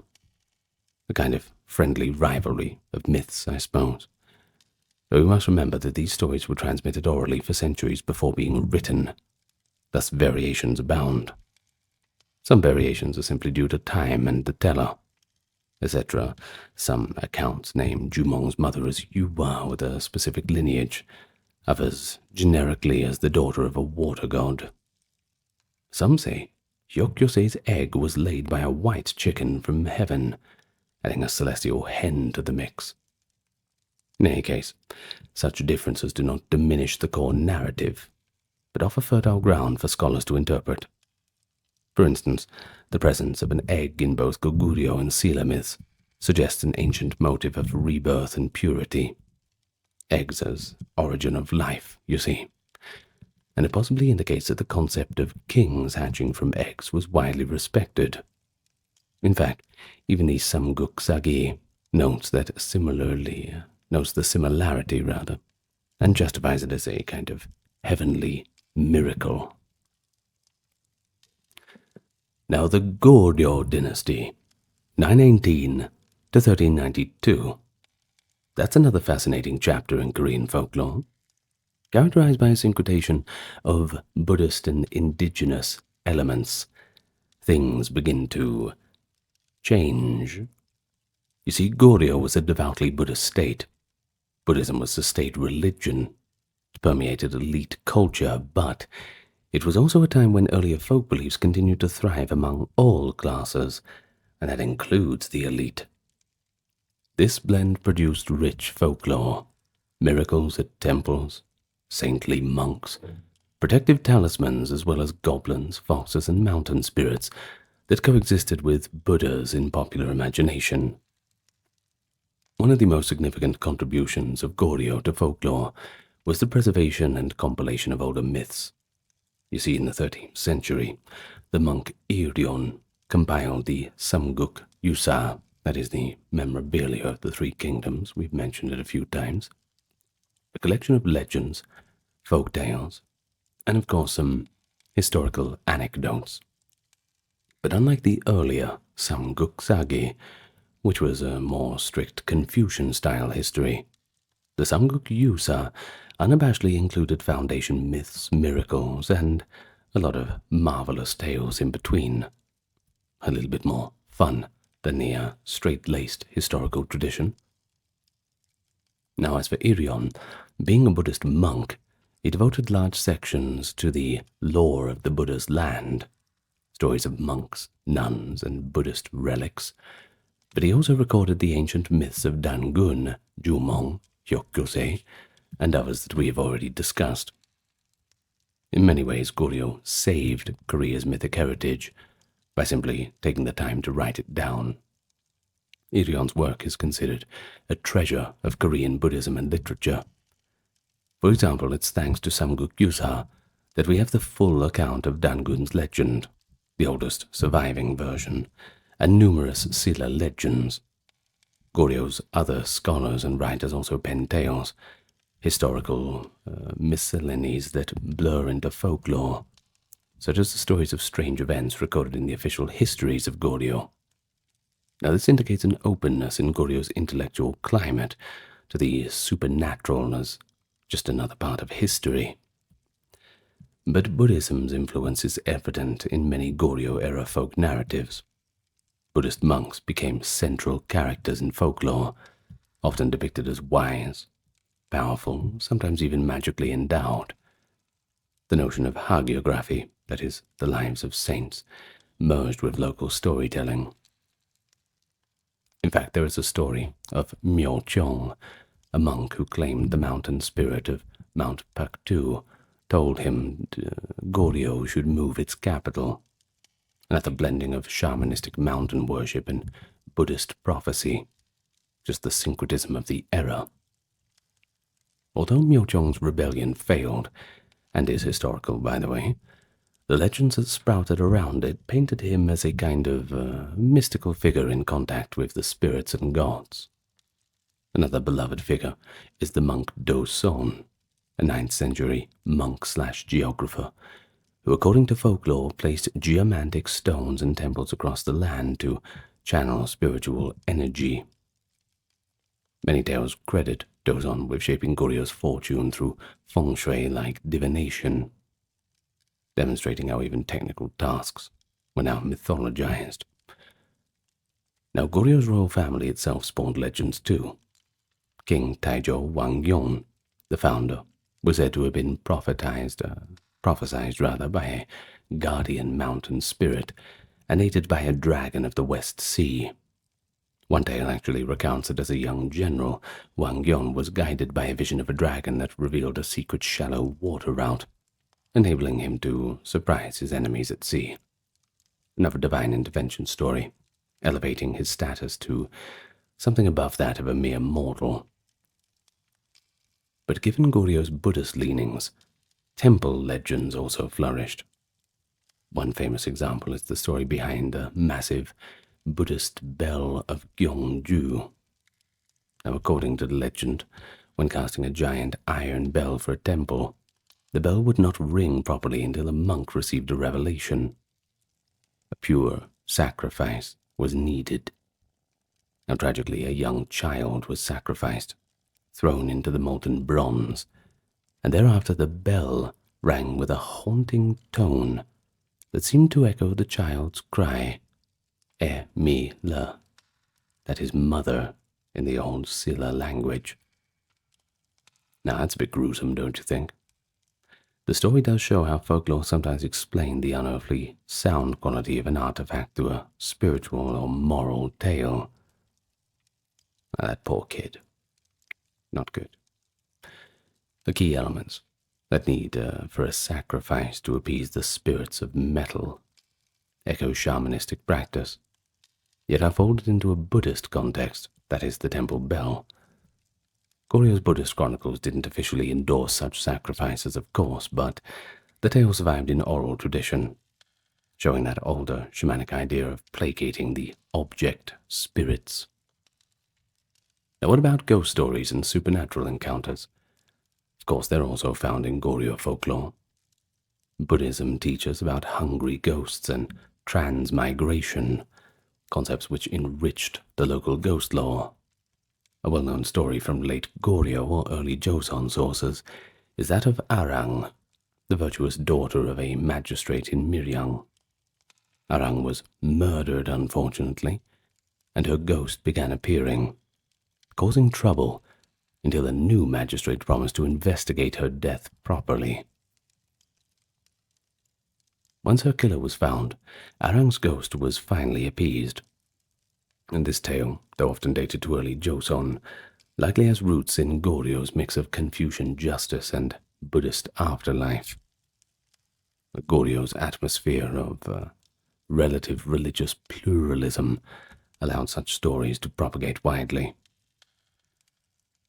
Now let's discuss the dokkaebi and gumiho in the Goryeo context. Now just to remind you, the dokkaebi means goblin, though first mentioned in Sila's story, likely became a staple of oral folk tales during Goryeo. These goblins were conceived as mischievous, capricious spirits, often inhabiting old things, that is, a rusted tool or a centuries-old tree could perhaps spawn a dokkaebi. Now, we don't have written Goryeo folktale books, those come a little bit later. But scholars note that the notion of dokkaebi as trickster spirits was already well known by this time. In fact, one of the earliest documented words for goblin, bi-yong, as we saw, appears in the Samguk-gyusa, referring to a spirit lover. Another term, dokkaebi, appears in folklore references by the Goryeo period. One interesting hint, a 9th century Chinese miscellany, that is Youyang Zazou, mentions a Korean tale about two brothers. This is the story of Hyungbu and Norbu. Actually a Joseon tale of two brothers and a magic gourd. And is also something about a goblin club, that is a dokkaebi bangmangi. Now this suggests that some Korean folk tales, goblins included, had travelled to China, or at least known early on. The prototypical dokkaebi in folk tales is a jester of sorts, sometimes punishing greedy people with pranks, but other times rewarding kind people with magical gifts. For example, people might have told the forerunner of the famous story, The Old Men with Wen, where a nice old man dances with goblins, and they remove the wen, that is the tumour, on his face as a reward. But the greedy man tries the same, and the goblins, offended by his bad dancing, stick the removed wen back onto him. Well, a classic karmic humour tale. While our first written compilation of such tales came in Joseon, it is likely that they were part of Goryeo oral tradition. And how far that goes back, well, it's anybody's guess. Notably, the dokkaebi's image in Goryeo times would have been amorphous, described in stories, but not yet standardized visually. Not like the Japanese oni. I'm sure later they would be drawn kind of like this, with horns and clubs, but of course that was a much later development. Now we get on to the gumiho, that is a 9-tailed fox. The concept of foxes turning into beautiful women or other disguises was imported from Chinese lore, but it certainly took on Korean flavors. An early reference to a 9-tailed fox in Korea comes from Chinese records. The ancient Chinese text, Shanhai Jing, that is the classic of mountains and seas, mentions a 9-tailed fox in a distant eastern land called Qingqiu, which later commentators interpreted as referring to the Korean peninsula. Well, by the Goryeo period, we have mentions of fox spirits in historiography. Goryeo historians recorded sightings of strange foxes believed to portend unrest. Now these foxes, far from benevolent, were rather seen as harbingers of misfortune, or even embodiments of deception. One Goryeo tale speaks of a fox that could mimic a human's voice to lure people, an eerie forerunner of many later stories. Yet interestingly, not all fox spirit tales were negative in the early times. Chinese and perhaps early Korean lore sometimes portrayed them as wise, long-lived creatures, and if you were lucky, they might even take pity on you and help you out with something. A remnant of this appears in Korean tradition with stories of kind gumiho being tricked by cruel humans. But still, the dominant Korean version solidified later. By late Goryeo or early Joseon, gumiho were almost uniformly evil or dangerous, seducing men to eat their livers or hearts. Well, there's a case in point. The story attributed to the early Joseon writer Kim Si-seop, who lived just after Goryeo. In his tale, Gummyo Sinwa, a fox woman falls in love with a scholar, but cannot escape her nature in one version, while in another she is tragically sacrificing herself, showing, of course, conflicting portrayals. But the mere fact that such tales were written by early Joseon literati implies that they were circulating in the late Goryeo oral culture. Folklore in Goryeo was also deeply connected to shamanic rites, often under the patronage of Buddhism. The royal court itself engaged in rituals that, while cloaked in Buddhist language, were essentially shamanistic, like praying to mountain spirits for rain, or inviting temple monks to perform exorcistic dances. Goryeo kings consulted geomancers and monk maguses for state decisions, indicating that the supernatural was indeed part of governance. And these practices birthed their own legends. For instance, a court monk's successful rain-making could become legendary, even if it was just a bit of a coincidence. Goryeo is also when we see formal recognition of certain folk traditions. The court designated official shamans for certain tasks, and is syncretized with Buddhism by, for example, identifying some native gods with bodhisattvas. The sea goddess was often identified with the bodhisattva of compassion, just for an example. Well, this created a layered folklore. A sea captain may pray to both the dragon king of the sea from shamanism and Guan Num, or Guan Yin, from Buddhism, and this wouldn't be any contradiction in doing it. Stories would reflect both. A sailor's tale of surviving a shipwreck, he might attribute it to the Dragon King's turtle carrying him ashore, and a vision of Guan Yin guiding him, a blend of two traditions.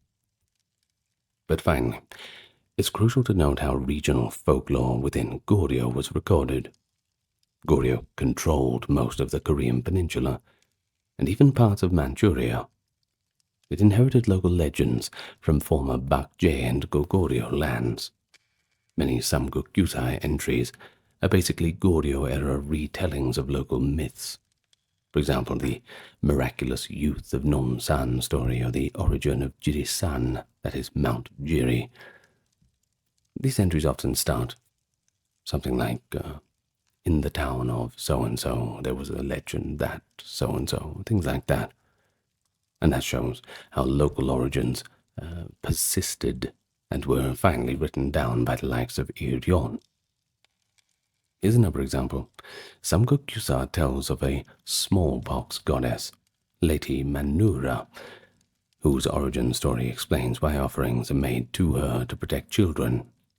Smallpox deities were widespread in East Asia. Goryeo folklore localized it, tying it to maybe a historical figure's deified form, and that was recorded too, giving scholars insight into how folk religion addressed these kind of epidemics, or puts it into something they can understand. Another example from Irion is the story of General Xiao He tricking the Khitan by invoking a mythical shared ancestor Tangun, which is more of a historical anecdote than folklore. But in how it's told, it certainly shows reverence for myth and diplomacy. That's for sure. Well, with the advent of the Joseon dynasty in 1392, Korea underwent a bit of a ideological shift. The rulers embraced a kind of neo-Confucianism as a state orthodoxy, and that favored rationalism, hierarchy, and above all, secular governance. As for Buddhism, that was suppressed. Monasteries were closed, moved to remote areas in the most generous of cases, and anything deemed superstitious, that includes shamanism and folk rites, were frowned upon by the elite. Now, on the surface, it might sound like a death knell for folklore, and indeed, the Confucian scholar officials saw many folk beliefs as unseemly or even harmful. Well, this was not going to be conducive to the new moral order, so they decided to take steps to stamp them all out. Yet paradoxically, the Joseon era is also incredibly rich in recording the evolution of folklore. Now, how does that make sense? Let me explain. Essentially, while officialdom tried to eliminate or control folk practices, the common people, and even some literati, some gentry in private, continued to practice them. Many educated individuals began compiling folk tales as literature or curiosities. The result is a dynamic tension, suppression on one hand, and an outpouring of folk creativity, often underground or informal, on the other. So first of all, we have shamanism, the indigenous faith. It bore the brunt of the Joseon suppression. Early Joseon law taxed shamans heavily and banned them from performing certain rituals, branding them as obscene superstition. The government periodically rounded up the shamans, the Mu Dang, and even expelled them from the capital. A bureau was even set up to catalogue and monitor them. Can't get away with anything anymore, can't you? while Neo-Confucian writings disparage Mudang as deceitful women, leading the populace astray. But despite this, shamanism proved to be resilient. It survived by going underground, or adapting. Royal and aristocratic families would publicly eschew shaman rites, but privately they still consulted fortune tellers or sponsored exorcisms during epidemics, with a knowing wink that it was just tradition. Well, among the common folk, life events, weddings, births, funerals, they often still involved shamanic ceremonies. They always did. Maybe they always will. Folklore in this period reflects an interesting duality. Outwardly, written stories might satirize shamans, but the continued existence of those stories indicates shamans' presence. For example, a common character in Joseon anecdotes is the Myo-seong, a female shaman often portrayed comically or as a foil to a clever Confucian scholar, yet always in a way that acknowledges that she's still part of the society. Well, one of the richest sources of Joseon folklore comes from the Ya-dam, or unofficial story collections written by the learned literati gentlemen. These Ya-dam were short tales or anecdotes, sometimes factual, sometimes pure fiction, most of the time somewhere in the middle. They often included ghosts, foxes, goblins, miraculous events, and the more of these they included, well, the more they sort of leant more towards the fiction. But they stand in as a reference to real-life people and events, I suppose. Now, curiously, even as the Confucian ideology reigned, these educated authors enjoyed and recorded tales of the supernatural, perhaps viewing them as harmless entertainment or moral fables rather than religious truth. We take, for example, Yu Mong-in, a 17th century scholar who compiled the O Ya-dam, filled with ghost stories and strange occurrences that he had heard from people.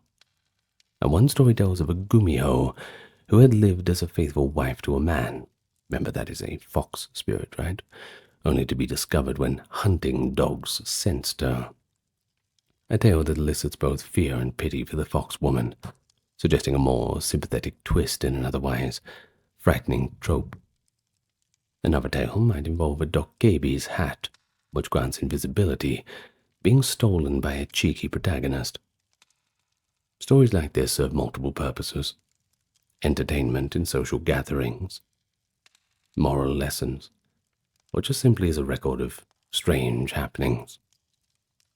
Now, under the Neo-Confucian influence, filial piety, loyalty, and chastity became key virtues.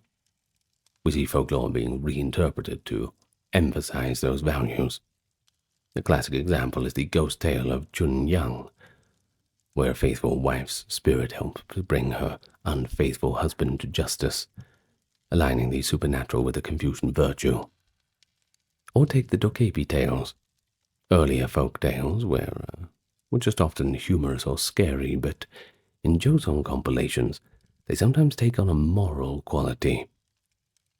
One noted by folklorists is that a Joseon version of a goblin tale might add the good protagonist was rewarded because he was filial to his parents, a detail not originally part of the oral tale, but inserted into it to make it more morally palatable for the times. Another example of ideological editing. However, many tales remain subversive or just plain fun, flying under the radar of censorship. Dokkaebi goblin tales in Joseon folklore fully blossomed as comical, harmless monsters.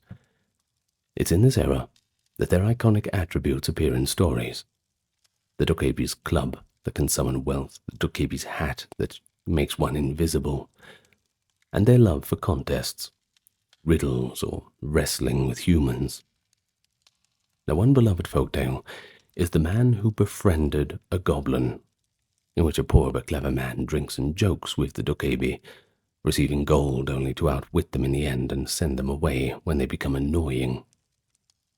They often portray dokkaebi as goofy and gullible, rather than truly fearsome, reflecting perhaps an increased psychological distance. People were less likely to actually fear goblins in the late Joseon age, but they enjoyed them as folklore characters, and indeed by this time the image of the dokkaebi might even have been influenced by Japanese depictions. Late Joseon and early modern illustrations drew dokkaebi with horns and tiger skin loincloths, virtually identical to the Japanese oni. Well, mainly due to this cultural exchange and a little bit of later colonial influence perhaps. Now as for ghost stories, they reach a peak in popularity during the Joseon period. Well, they're usually spirits of those who died unjustly, or perhaps with lingering grievance. Joseon's strict social norms and often tumultuous events, wars, factional purges, etc., unfortunately provided many real tragedies which then birthed their own ghost legends. The aforementioned Arang story actually happened under early Joseon administration, and became so famous that Miryang, the town, still holds an Arang festival. Another, the story of Janghwa and Hongryong, tells of two stepsisters betrayed and murdered by their cruel stepmother. The ghosts haunt the village until a new magistrate investigates and punishes the evildoers. This tale, recorded in the 17th and 18th century, encapsulates Confucian morality with a chilling supernatural veneer. An evil step-parent, virtuous magistrate, filial daughters even in death. But it also shows how regional folklore carried on. Janghwa and Hongryong's story is set in Gaepong County, and likely was a local oral tale that made it into print because it resonated with broader values. Notably, these ghost tales serve as a social safety valve of sorts. In a rigid society where speaking out was difficult, stories about vengeful ghosts punishing corrupt officials or wicked family members provided a kind of narrative justice of sorts. Well, they weren't openly political, but they certainly carried an implicit critique. A bad magistrate might escape human law, but ghostly retribution could get them in the end. And then we have Confucian biases. Those who meant that some older myths were downplayed or rationalized. The Dangun myth, for instance, wasn't officially celebrated in Joseon as history. Yet, Dangun was not forgotten among the people. There remained shamanic rites to Dangun in some regions, and a cult at a supposed shrine on Mount Tibet. Late Joseon Silak, that is, practical learning scholars, began to reappraise Dangun as well, as they searched for Korea's authentic past. By the 18th to 19th centuries, a nascent sense of Korean nationalism within some intellectual circles led to a renewed interest in indigenous lore, and that includes the story of Dangun. We can certainly see it as a tug-of-war between official ideology and cultural identity. There's no other way to really frame it. But for most of Joseon, official records avoided fantastical stories. But near-contemporary sources like the 15th century Annals of King Sejong did quietly record, for example, the sighting of a Gui Sin, a ghost or strange phenomena, often adding the note, "People say something something, but who really believes it?" Kind of an interesting half-acceptance. Not saying that they don't believe it. I suppose they're just dipping their toes in, testing the water. Now, regionally, we have Jeju Island, and during Joseon that retained much of its own unique folklore. While on the mainland, certain provinces were known for particular tales. Let's look at the Hamgyong region, that is in the northeast.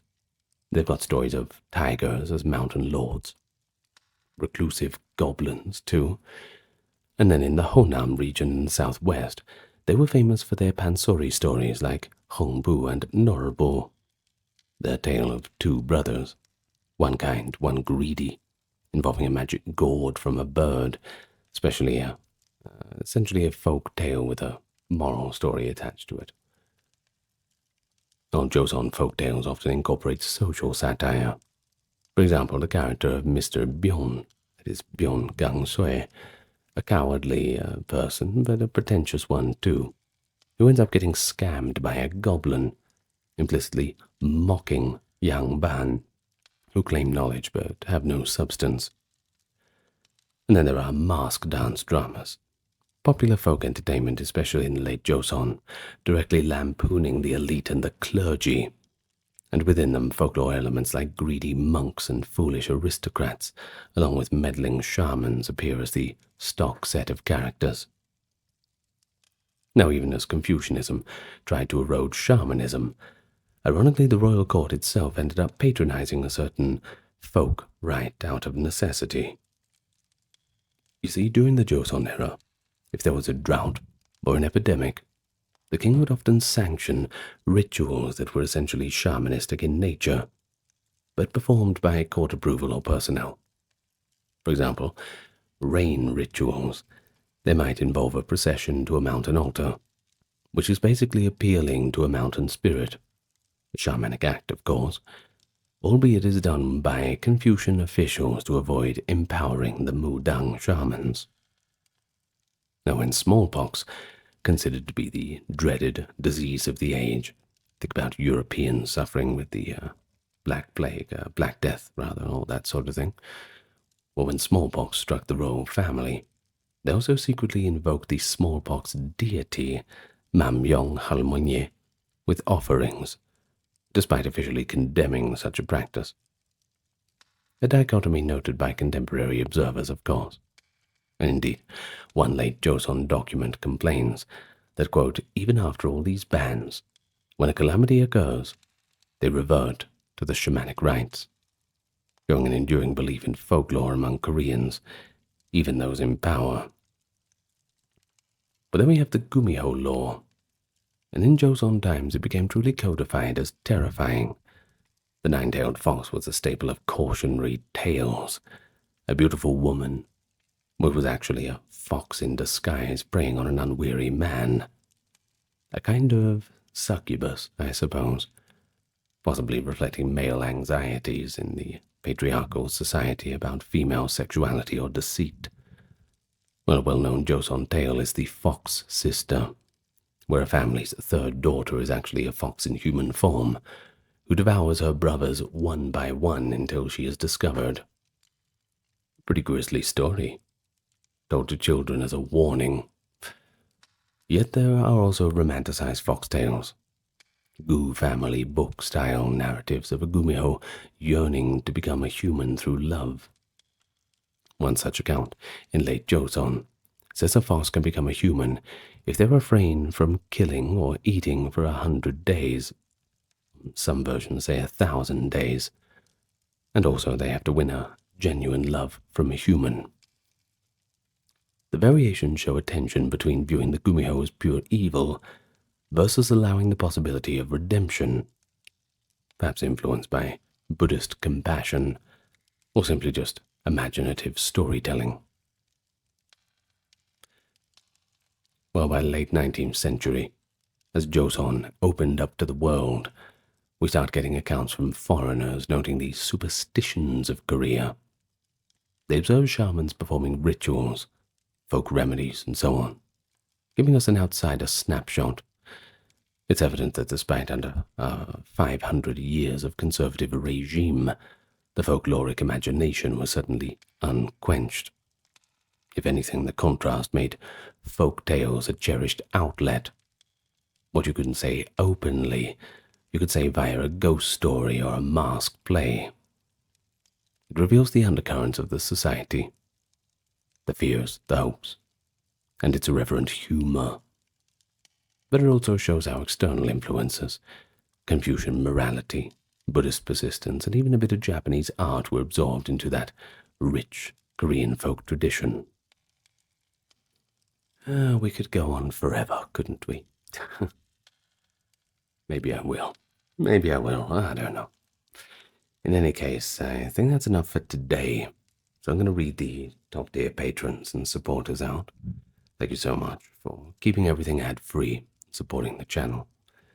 Kimberly, Christine, Sally Ember, Susan, Cameron, Carrie, Charlene, Lynn Therese Katiana Nicholas Ulfenir Alexander Charles Christine Dr. Nerona Darren Jaden Jim Jeffrey Jessica Madeline Melissa Orthodox Review Scott Shell Wendy Josie Sarah Ryan Thor Cameron Stephen Kevin HMSHH Crystal Towery Anthony Lucy Brandon Guga Bubonic Nicholas Craig Neftus Alexander Gokhan Dorsey Venita Claire Courtesy Carol Robert Mary Bridget Nevatari Yvette Miss Mochi 11 Allison Free American Jennifer Brittany David Cody Bryan Are You My Mum Rhonda Carrie Catty P Lovely Poma Kevin Marissa and Altazakin.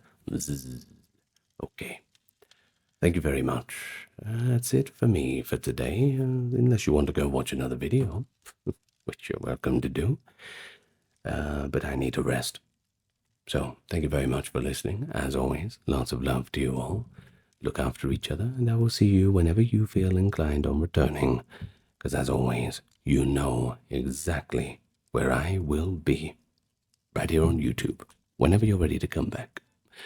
Good night and farewell for now.